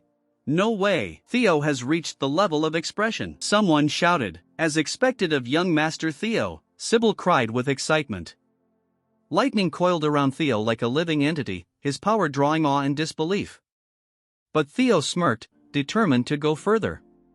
His chest began to glow as concentrated energy surged within him. With a sudden burst, he unleashed an enormous wave of lightning that tore through the ground, the skies above flashing as bolts rained down. "I like him," Erica murmured in admiration, while Hulkus yelled, "He's amazing." Pharaoh observed with a faint smile, his deep voice breaking the stunned silence. "Impressive. I didn't expect you to wield such control," he remarked. Theo, his expression steady, said nothing. Energy swirled around him as another explosive display of lightning magic erupted, leaving the crowd in awe. His red eyes gleamed as he roared, "Thunder Dragon!" The manifestation of the spell stunned the onlookers. "He's attacking the supervisor!" Someone cried in disbelief. Pharaoh merely chuckled, clearly amused. "He's already at the level of expansion," he said. With a flick of his hand, water spiraled around him, countering the lightning. "You've earned the right to test me," he declared. Theo met Pharaoh's gaze, unwavering. The spectators gasped as the exchange unfolded. "Good, Theo Ragnar, I'll grant you an additional 1,000 points, Pharaoh announced with a satisfied grin. Theo simply replied, "Thank you." Murmurs of admiration rippled through the crowd. As expected of the Ascendant Dragon, someone remarked. "He rewards those who rise to challenges," another added. An updated score display appeared. First place, Theo Ragnar with 2,121 points. Second place, Remington Narcio with 926 points. Third place, Erica Ragnar with 843 points. Fourth place, Ray Ragnar with 789 points. 2,000 points? That's insane, Hulkus exclaimed. He's nearly on par with Lord Thorkel, another voice cried out. Pharaoh chuckled softly. He laughs, his amusement evident. The scene shifted to the remaining candidates. Remington Narcio's turn came next. A system notification appeared, Remington Narcio with 500 points. Then Ray Ragnar stepped forward, Ray Ragnar plus 300 points. Lastly, Erica Ragnar with 300 points. Pharaoh, holding a scroll, declared with pride, "This group is exceptionally talented." Normally, surpassing 1,000 points secures the top spot, yet here we have 4 contenders. The updated rankings displayed, first place, Theo Ragnar with 2,121 points. Second place, Remington Narcio with 1,426 points. Third place, Erica Ragnar with 1,143 points. Fourth place, Ray Ragnar with 1,089 points. The snowy mountain range loomed in the background as Pharaoh addressed the crowd. Everyone has worked hard. Those not advancing to the third round may leave. Prepare for the nomination ceremony in 1 week. The crowd began to disperse, leaving the 4 candidates before Pharaoh, who stood atop a stone platform. Suddenly, a malevolent energy surged from the mountain's peak. A crimson aura radiated outward, the ground shaking beneath its force. The 4 candidates stumbled as a burst of energy caught them off guard. Pharaoh's voice, now laced with dark power, echoed ominously. "Shall we begin the third round?" Theo's eyes widened as an unfamiliar surge of energy filled him. What is this feeling? He thought, his vision blurring as the faint outline of a dragon appeared before him. It was none other than Roadbrock. The third stage of the exam is to meet the clan head. Anything can happen during this meeting. It's an exam where everything is up to the clan head. This meeting dictates whether or not one will be nominated for the clan head's manor. As each of the 5 major candidates has previously served in the clan herd's manor, being nominated for the clan head's manor is an acknowledgement of being a promising successor candidate. Theo thinks to himself that the one waiting for us at the top should be the clan head. But Theo cannot understand because he is sensing Lodbrok's energy. That's when he realizes that the one who might have taken Lodbrok's heart is no one other than his father. Moving on, the old man orders them to break through the dragon fear and greet the clan head. The pressure intensifies so much that they fall to their knees, barely holding themselves together. Under the pressure, Erica asks the instructor how they can make it to the top in this state. Theo tells her that he would give up on overcoming it with brute force. He explains that the only way they can advance is by matching the mana's wavelength. Erica is confused since she is a pea-brain. Remington intervenes, explaining to Theo that what he meant is creating an antiphase wave to interfere with and neutralize the pressure. Theo compliments Remington for understanding it so quickly, while Erica remains dumbfounded. unable to grasp what they are saying. Theo elaborates that it's their way of culling people. Someone who can't properly control their magic power has no right to meet the clan head. Remington understood it right away. Erica, however, still doesn't understand and asks if they're both speaking a foreign language. Remington sighs and begins to explain it to her. He says that magic power is a type of wave with vibrational properties. Naturally, the clan head's aura is also composed of waves. To get through it, they need to create an opposing magic power wave to cancel it out.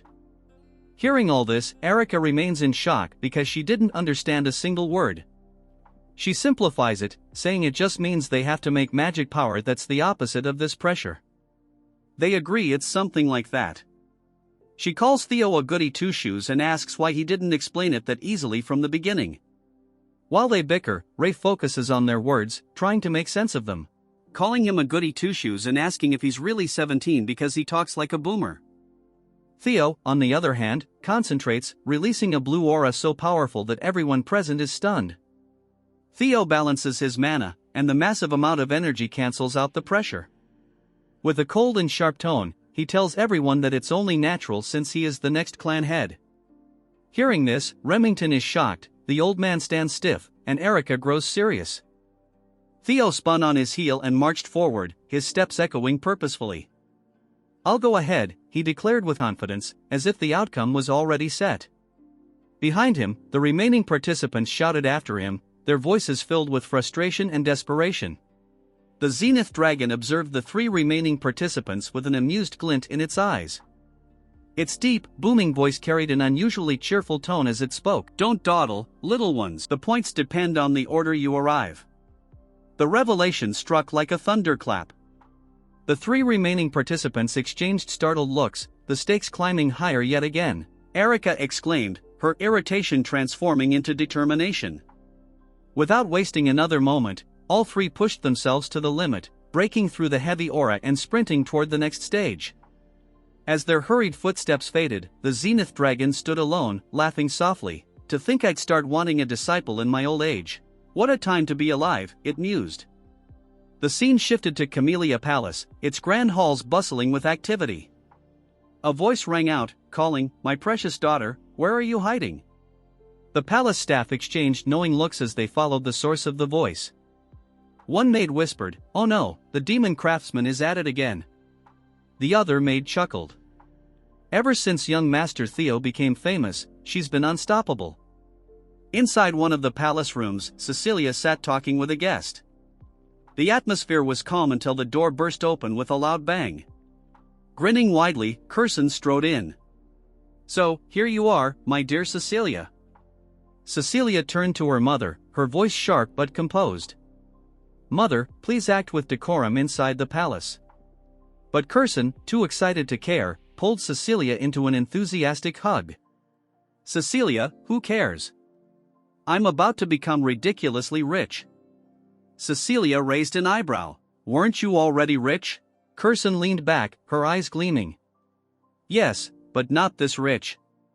Ever since Theo became a star, my workshop has been buried in orders. Weapons, armor, everything's in demand." A soft smile crossed Cecilia's face as she watched her mother's excitement. She thought to herself, "I always believed Theo would succeed. But now that I see him in action, I can't help but worry." Her smile faded, replaced by a worried frown as she clenched her fists. What if he gets hurt? What if the pressure is too much for him, and all I can do is sit here, helpless? While Cecilia wrestled with her thoughts, Curson continued rambling, her energy nearly boundless.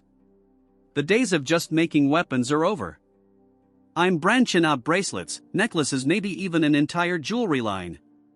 Can you imagine?"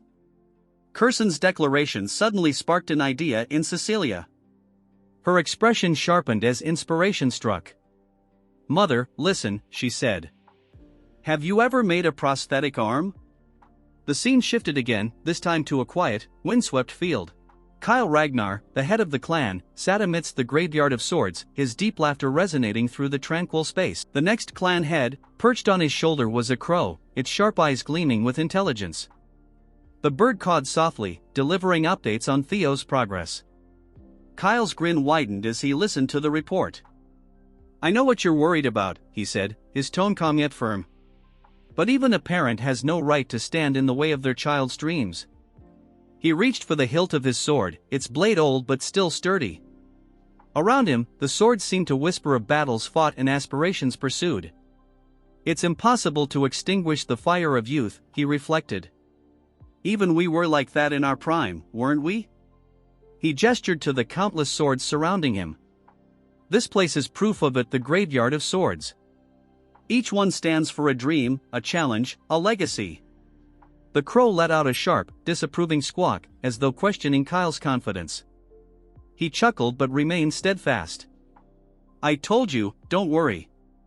All I want is the prosperity of the Ragnar clan. Anything that threatens that, I'll handle it." The crow tilted its head, still unconvinced. Kyle's grin faded, replaced by a steely, unyielding expression. "Even if my damn son is a regressor." The words hung heavy in the air. They missed a few things from the novel. There are 6 primary elemental attributes in the world: Therma, the thunder attribute; Vatten, the water attribute; Fror, the frost attribute, and last but not least Elder, the fire attribute. The world was a blur of red. "You're finally here, my son," the clan head rasped, his voice a deep growl. The words felt heavy, more like a declaration than a greeting. He stood there, an imposing figure, with a massive sword at his side. This was the beginning of it all. The air seemed to challenge Theo, thick and suffocating. He struggled for breath, each inhale ragged. The climb had drained him, and every gasp reminded him of his exhaustion. A dizzying storm of red energy swirled around him, a chaotic tempest that pressed down on his trembling body. "It should have taken me just an hour," Theo thought, "but it took 4. His legs shook under the oppressive weight. "What a suffocating pressure," he murmured. The world pulsed with a sinister energy. The ground was scattered with swords, grim reminders of those who had come before. Blades jutted out like fallen tombstones, surrounded by a crimson haze. "Do you know what this place is?" Kyle's voice broke the silence, echoing through the empty space. Theo had heard stories, but seeing it was entirely different. "This is the graveyard of broken swords," he said, his voice heavy with realization. "I've been told these are the swords of those you've defeated, my lord." He tried to steady his voice, but a tremor betrayed him as he faced the enormity of the scene. Kyle's tone was sharp, cutting like a blade. "Correct. That is the position of the clan head," he said. "It's a role where you must stand alone against endless threats and challenges, a position where you can never truly rely on anyone." He paused, letting the words sink in like a harsh truth. His greatsword shimmered with a menacing glow. "It's a position that follows the rule of the strong," Kyle continued, his voice ringing with authority. "You must rise above everyone else with your own power. Do you think you have the right to claim such a position?" His tone dropped, dangerously low.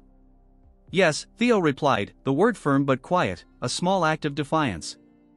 Kyle's gaze darkened, his displeasure evident. "Don't answer lightly," he snapped.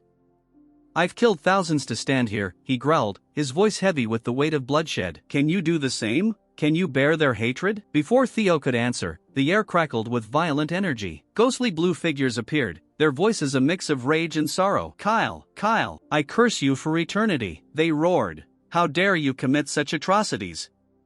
The spirits of those Kyle had slain materialized, their faces twisted with anger and pain.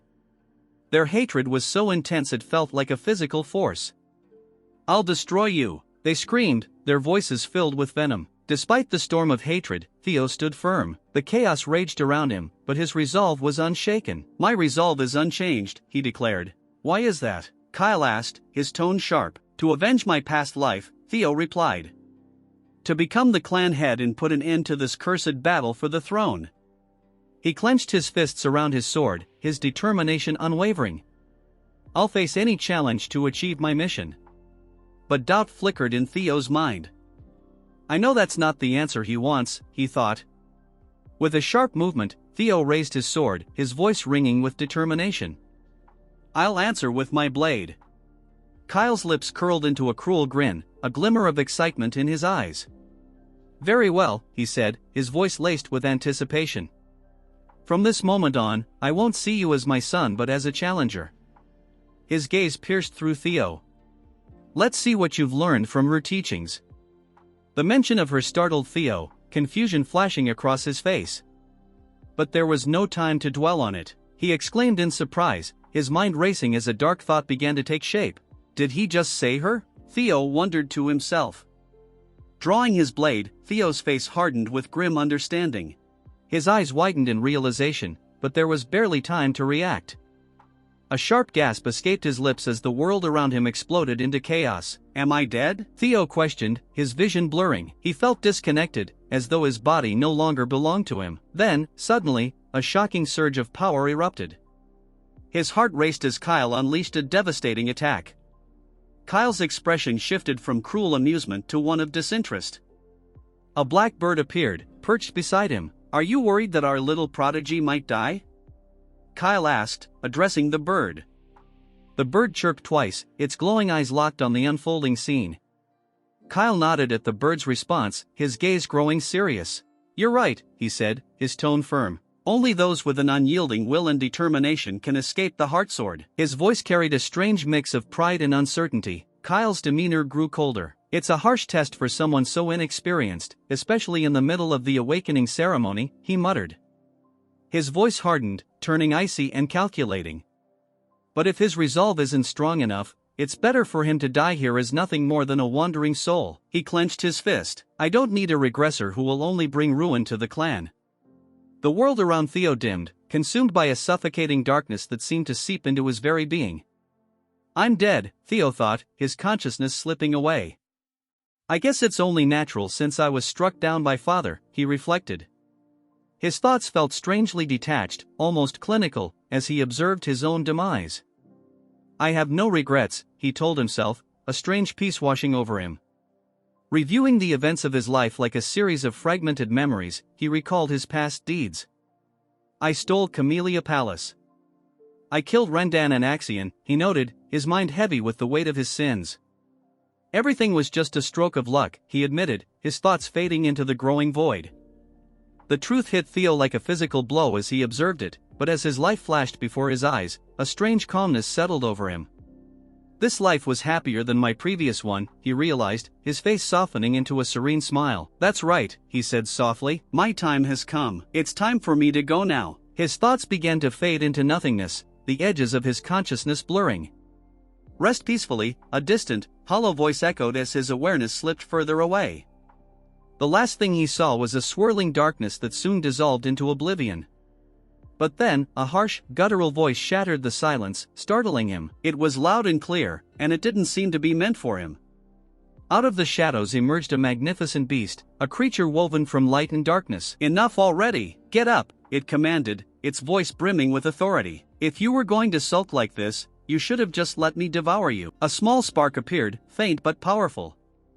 It grew rapidly, flames licking at the edges of the void. "You're right." "Thanks," Theo thought, a newfound strength surging through him.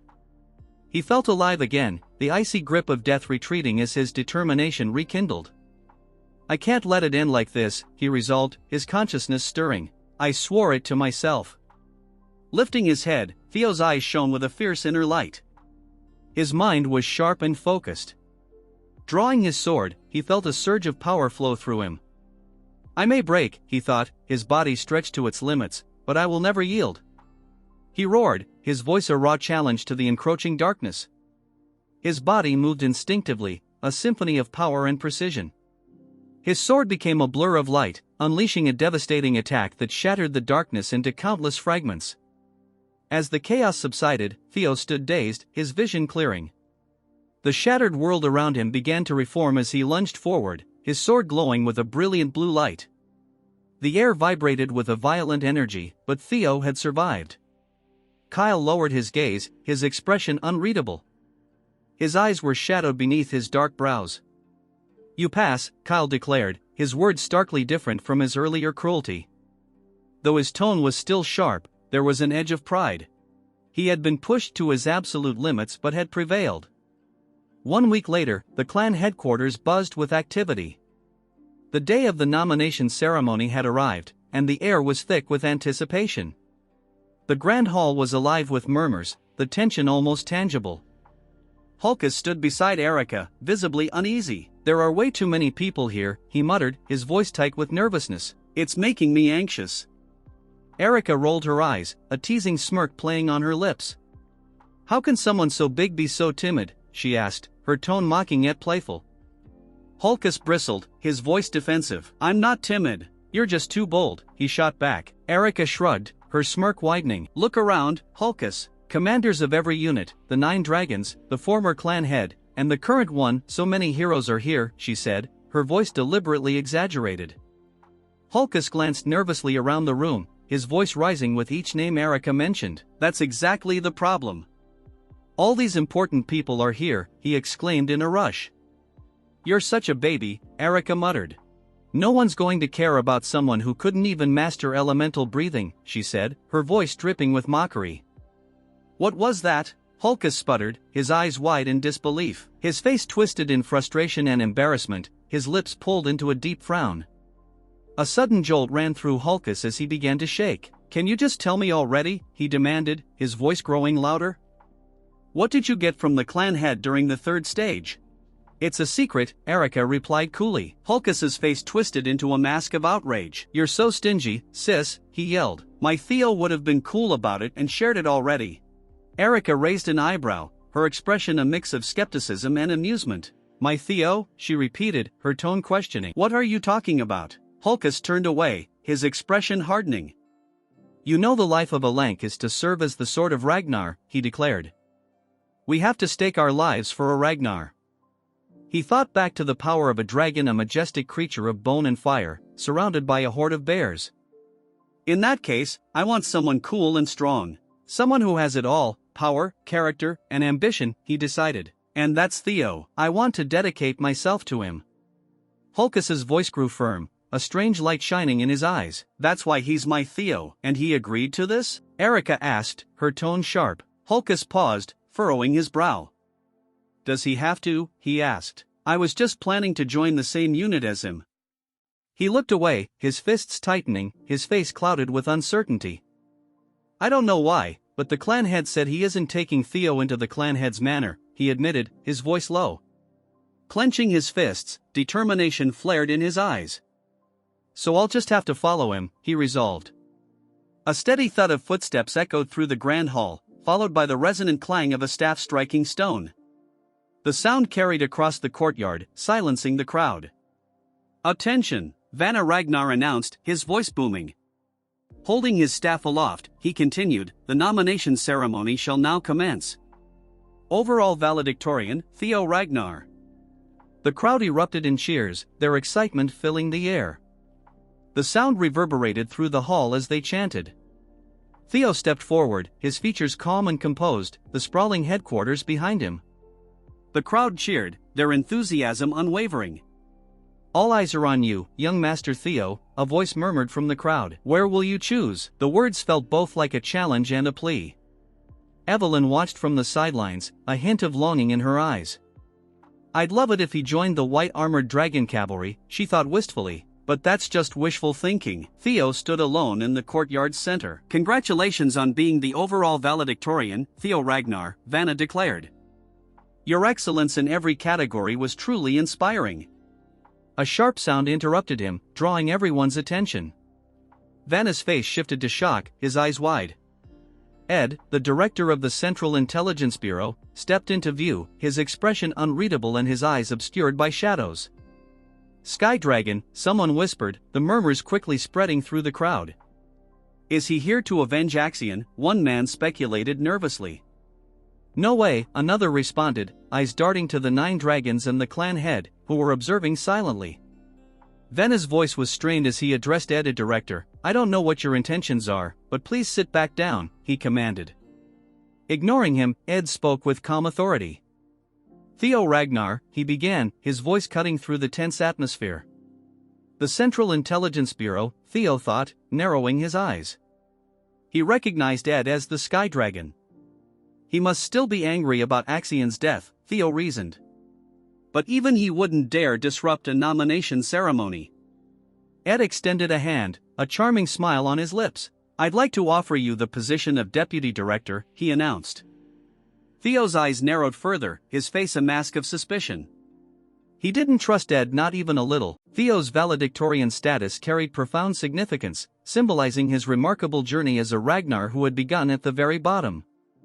A cracked dark egg nestled among twigs represented his humble origins, while a silhouette of a majestic dragon soaring across a radiant sky embodied his triumphant rise.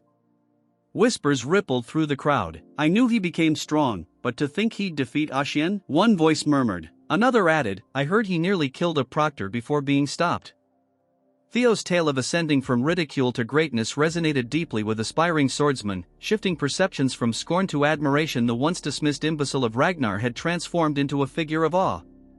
A notification flashed before Theo: "You have become the overall valedictorian of the awakening ceremony." Another alert followed: "Congratulations! You have completed scenario quest number 3, Victor of the Awakening Ceremony. You have obtained an ether core as a reward." The item had been stored in his inventory. Theo blinked at the message. Ether core? He wondered. Considering how long this quest took, it must be something valuable. His gaze shifted to Ed Trovan, who stood among the crowd. The Central Intelligence Bureau?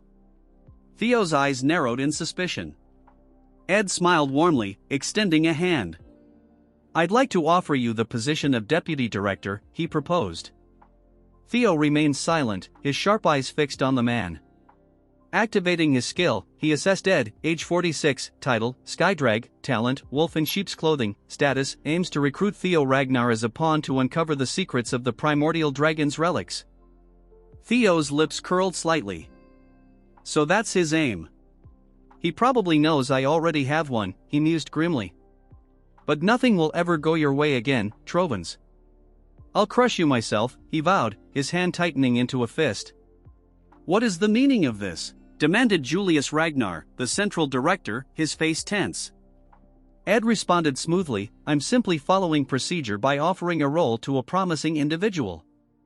"Is there a problem?" "Don't insult our intelligence," Julius retorted fiercely. "This is clearly a poorly concealed attempt at revenge for your nephew." Ed chuckled softly. "I can see why you'd think that, but you're mistaken," he claimed with a sly smile.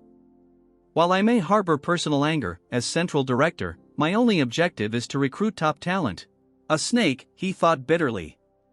He cares about nothing but his mission, even after his nephew's death. Vanna Ragnar intervened, stepping forward. "I understand the desire for skilled individuals, but we've yet to officially begin the proceedings." "Hold your horses."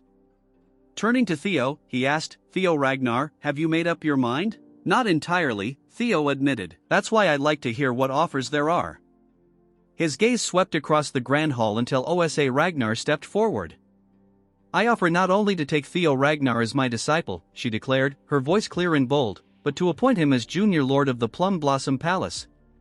The crowd erupted in whispers. "Did she say junior lord?" someone exclaimed in shock. "Lady Plum Blossom doesn't have any children of her own," another murmured in disbelief.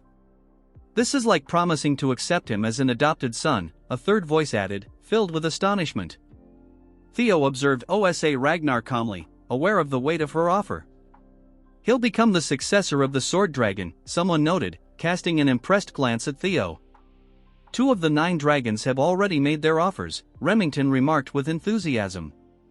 "You truly are remarkable, young Master Theo."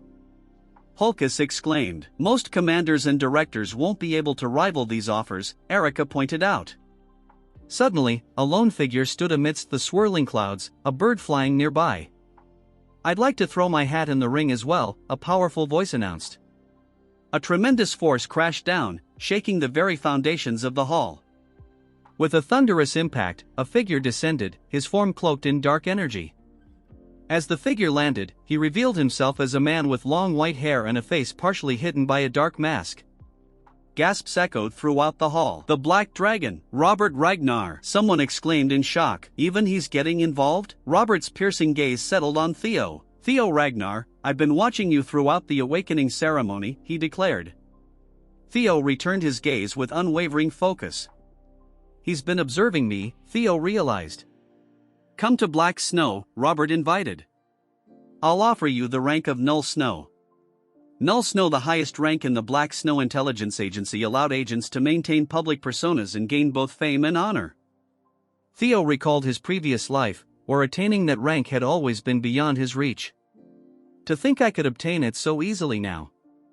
Pharaoh Ragnar cleared his throat, drawing attention. Theo Ragnar, you left a lasting impression during the third stage, he said with a warm smile. I hope you won't forget about Zenith Academy. The Zenith Dragon? Aaron, the supervisor who had once saved Theo, exclaimed in disbelief. That's 4 out of the 9 dragons, Evelyn chimed in. Let's not forget there's still one more. Our commander, Aaron whispered. The demon dragon, Evelyn added with admiration. Julius Ragnar, commander of the White Armored Dragon Cavalry, stepped forward. The White Armored Dragon Cavalry will not offer any special treatment to Theo Ragnar, Julius announced firmly. He's sticking to his principles now? Aaron exclaimed in surprise. As expected of our commander, Evelyn said proudly. Julius's expression remained resolute. Honor is earned through one's own merit. Although I wish to recruit Theo greatly, I cannot show favoritism. It wouldn't be fair to other recruits. The only promise I can make is my full support for his growth and the pride of being a dragon. His unwavering gaze settled on Theo. Standing in the center of the hall, Theo took a deep breath, his eyes briefly closing. When he opened them, a determined gleam burned within. With a confident smirk, he declared, I will choose. Suddenly, a sharp voice laced with an enigmatic power sliced through the air. You're a regressor, aren't you? Theo's eyes widened in shock as he whipped around, searching for the source. His gaze locked on a woman seated regally on a throne, Hilda, the former clan head. His throat went dry, and he swallowed hard. I have no idea what you mean, he replied, keeping his tone carefully neutral. Hilda's lips curled into a knowing smile.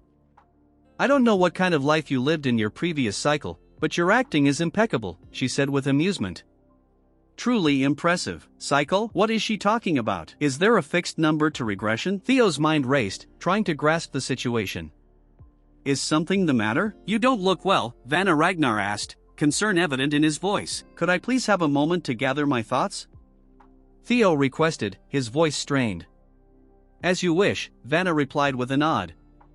This is indeed an important decision, but don't take too long. Hilda leaned back, a smirk playing on her lips. There's no need to hide it. After all, I'm also a regressor, she revealed. Though the cycles permitted to me have now ended.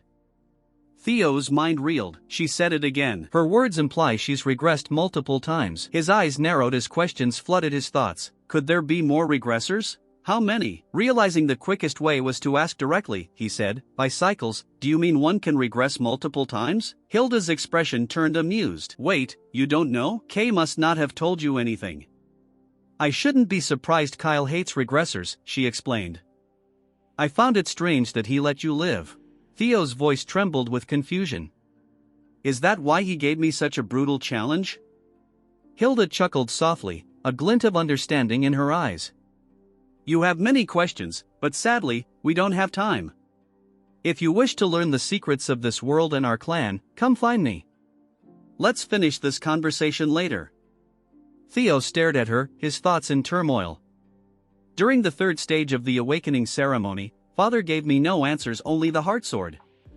His gaze lowered as he recalled the ceremony. So Father hates regressors. But that energy Lob Brock's essence I sensed from him back then. A realization dawned. The stolen heart of Lob Brock. Was it really Father who took it? Is it because Lob Brock, as an ancient dragon, welcomes regressors? A human defeating an ancient dragon seems impossible, but perhaps not for Father, who is called a demigod. He glanced toward Kyle Ragnar, seated on his throne, watching silently. To uncover the clan's secrets about regression, I have no choice.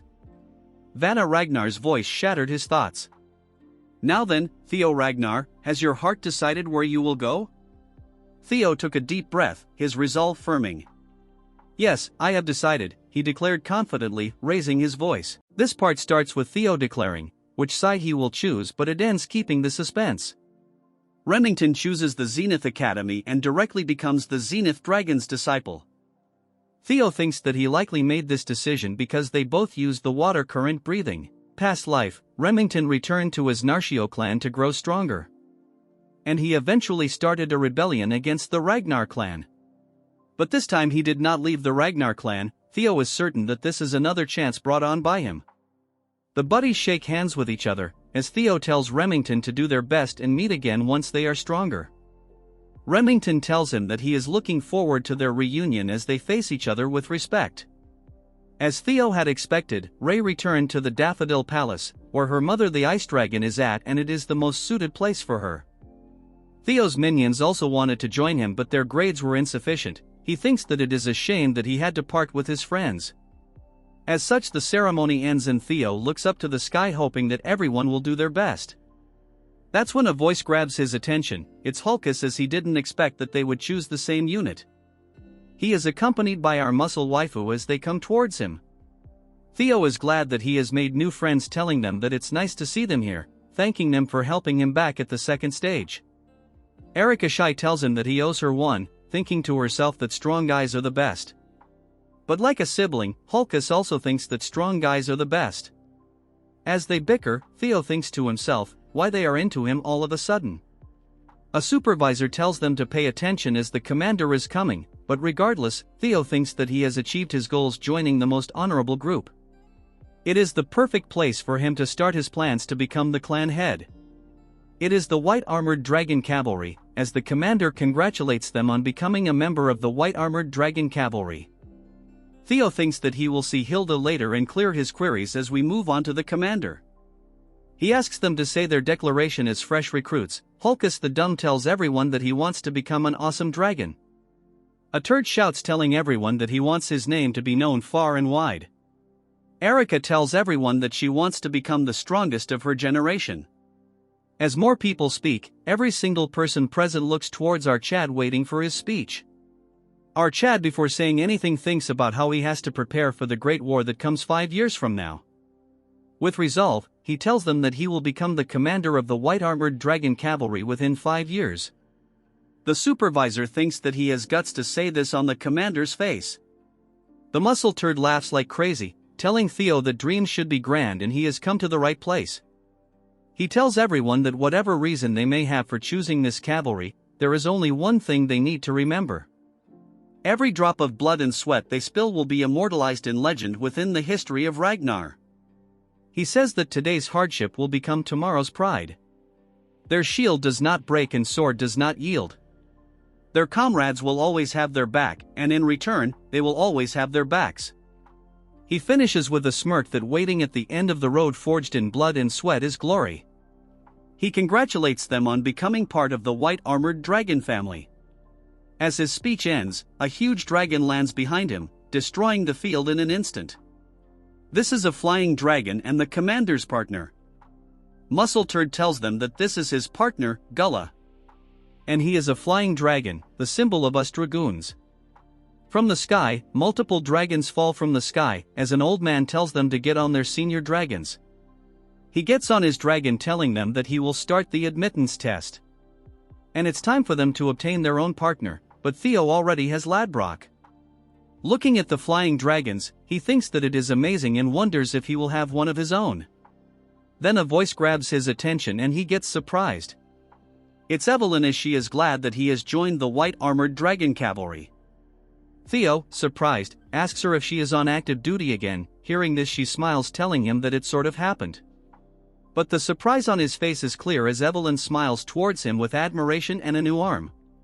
Guess now he can wife her up, which is a must as she continues to smile towards him. This part starts with a flashback. Mommy, accompanied by her mother, visits Evelyn, thanking her. Seeing her, she gets shocked and greets her. She elaborates that if it isn't about Theo, even if he didn't take help from her, he would have blossomed because of his immense talent. Mommy tells her that it might be the case, but she is someone who trusts her Chad and cares for him, and one who will want to help him without any return, clearly stating that she is one of the most important people to our Chad. Hearing this, she gets stunned, telling her that she is only an one-armed trainer. Mommy elaborates, telling her that the light illuminates the way in the darkness. There are many times when they don't even know how bright they will shine. She says that Evelyn is that kind of light and she will guide it. Hearing all this, she gets shocked. The scene beautifully shifts to the present where she is seen riding the dragon. She thanks Theo's mom and him because he wrote all this to her, and thanks to that, he was able to take reins again and return to her squad. Theo thinks to herself that this is something he should have done earlier, but it looks like his mother took care of it for her, thanking her in his mind. As for Evelyn, she thanks our Chad again and pledges her loyalty as his sword, more like waifu, but that a different story. As they fly through the vast area, Theo laughs, enjoying the beautiful scenery. They stop at a certain place and tells him that this is the White Dragon's nest, where the flying dragon wyverns live. She explains that the White Dragon unit carries out operation using wyverns. The introduction ceremony is being held here. She tells him that he has to find a partner or else he cannot join. He asks her if he cannot find, can he join? She tells him that it is possible but very rare. He wonders her if his friends are okay, but imagines that it would not be a good fit for them. Evelyn tells our Chad to roam around. Usually one can tell right away which wyvern will be her partner. The first dragon is the Opteryx, a huge predatorial monster with a massive body that has massive body and can get as big as 15 meters. Next is the poison dragon Avalon. It has a snake-like body and a stringer attached to its body. Then comes the blade dragon Shijika. It's a calm herbivore, but if it senses danger it will retaliate severely. Finally there are the velociraptors. They are agile and smart, usually hunting in group, and have the ability to breathe fire. Just visiting them, our Chad turns into a deformed Lego. Evelyn says that the wyverns managed by the White Dragon Corps are usually divided into 4 types. She asks him if he is feeling anything. Thinking like a retard, he thinks to himself that he has an eye for a guy, but he cannot see it. 6 years after the Great War, a wyvern suddenly raided the White Dragon unit. It annihilated over 100 wyverns by itself, which were carefully raised by the Corps. It got the name the Shadow Evil Dragon. This Chad wyvern burned down 8 villages and killed dozens of inspectors. In the end it was finished, but the Demon Dragon and the Sword Dragon to stop this. The nickname Lurker was given to it because of its ability to hide in the shadows. He thinks that this is the ideal type for his partner, but he then tries finding the guy he was in his last life. That's when he finds it surrounded by multiple wyverns. As the muscle head was resting, a voice grabs his attention, telling him that he looks happy. He tells her that it would be dumb to be happy because a dragon has joined his group. She tells him that it is great, and curiously asks him he is thinking of making Theo the next captain of his unit. She finds it impressive that he is careful with his word. Like a Chad, he tells her that because the mouth is the source of all trouble. She thinks he is drawing a bigger picture than she has thought, but he is confused. He tells her that Theo has joined the unit, and cannot just give him to her. Because she tells him that she is here to provide a suggestion, she tells him to give Theo a double enrollment. Hearing this, he gets shocked. Moving on to our duo Evelyn, and scared as Theo asks her if she knows the blue and white wyvern. She elaborates that it is something that has been bullied for a long time. They tried to prevent it, but nothing seems to work. It is likely because this is not a wyvern, that is why it is being criticized. He is confused, asking her if it is not a wyvern. She says that it was born from a male wyvern, that is why it is a beeper. Theo is confused because a beeper is a first-class monster that lives in the deepest parts of the forest. Evelyn tells him that is the mystery, because originally it was impossible for it to be born. Usually first-class monsters are considered natural disaster because they could cause enormous damage and can even destroy the Great Wall. Among them, the beeper is one of the strongest that lives in the deepest parts of the forest. He thinks if its ability is because of it being a beeper. As Theo laughs thinking about it, Evelyn says that when the child was born it was a big issue in the unit. At first she decided to observe its nest, but realizes that it was not getting accepted. She has a lot of concern because completely isolating them is not a good thing. Theo thinks that this is one more reason to choose this because it resembles his life. He tells Evelyn that this is going to be his partner. Before she can finish, he jumps from the wyvern, thinking that he will make it his as. A huge collision of thunders lights the entire area. Theo launched himself into the air with a powerful burst, catching Evelyn completely off guard. "Cried out!" she exclaimed as young Master Theo soared gracefully through the sky, his expression a blend of exhilaration and determination. A blue-bordered system notification window materialized before him, indicating that Theo was now harnessing his newly acquired telekinetic abilities. With a mere thought, he summoned several swords to his side. Their blades shimmered with an otherworldly azure glow, matching the eerie luminescence emanating from his eyes. Hatchlings could also employ telekinesis to manipulate specific targets. He landed softly, the conjured swords circling him protectively. Using controlled bursts of energy, Theo propelled himself upward, his motions rapid and exact. Goodness gracious! When did he learn telekinesis, let alone how to wield it so skillfully? Evelyn murmured, her voice tinged with both astonishment and admiration. Wow, his progress is simply astounding. The wyverns in the nest reacted to Theo's display of might. Their cries were a blend of dread and unease. One particular wyvern, Umbra, bellowed, its eyes blazing with a fierce white light. Undaunted, Theo continued his climb, his focus unwavering on Umbra, recalling the similar treatment he had endured in the past. Imbecile, others had once jeered, questioning Theo's heritage. Is he truly a Ragnar? He's far too inept, even for a bastard child, another sneered. Theo's eyes narrowed, a flicker of ire crossing his features, causing sparks of blue energy to sizzle around him. He unleashed a surge of power, activating his Thunder Dragon breathing technique. The atmosphere crackled with energy, and a visible emblem, the dragon mark, ignited to life upon his skin, enveloped by a cobalt-electric aura. The wyverns, sensing Theo's formidable strength, shrank back in terror, their shrieks growing louder. A few tried to escape, their actions frantic and disjointed. Fleeing at the first sign of intimidation, Theo commented, his tone dripping with disapproval. Bullies are nothing more than cowards hiding behind masks, he added, his gaze locked onto the retreating wyvern. Theo, noticing Umbra's distress, called out, "Are you all right?" Umbra responded with a low growl, its voice laced with a mix of fear and defiance. "Key," Umbra cried out as it began to take flight. Sensing the wyvern's apprehension, Theo shouted after him, "I'll wait." Evelyn, observing the scene, cautioned Theo.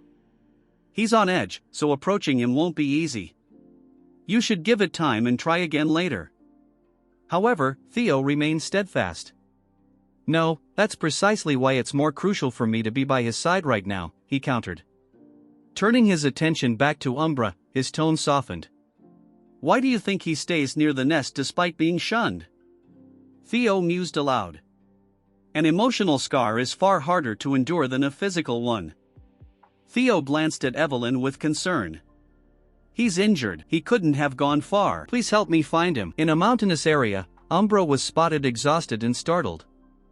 Theo approached a glowing rock, which illuminated brightly. Many had attempted to tame Umbra, but none succeeded. The commander, his gaze sharp and voice firm, remarked, "He's extremely wary of people. In his current state, it will be even more challenging." He then asked Evelyn if she could fetch something to feed him. "In the meantime," Theo said, "I'll try to understand him. After all, this is my admittance test." Theo unleashed his ability, Wyvern Fear, while Umbra countered with Drake Fear. Umbra let out a thunderous roar. Theo took a step forward, Umbra mirrored him. Theo advanced again, and so did Umbra.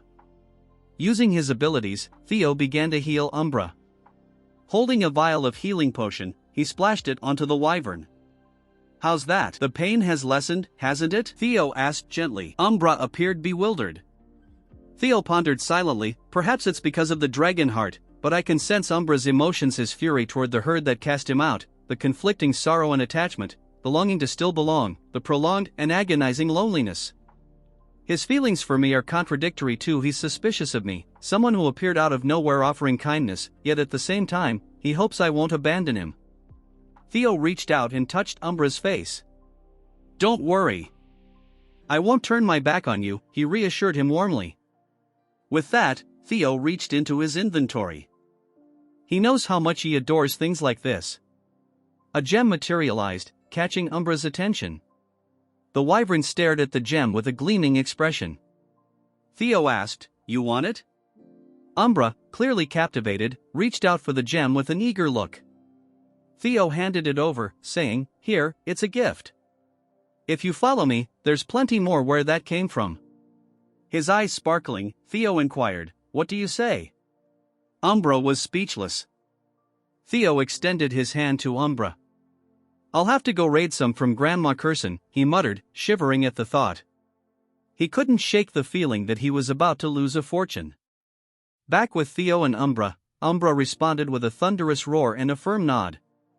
A blue system notification window appeared before Theo. New skill acquired: Wyvern Taming, rank C. Mastery, 1% higher. Mastery increases a tamed dragon's trust when mounted and grants a 10% power boost to both rider and mount. With that, Theo soared into the sky on Umbra's back. Evelyn, who had been watching, stood bewildered, dragging a couple of bulls behind her. Confused, she questioned, "Huh? How did you do that? It's never opened up to anyone before." A smirking Theo and a content Umbra returned. Evelyn remarked, "It's nice seeing him eat so well," as Umbra devoured the food she had brought. Theo thanked her, saying, "Thanks for the meal, Evelyn." Flustered, Evelyn pressed further, "Seriously, how did you manage it?" Theo replied casually, "He simply tended to the wound in his heart." Once his emotions were wavering, the gift sealed the deal. Evelyn was left speechless. Jokingly, Theo teased, "Haha, you want him to eat that?" Evelyn, still puzzled by the unfamiliar food served to her, thought to herself, "That's so like young Master Theo. Not only is he skilled at charming people, but he can even win over a wyvern." Evelyn, now astonished, exclaimed, "Congratulations, young master. He's acknowledged you as his partner." She explained further, "A wyvern offering its neck and back is a sign of trust." Suddenly, panic struck her.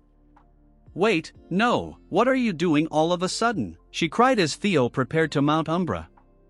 Theo calmly reassured her, "It's fine, I've got this." Evelyn interjected, "Even if he's accepted you as his partner, you haven't received any flight training yet. Riding a dragon without reins and a saddle is extremely dangerous." Her expression turned frantic as she shouted, "Taking off like that is a one-way ticket to disaster." Theo, with a confident grin, assured her, "Relax, I've got plenty of tricks up my sleeve." A system window popped up, activating skill, Wyvern Taming to compensate for insufficient riding skills. With that, Theo and Umbra took to the skies. Evelyn watched in shock and concern as they flew gracefully. Theo, smiling, mused aloud, "I get it, he wants to show me something, right? Let's go together." As Umbra continued to glide through the air, Theo's thoughts drifted. Something's not right. How did a pure-hearted dragon like him turn into such a fearsome demon, earning the title Evil Shadow Dragon? The scene shifted to a waterfall, where black liquid seeped into the water below. A surge of pure energy radiated outward, a visible sign of the ancient ritual underway: purification and rebirth. The process removes impurities from the body and enhances one's ability to gather mana more efficiently. It is an ancient secret technique requiring multiple strong mana users and days of intense suffering to complete. The scene shifted to Theo, his body glowing with power, though it was noted that this method had only been effective on children under 5 years old. A sense of impossibility lingered in the air as a close-up revealed Theo's face, now marked by the swirling dark energy of the phantom dragon. This purification happening to Theo was the result of countless perfect coincidences. First, the deadly core poison that invaded his body. A skeletal figure with burning red eyes lunged at him, its chain form representing the poison. Second, the concentrated mana gathered from decades of consuming ghost shade, symbolized by ominous purplish-black flowers. Umbra, who had mastered neutralizing the poison, was shown alongside images of crystals, flowers, and leaves. Everything balanced precariously, depicted by a spectral image of Theo's body where light and dark energies intertwined. Instead of rejecting or being destroyed by the demonic poison, Theo absorbed its essence, transforming him completely. As the swirling vortex of dark energy faded, Theo gasped in shock and pain, feeling overwhelming power surge through him. Evelyn, her voice laced with worry and relief, asked, "Are you all right, young master?" Kneeling beside him, her hand hovered over his, concern etched on her face. "Theo," he whispered weakly, with a faint smile, he reassured her, "Sorry for making you worry." Evelyn appeared dazed but relieved as a blue-bordered system window appeared before Theo, showing his updated status: Theo Ragnar, 17 years old, male, title Flash Tiger, the greatest prodigy in a millennium, talents Ragnar player. Looking around the mystical cave, he remarked, "These crystals are condensed pure energy, their diluted toxicity acted like medicine instead." Glancing at Umbra, he expressed gratitude for trusting him before stating, "Ragnar's already perfected physique has gained both purification, rebirth, and phantom dragon traits." He raised his fist, declaring his growth speed would now be unimaginable. Taking a deep breath, Theo shifted his focus to a more urgent question: who was the old man? His attention turned to the skeletal figure hanging from chains nearby. Theo and Evelyn approached the wall behind the corpse, where faint inscriptions were carved into the stone. "What is it?" Theo asked. Evelyn replied, "There's something written here, a journal." Theo squinted at the faded markings, noting that only a master craftsman could have engraved such fine lettering. The words painted a chilling picture of a life consumed by vengeance, mentioning Kyle and Robert, who had defeated the writer. Shocked, Theo and Evelyn read on as the entries described the writer's rapid physical decline, possibly due to Robert damaging his mana core.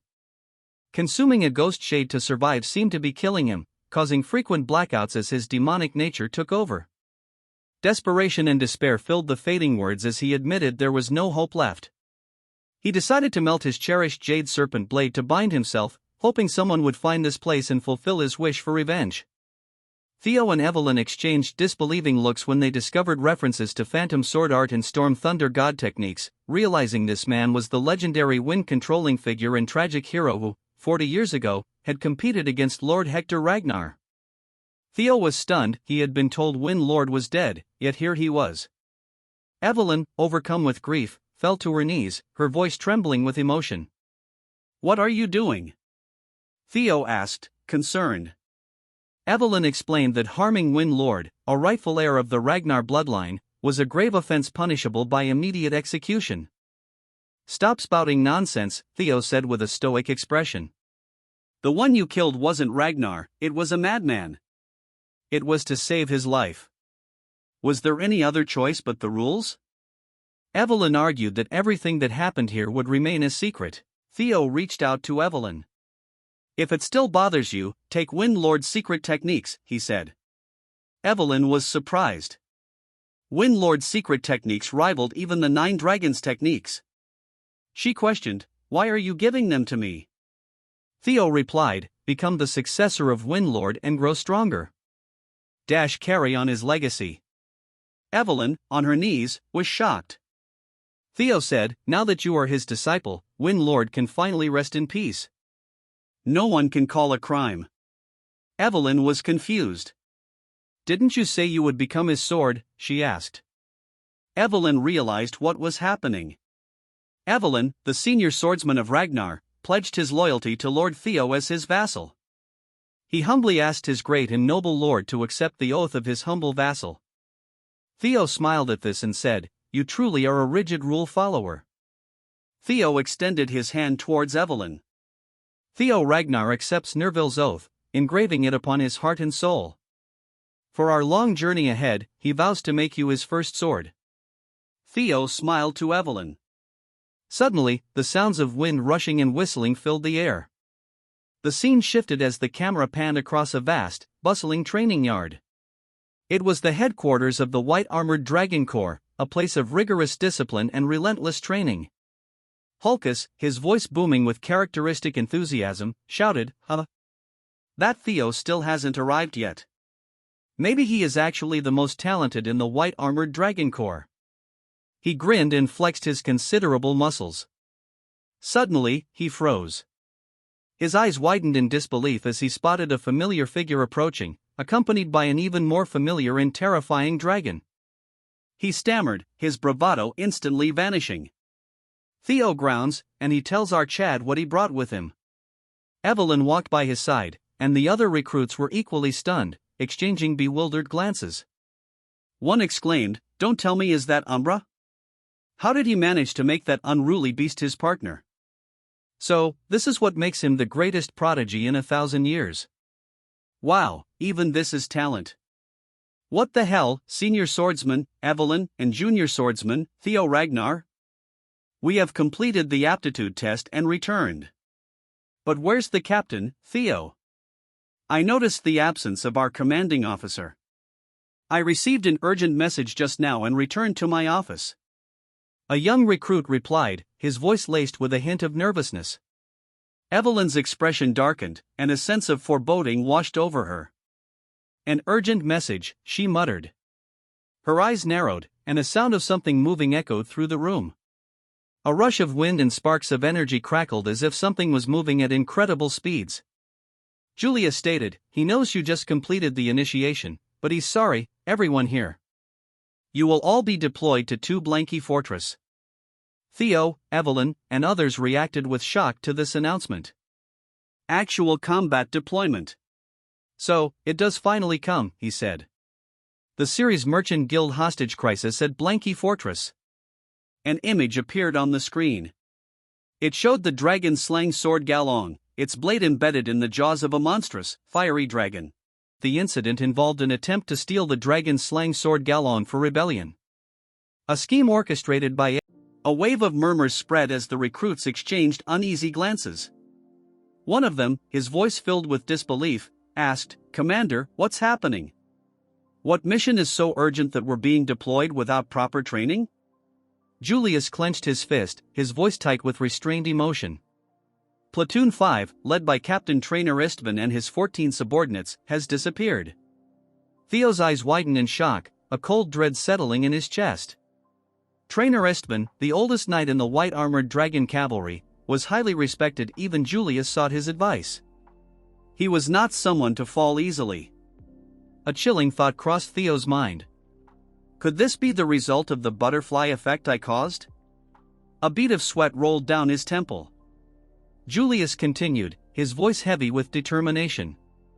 According to a report from the Black Snow, there is an 89% chance they are dead. Even if they survived, they would be in no condition to continue their mission. The available troops will form a new temporary Platoon 5 and take over their task. He scanned the recruits before delivering the final order. Evelyn will be the captain of the temporary Platoon 5. Deployment is in 3 days. Complete all basic training by then. Julius tightened his fists. I refuse to believe they are gone.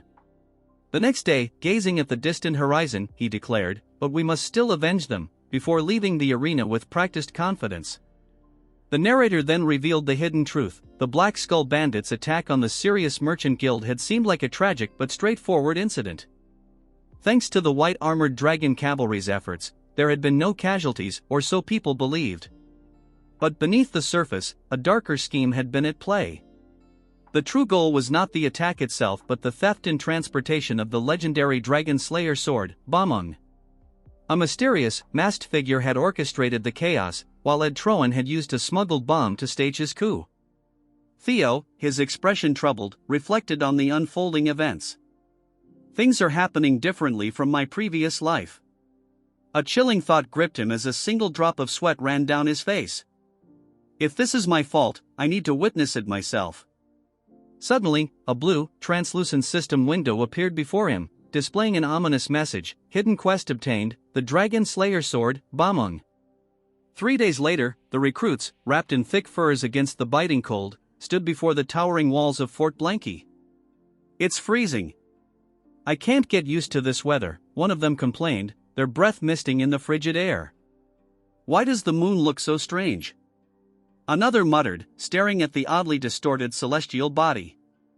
Suddenly, a chorus of shouts rang out. It's the white-armored dragon cavalry. A sentry perched high atop the fortress walls shouted a warning, sound the alarms. It's the white, but before he could finish, a barrage of dark, magic-infused projectiles struck the tower, silencing him in a violent explosion. Evelyn, her voice sharp with command, cried out, "Bombs away!" The recruits, their expressions set with determination, unleashed a relentless volley of explosive attacks as the air roared with the cries of their dragons and the deafening blasts of impact. The ground trembled under the onslaught, a chaotic symphony of destruction. Take cover inside the castle. Don't waste your life. A desperate voice urged amidst the chaos, while warriors clashed in a deadly storm of steel and fury, blood splattering onto the snow, painting a gruesome scene. Theo and his comrades moved with precision, cutting through enemy forces with lethal intent. Kill them all. Show them the price of crossing the white-armored dragon cavalry. Evelyn shouted, her rage fueling every strike. The once mighty fortress, a beacon of strength and security, was now engulfed in flames, its walls collapsing under the merciless attack. Amid the destruction, a soldier, his face grim yet satisfied, muttered, "I would have been dead if I left even a minute later." Wiping the sweat from his brow, a smug grin spread across his face. Whatever. As long as I deliver this, my mission's done.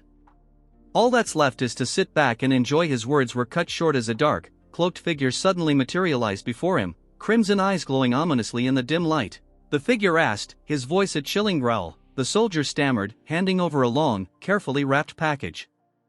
Good. It's the right item, the figure confirmed, his tone devoid of emotion. We have what we came for. Prepare for the next phase of the plan, he ordered, his voice echoing across the snowy battlefield. Yes, sir, came the synchronized response of multiple voices. The figure surveyed the battlefield with grim satisfaction as his subordinates obeyed without hesitation. All that's left, he muttered, his gaze shifting to a group of individuals operating strange mechanical devices with precise coordination. Subjugation complete, Theo remarked, grinning. Ah, that was easy, he laughed confidently. Evelyn, however, responded with a hint of doubt. You're right, it was too easy. Theo frowned, deep in thought. How could the original Platoon 5 be wiped out so easily? Activating hatchling synchro, he accessed the memories of fallen enemies. This guy knows they stole Bomon, but he hasn't actually seen it, he muttered, brows furrowed. That's expected from low-rank soldiers, but even their top officers don't know its location. Am I missing something? Theo, is something wrong? She asked. No, just lost in thought, he replied, shaking his head. Nearby, Sword smirked. You may be the Flash Tiger, but a newbie is still a newbie. Just admit you were nervous for your first mission, Aaron teased. We've rescued the hostages, so let's regroup with the platoon. Theo sighed. Yeah, as you wish, I just want to go home. As Sword walked past, Theo suddenly wrinkled his nose. Gunpowder, he muttered, eyes darkening. Without hesitation, he leaped into action, his movements fluid and precise, his sword flashing in the dim light. What's up with him? Amused. Maybe he just hates how you smell, Aaron joked. Theo sprang forward again, throwing projectiles that struck with deadly accuracy. I knew it, he muttered, unease creeping into his voice. What's wrong, Theo? Aaron demanded, her eyes widening in horror as she spotted barrels filled with volatile explosives. Those turds were planning to take us down with them. She gasped. We need to get out now. Theo ordered, his tone sharp with urgency. Understood. His allies responded. Suddenly, a swirling vortex of darkness appeared. Theo's eyes widened in alarm. He shouted, frustration and despair surging through him as the fortress exploded, the shockwaves tearing through the air. Reload, a cold, emotionless voice commanded. The figure, unfazed by the destruction, extended his hand into the dark void. Another wave of explosions rocked the fortress, its foundations shaking under the relentless assault. Exterminate them all. Leave no survivors, the figure ordered, his tone merciless.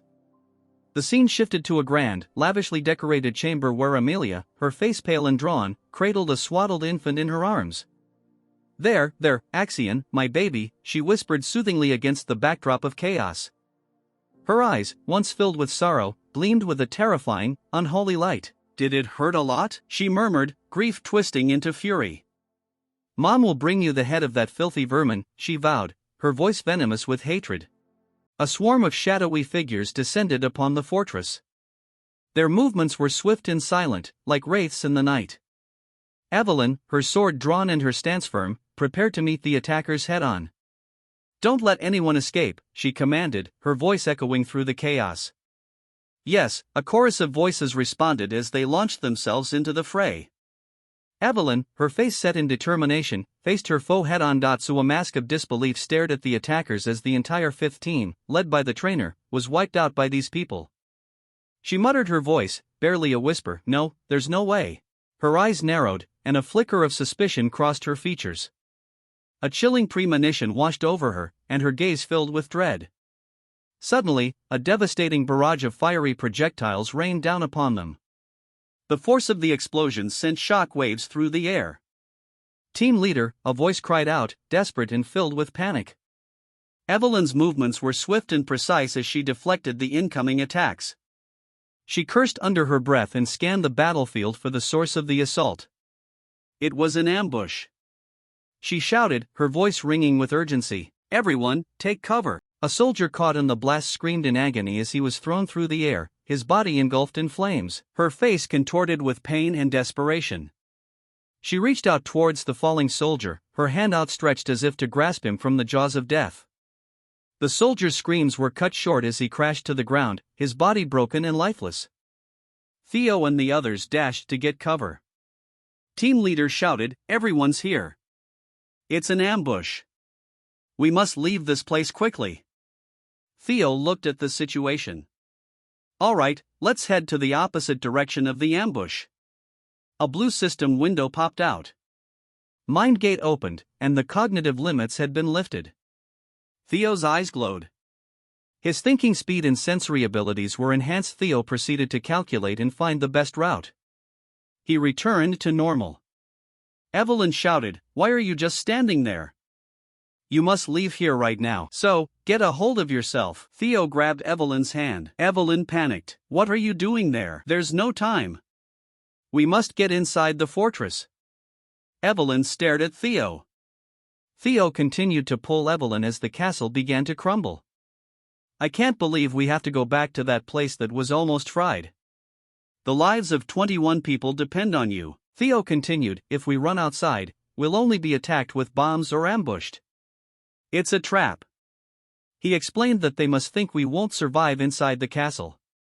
With shining eyes, he used his hatchling synchronization ability to read the layout.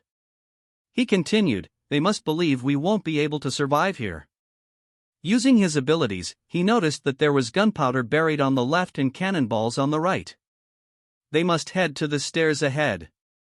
The group ran through the stairs, but Evelyn noticed something was wrong.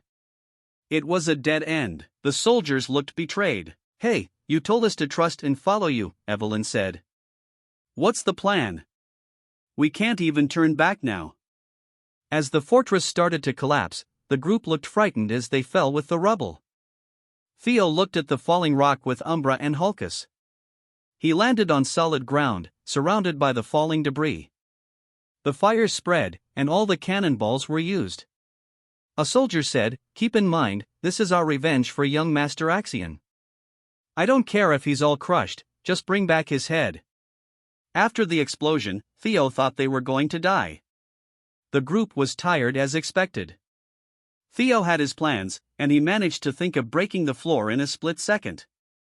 As the group spoke, the enemy appeared behind them. "What's this? Why are you guys here? Black Skull? Why are they here?"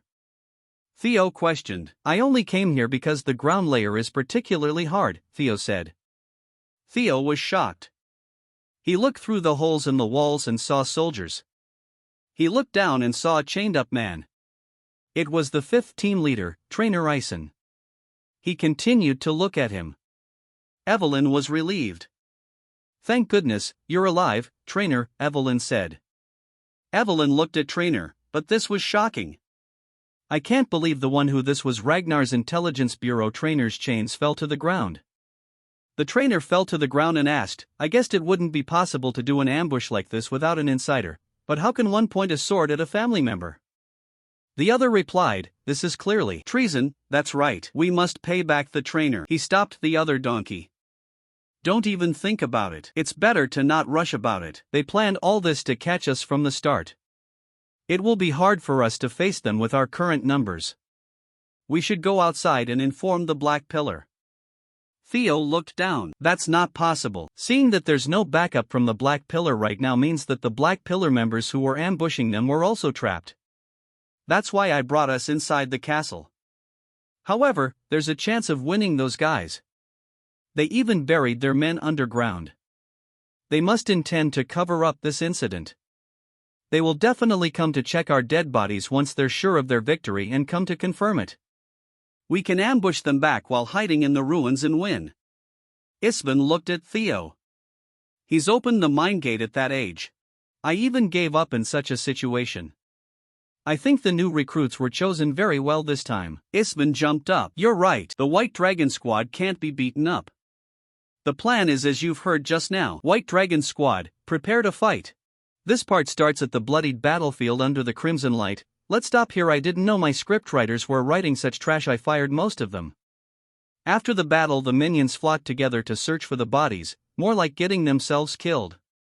As they looked through the bodies, they found bodies of their allies and one of them was alive, but instead of saving him, this ugly Barbie kills the man. He asks his lackey if he found the bodies. The trash tells the Barbie that they have yet to find any bodies. They are done searching the western side of the fortress, and now they will look around the eastern side. The Barbie thinks that the results were negative from the ambush team as well. As this Barbie goes around catwalking, he thinks to himself that the bodies of the white-armored dragon cavalry are the only ones missing. He tells his guys to stop and asks them if he has seen any member who are from the white-armored dragon cavalry.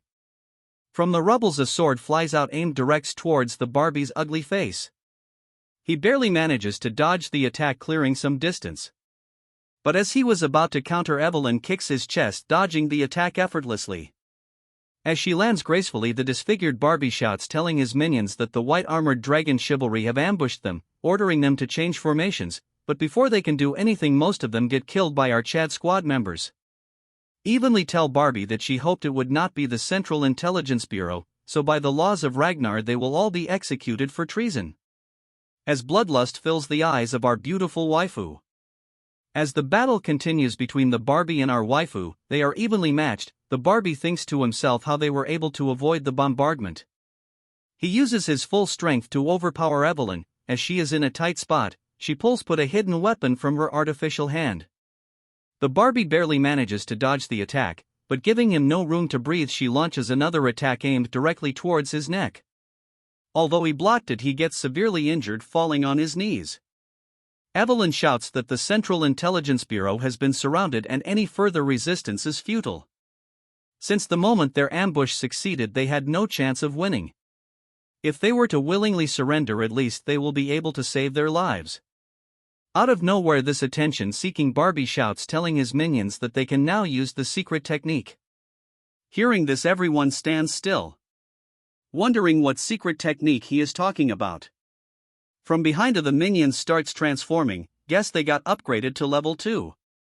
The minion who was scared of Theo charges towards him, veins popping from his face as if he has constipation. Theo realizes that the technique he is using is the reverse blood surge technique. It a forbidden technique that drains one's life force. He has gone so strong that he manages to push back our Chad, who was overthinking like you guys. Theo notices that multiple minions are charging towards him when he is off balance. But before it lands, our Chad, one of the captured members, uses his body to block all the attacks. As he falls to the ground, he tells our Chad to leave this area with his life. Useless sacrifice, since our Chad is stronger than him. Seeing the guy fall tot, he ground. Theo gets angered as he starts using his real power. Using the Thunder Claw technique, our Chad lands such a strong attack that it raises all the minions in a second. Then Theo activates his mind gate, and in a matter of seconds he breaks in between everyone duel and finishes the minions off effortlessly.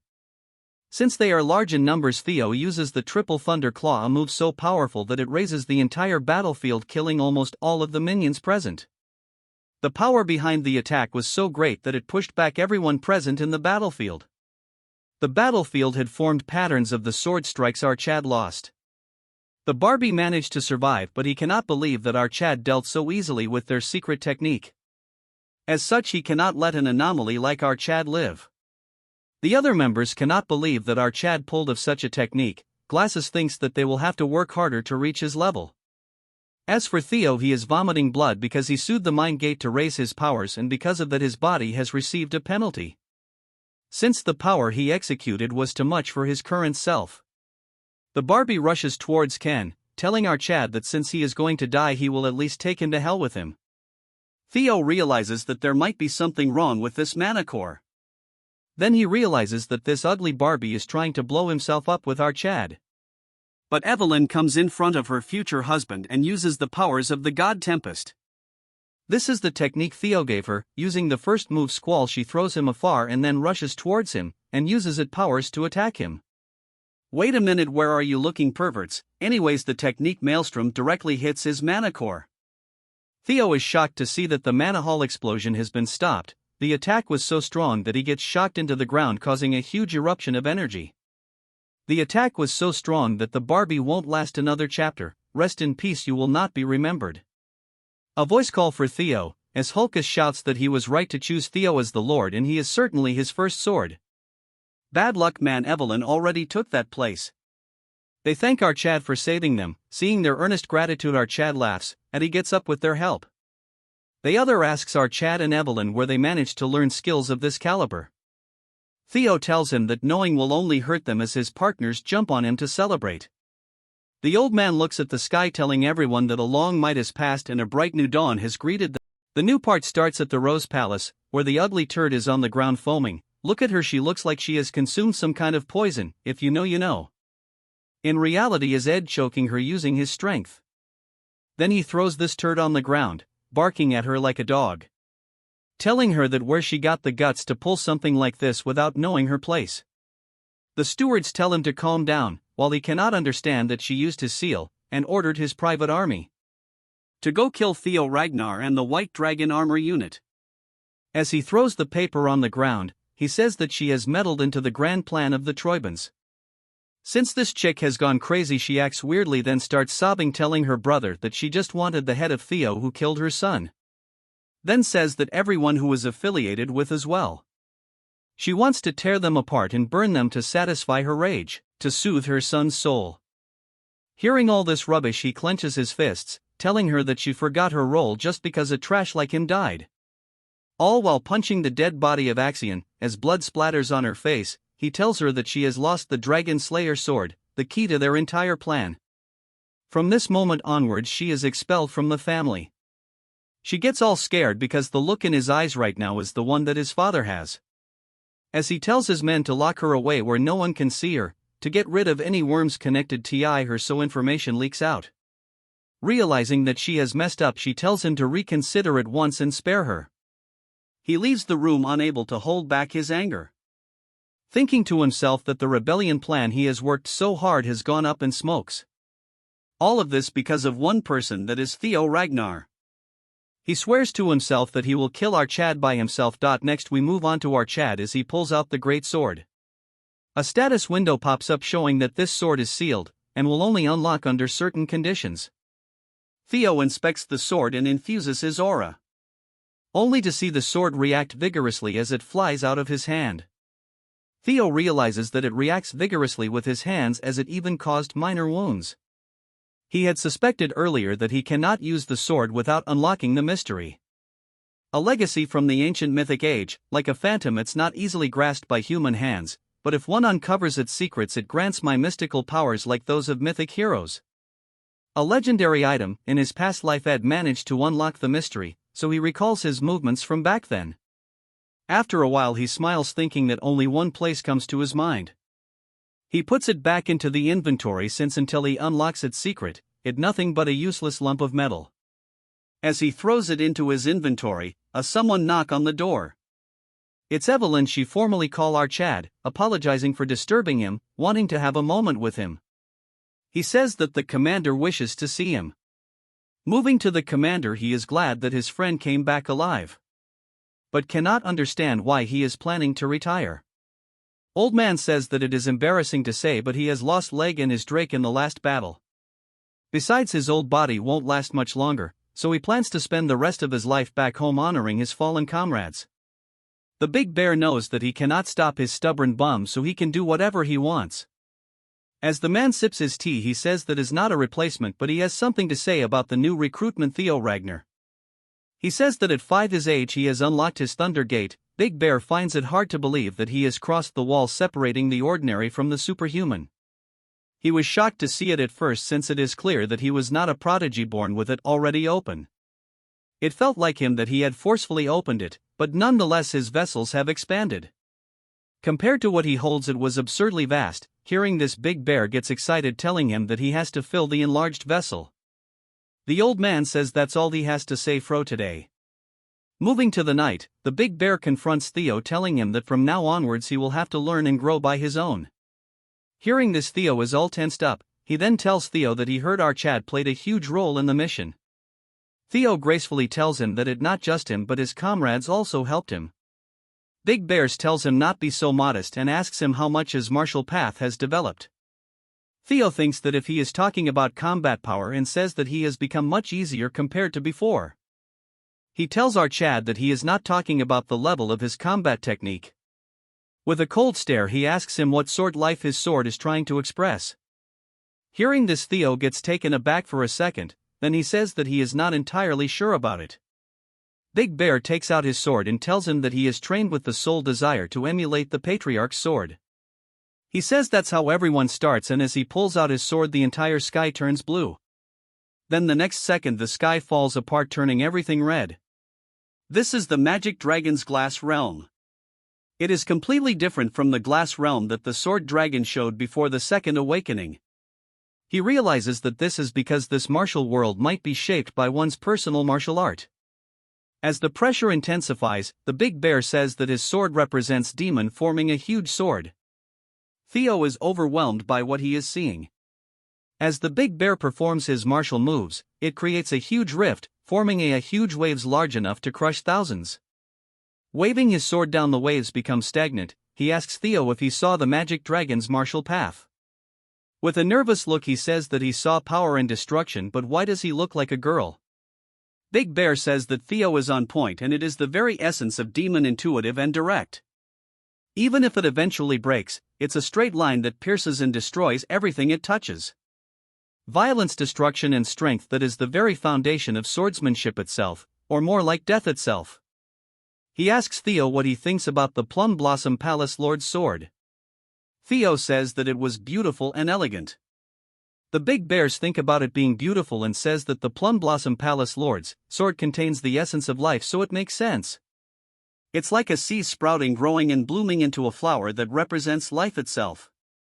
It's slow yet gentle and ever-changing, yet it never stops growing outwards. Theo thinks that this is the martial path, and wonders that even among the 9 dragons, the interpretations of the sword differs greatly. Big Bears laughs and asks Theo if he thinks that life and death are completely opposite. Theo asks him if that's not the case, but Big Man won't answer, as he stops his martial realm. Then hands Theo a book. He asks what this is, and it shocks him. It's a dialogue between him and the Plum Lord about the truth of the sword. Hearing this, Theo gets shocked, and Big Man says that it's extremely rare, but Theo got it, since he is a joint member of both the Magic Dragon and Sword Dragon. Hearing this, he is finding it hard to comprehend, as the two instructors sit together in a secluded place. This scene has happened when they were completing the book. He thinks that she is very cruel since Theo belongs to him, yet she wants to share him as a joint disciple. She tells him to be not jealous, because at the end of the day, this is all for Theo's, and he cannot deny that. Since he should be aware that Theo has garnered expectations that rival the other successor candidates. His talents means that he is growing rapidly, so he will hit a wall much harder. When he does face that wall, this will help him a lot. Old Man says that it's all fine, but what if a time comes when our Chad becomes an enemy of Ragnar? Hearing this, she gets shocked, because she is also aware that those who grew rapidly like this meet an unfortunate end. He says that if history repeats itself, the teaching will return to them as blood spilled for Ragnar's. She finds it unexpected, because she thought that his head was full of love for him. But after hearing his concerns, she is now certain that he is the right person to hold on to this. She hands him the manuals and tells him that when he is worthy of being a Ragnar and can value every moment, he should pass it on to him only. Moving on to the present, he has handed Theo the manual. To Theo, he thinks that the 2 dragon number 1 and 2 swords of the clan.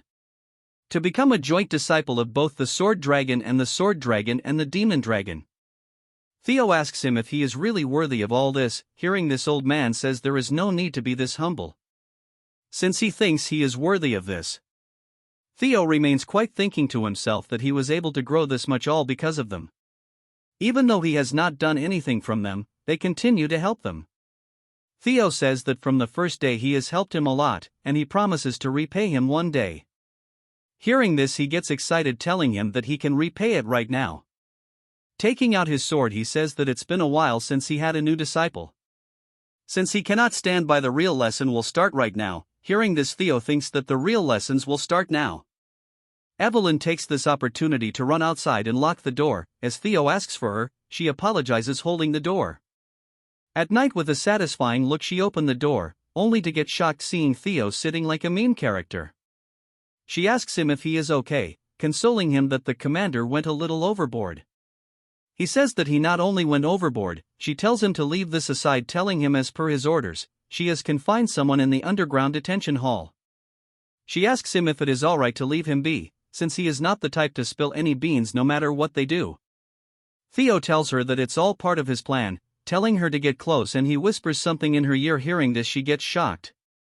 The scene shifts to the Plum Blossom Palace, precisely the palace training ground. Theo greets her and she tells him that she has been waiting for him, asking him if he got the present that the demon dragon and she prepared for him. Theo says that her present has been great help to him. She summons her sword gracefully, flying in the air as plum blossoms surround the entire ground, and she gracefully land to the ground. What a way of flexing. She plans to continue to teach our chat about the building blocks of the technique that one might easily overcome, which is the root of swordsmanship. She again flexes, telling him that she would love to discuss how to blossom life with the sword. So she asks our chat again if Theo would like to become her disciple. Theo says that before he answers this question, he has something to ask her, telling her she is asking this question as the Heaven Dragon Sword Master. Hearing this, she is surprised that he is aware of something that most people of the clan aren't aware of. She won't deny it, telling him that the Heaven Dragon School is a secret school that passes its teaching down through only one disciple, and she is its sole inheritor, asking if he wants to know her true intentions. Theo apologizes, telling him that she won't scold him, elaborating that she has no ulterior motives. From the Plum Blossom Sword technique to the Heaven Dragon Sword, she was going to pass all of it to him. Hearing this, Theo gets shocked, unable to speak a word. After some time, Theo exits the hall, when a nobody call for him, asking him if he is Theo, the new recruit of the White Dragon Cavalry. Hearing this, he asks him what if he is, and it's none of his business. This guy gets offended, calling Theo a curt for not even exchanging proper greetings. This busybody says that, since he has now become a member of the Plum Blossom Palace as a disciple of Lady Plum Blossom, he should be showing the bare minimum of respect towards his seniors. Since Theo is a type to get bullied, he says that he was wondering what this was about, but it was just an immature attempt at protecting his fragile egos. He asks him to bust his ass since he is not even his direct senior, so their ranks don't matter. Hearing this, their fragile egos get hurt. This turd shouts, telling him that what is he then, since he is not a disciple of the Plum Blossom Palace. Before Theo leaves, he says that they are gravely mistaken. The lady offered him to become her disciple. Turning around with overflowing aura, he says that he rejected her. Hearing this, they get shocked. We move on to what happened before. Theo asked if she is serious about passing both techniques to her. She asks him if it's enticing, which obviously is. Theo cannot understand why she cherishes him so much since he hasn't done anything for her yet. Hearing this, she tells him to stand up and tells him there is no big reason, but it's because it's just him, telling him that he reminds him of the clan head, her husband Kyle. She says that he is exactly like him in his youth. Now that she thinks about this, it's not just the appearance, but even he used to chase after dreams and ideals when he was young, or maybe he is still thinking of it. This is why he could not despair and worked hard to break through any trials and challenges. Every day was an unending hardship, despite that not even for once did he yield or bend his principles.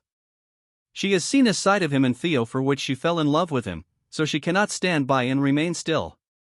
She asks him if this answers his questions, so now it's his turn to reply.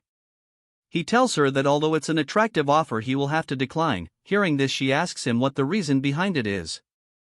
He says that currently he has too many teachers, along with her, who has taught her many things. The demon commander Julius, his teammates, and his friends Hulkus and Erica, and even Ed and Axion, he considers them all his teachers. She gets shocked that he even considers Axion and the Sky Dragon teachers, since she heard they are on bad terms. Theo, in a nervous tone, says that because of the hardship they created is what built the current him. She remains quiet as he says that his sword has learned and changed because of everyone who has either loved or wronged him. For this very reason, he is not confident he will be able to uphold the school's tradition and pass it down to the next generation. She thinks it is regretful because his sword is ever changing, but Theo tells her that although he cannot become her disciple, he will gladly become her son. Hearing this, she seems genuinely shocked.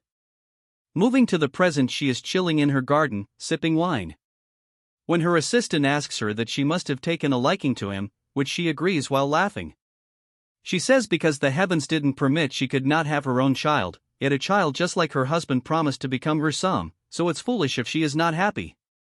The assistant says that she is happy to know that she is delighted.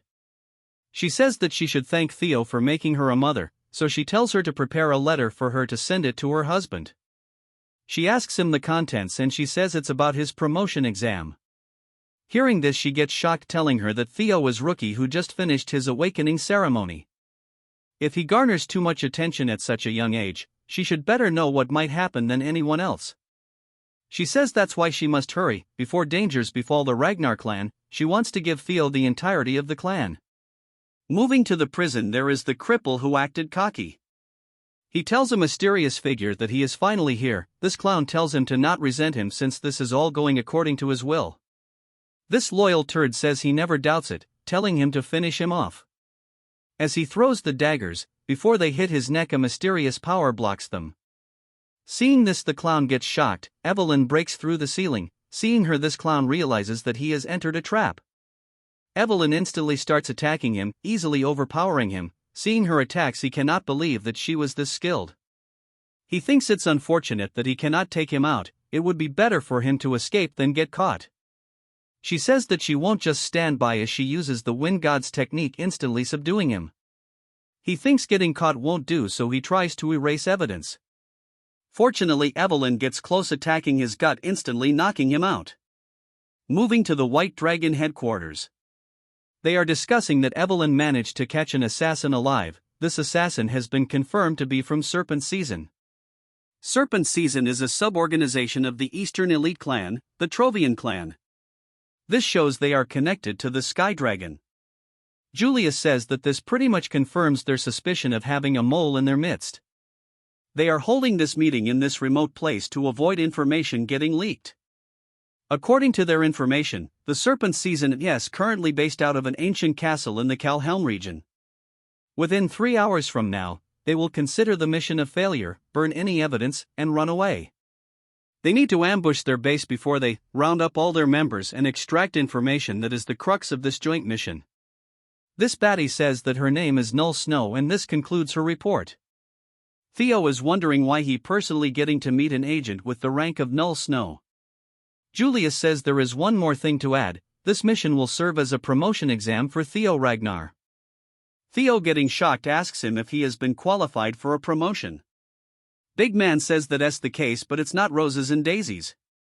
Since the difficulty of the test has gone up, as one rises through the ranks, it's normal for the difficulty of the exam to escalate. However, what is not normal is assigning a mission that can lead to a civil war for a mid-rank swordsman promotion exam. He heard that Theo ordered Evelyn to stake out the cells because he knew an assassin would come. Since he started this, he must see through it.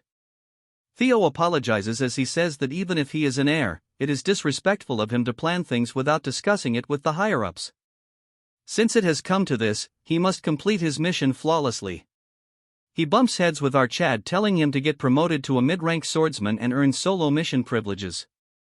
A status window pops up telling him that it's his chance to clean up the dark ties of his previous life. Even Theo is curious what it is that tied him and them together to cause all this. This baddie asks Theo if he has any problem. Theo says that no matter what he will complete it, no matter what. Old Man says that it concludes the meeting, and now it's time to start the snake extermination mission. This part starts deep in the forest. Pretty Mask tells them that there is a possibility of a mole, so they have limited this mission to 3 people.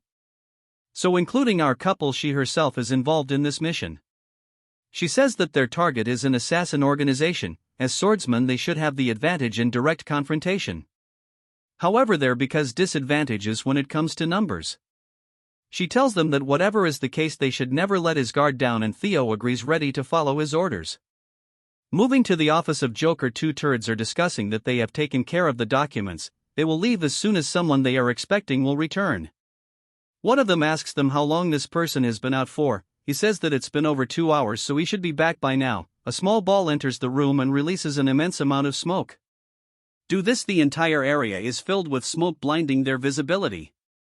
Before they could even react, these turds get instantly killed. Just look at their faces for once.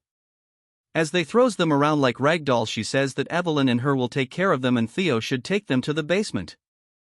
Theo is amazed that in an instant she took care of 3 people. Theo rushes towards the basement. all while thinking to himself that the blueprints they got during the mission briefing are accurate. Then according to it, right up ahead will be the stairs to the basement.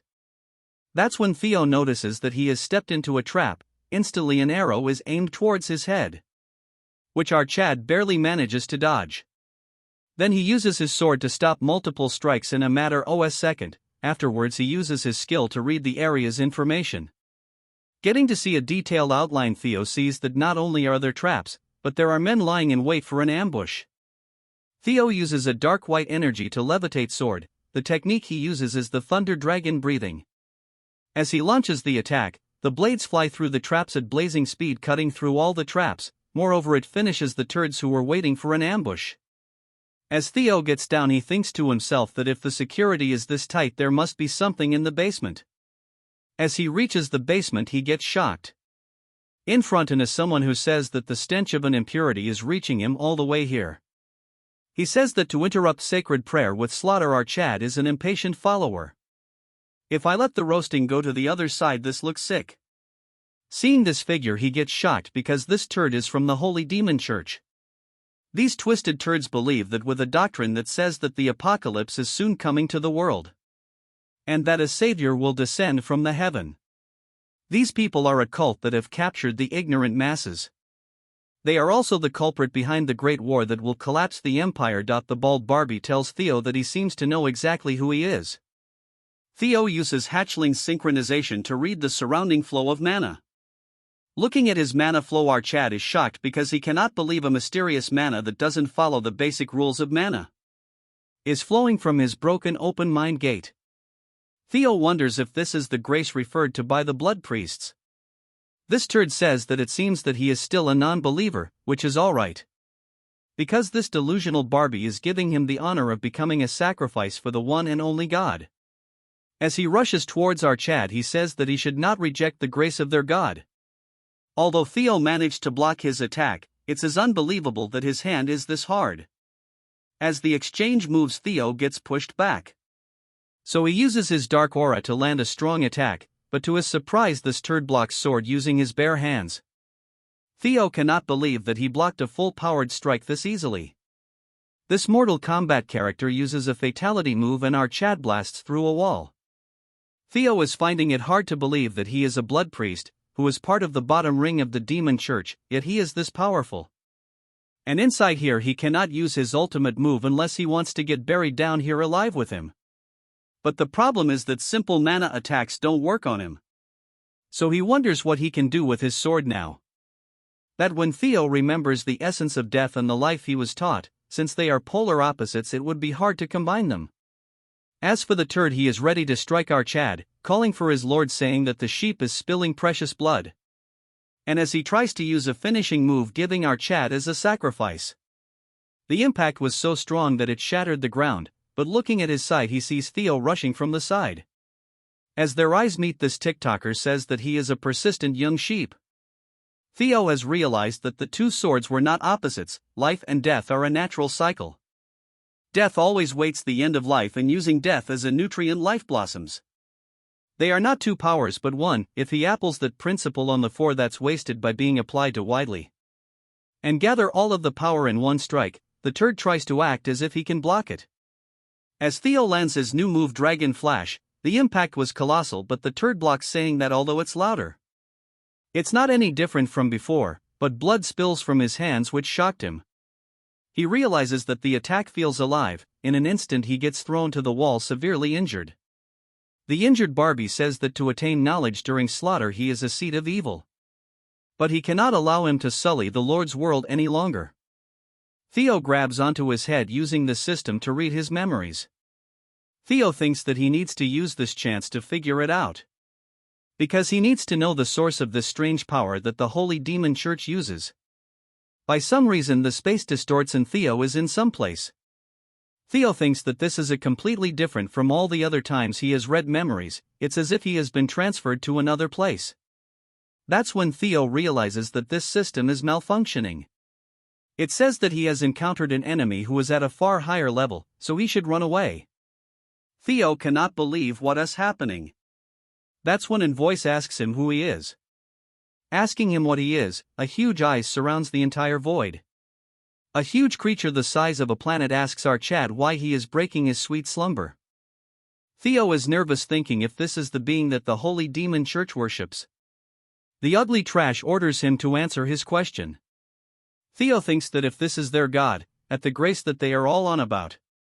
Our Chad is very nervous, as the ice comes closer, taking a look at our Chad. It recognizes him and call our Chad by his name. Theo cannot understand how he know him, as the minster says that he has been searching for him all this time. As he calls Theo the blight of this world, he devours our Chad. As the eye turns into a weird liquid devouring him. From the huge moldy yellow light is released. The cheap copy of venom gets blasted when a dragon breaks through. It's none other than Lodbrok. Seeing her, our Chad gets shocked. She tells Theo that the overweight venom is not something he can face yet. It's a being so strong that even if he reaches the ancestors' level will not be suffice to get a certain victory. She tells him to leave this place to her as she pushes his out. The next second he wakes up from his slumber. As Theo is vomiting blood, he cannot believe that Lodbrok has been standing up against a thing like that all by herself. Then he notices the priest going crazy because a non-believer sought his lord, yet he who has dedicated his entire life didn't get a glimpse. As he goes crazy, Theo takes this opportunity to finish him off, telling him that a god like that is not something even he wants. But Theo is surprised to know that the god the demonic church worship is the nameless sovereign that Lodbrok spoke about. She had told him that for the past 1,000 years she has remained here, bound by the duty to protect the world from it. But because she has lost her heart, she won't last longer than 3 years. In 5 years, during the Great War breakout, which is centered around the demon church, the death of the guardian dragon and the rise of the holy demon church, the rebellion started by Ed Trovan. There is no way all this happened at the same time, so they all must be connected. Before Theo was about to faint, Evelyn grabs onto him, telling him that he has done a great job. Mommy Assassin thinks to herself that they hurried because one of the targets was a blood priest. But it's very surprising that our Chad managed to take one down by himself. She praised our Chad, saying that by defeating a blood priest alone he has proven himself. Moving back to base, she says she has collected the documents. All the evidence are circumstantial evidence, and nothing works as a smoking gun. Theo takes out a box and tells her to check it out. He discovered the box from the basement. Seeing the box, Evelyn is shocked because it is the object she has collected on behalf of Theo before the awakening ceremony. It is the secret trade logs between the Ceres Merchant Guild and the Trovian clan. She was wondering why he hadn't used it, but now she realizes that he has saw this far out. As she reads through the logs, it belongs to the Ceres Merchant Guild. There is even a trade logo with the Trovian's official seal. She is impressed, saying that he has done great work. With this they can prove that it was Ed Trovan planning the treason. And also the involvement of the Holy Demon Church. They now have sufficient information, and after submitting a quick report they will immediately strike the Ceres Guild. Theo thinks to himself the time for Ed to pay is knocking on the door. The scene moves to Big Man all angry on Ed, cursing him by saying that he knew he would betray one day. The masked man says that they cannot say for certain, though there are circumstantial evidence, so he is still a suspect. Julius says that he is not a fool. The fact that the mighty black dragon is sharing this information means that this has gone beyond suspicion. In response, he says him to not make any unnecessary assumptions. Julius says that judging by his response, it sounds like he was aware of it, yet he let it happen. He says Theo named shocking our big man. He elaborates that according to Cleve's report, he defeated a blood priest by himself. Julius tells him to not go there, as he tells him to hand Theo over since he is a very talented individual. He explains that Theo has excellent perception and deduction. The ability to see the bigger picture from the tiniest clues. These methods greatly resembles those of the Black Snow. It is as if he has personal experience. He tells him to get lost since he has called dibs on him, telling that he and OSA are both thieves. The Black Dragon is surprised that he has called him Big Brother. All four of them became sworn brother and sister centuries ago, trying to get emotional. Seeing this, he tells him to scram and he won't be getting Theo no matter what. He tells Julius that he has yet to realize something. In an instant he gets behind him and says that it is natural for a big brother to take from his little brother. He steals a few alcohol bottles, telling him to prepare something more expensive next time. As he was rushing out, he thinks to himself that he is relieved that there is no mole in the white armored dragon cavalry. Only a few places have stayed away from the sky dragon. He thinks it would not be bad to leave the mission to him, since they should be arriving soon. And as he leaves, he thinks it would be interesting to face the Serus Guild / moving to the Ceres Merchant Guild Central Branch. Nobody introduces himself as if I have time today it. Anyway, an overweight Baldy, which is the guild master, says that he is formally requesting a betrothal between the two clans. He will be entangled with the fourth daughter of their clan. From now onwards, the Ceres family and the Bacchus clan will be connected by blood. As the fat turd thinks to himself that it is within his grasp, they have entangled themselves with Ignoble. And it won't be long before they make the Ragnars pay for looking down in them. Just look at that smile, and he should brush his teeth. As this part continues, the leader is very pissed because a mere merchant mentioned his family name before the Bacchus family, which is one of the 6 pillars. But he is holding himself because he can save his family with the dowry from this marriage. Since it doesn't matter what's going to happen to an illegitimate child. Moving to this Naven dude, he says that he can easily tell his thoughts. As he looks at the fat turd, he wonders if this merchants have any intention of truly helping them. But they are not aware that their store is used as collateral, so they won't live for long anyway. Because he must see his cursed family go down as he kneels greeting his bride. He promises to treat her well as their son-in-law and her husband. Hearing this, she shocks him, saying he can prove it. He tells her that it looked to him that she wants something, but his family is bankrupt right now. So much so that even he is being sold right now. The old man gets shocked when he says that as his bride wants something, he can give her his family seal. As for the old man, he continues to curse him. As she starts taking her overcoat off, she goes crazy, telling him to bring the head of Theo Ragnar, since he is the one who cut off one of her arms. Naven thinks that since she is openly telling him to assassinate a family heir, she is not a normal woman.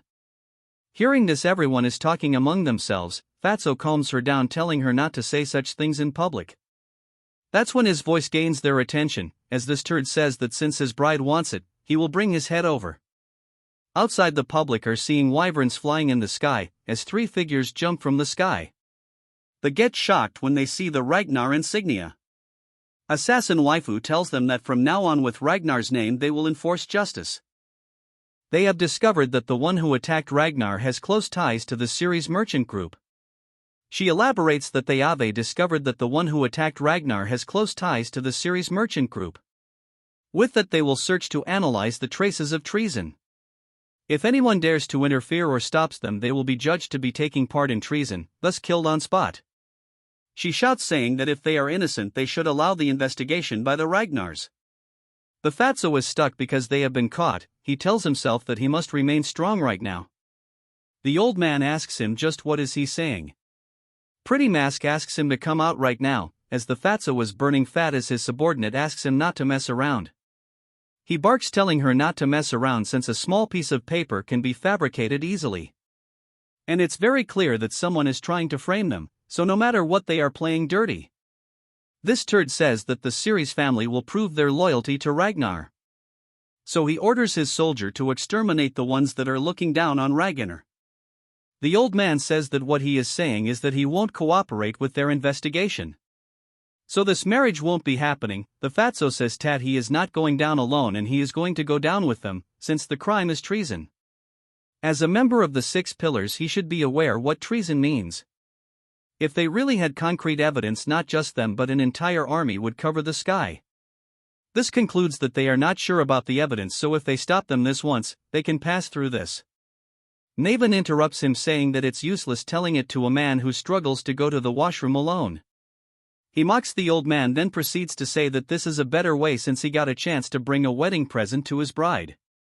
The old man gets shocked when he realizes that he stole his sword without him noticing. As this turd jumps around towards our Chad, the old man curses his since the moment they picked up the sword they have become accomplices. Since they are stuck, he orders his people to help the Ceres family. As they point their blades towards our Chad, she tells them that this is their last warning. If they don't move, they will kill him on spot for treason. As the soldier are in a tough situation, a mysterious figure gets in between them. It's that Naven dude, as he tells them that people from the Ragnar people really like executing people. Theo and Evelyn couldn't detect him, but I am pretty sure assassin waifu detected him. A single attack from him pushes them away. He greets them saying, especially Theo, since he never thought he would be saying this on their first meeting. As for Theo, he cannot believe that he is meeting this dude here. During the Great War, this guy, along with the series Merchant and Trovian, caused great damages. The ghost sword Naven, as he points his sword, he launches multiple attacks, pushing our Chad. If he were to use the information from the past, this can become a chance for him to get tremendous power. Theo tells them that he will handle him alone. Hearing this, Evelyn says that he is way too strong. Masked waifu tells her to have trust on him, since the others are destroying evidence, so they cannot wait for him to finish. As they continue to battle, he says that it's good for him if they don't interfere. Asking Theo if he will be alright, elaborating that although he looks like this, he is pretty strong. Theo says he feels similar, saying if he can ask him something. With a straight tone, he says that pointing a sword towards Ragnar is an act of treason, making him one. So he is doing this to ruin his family as a revenge for his mother. Hearing this, he says that our Chad is bringing up one annoying memory. Because of this, he has gotten one more reason to take his head. Theo tells him to wait and let him finish, as he will help him with the Bacchus family. As a hidden quest pops up telling him to recruit the ghost sword Naven as his ally. This concludes this part. Make sure to like and comment or you will die single.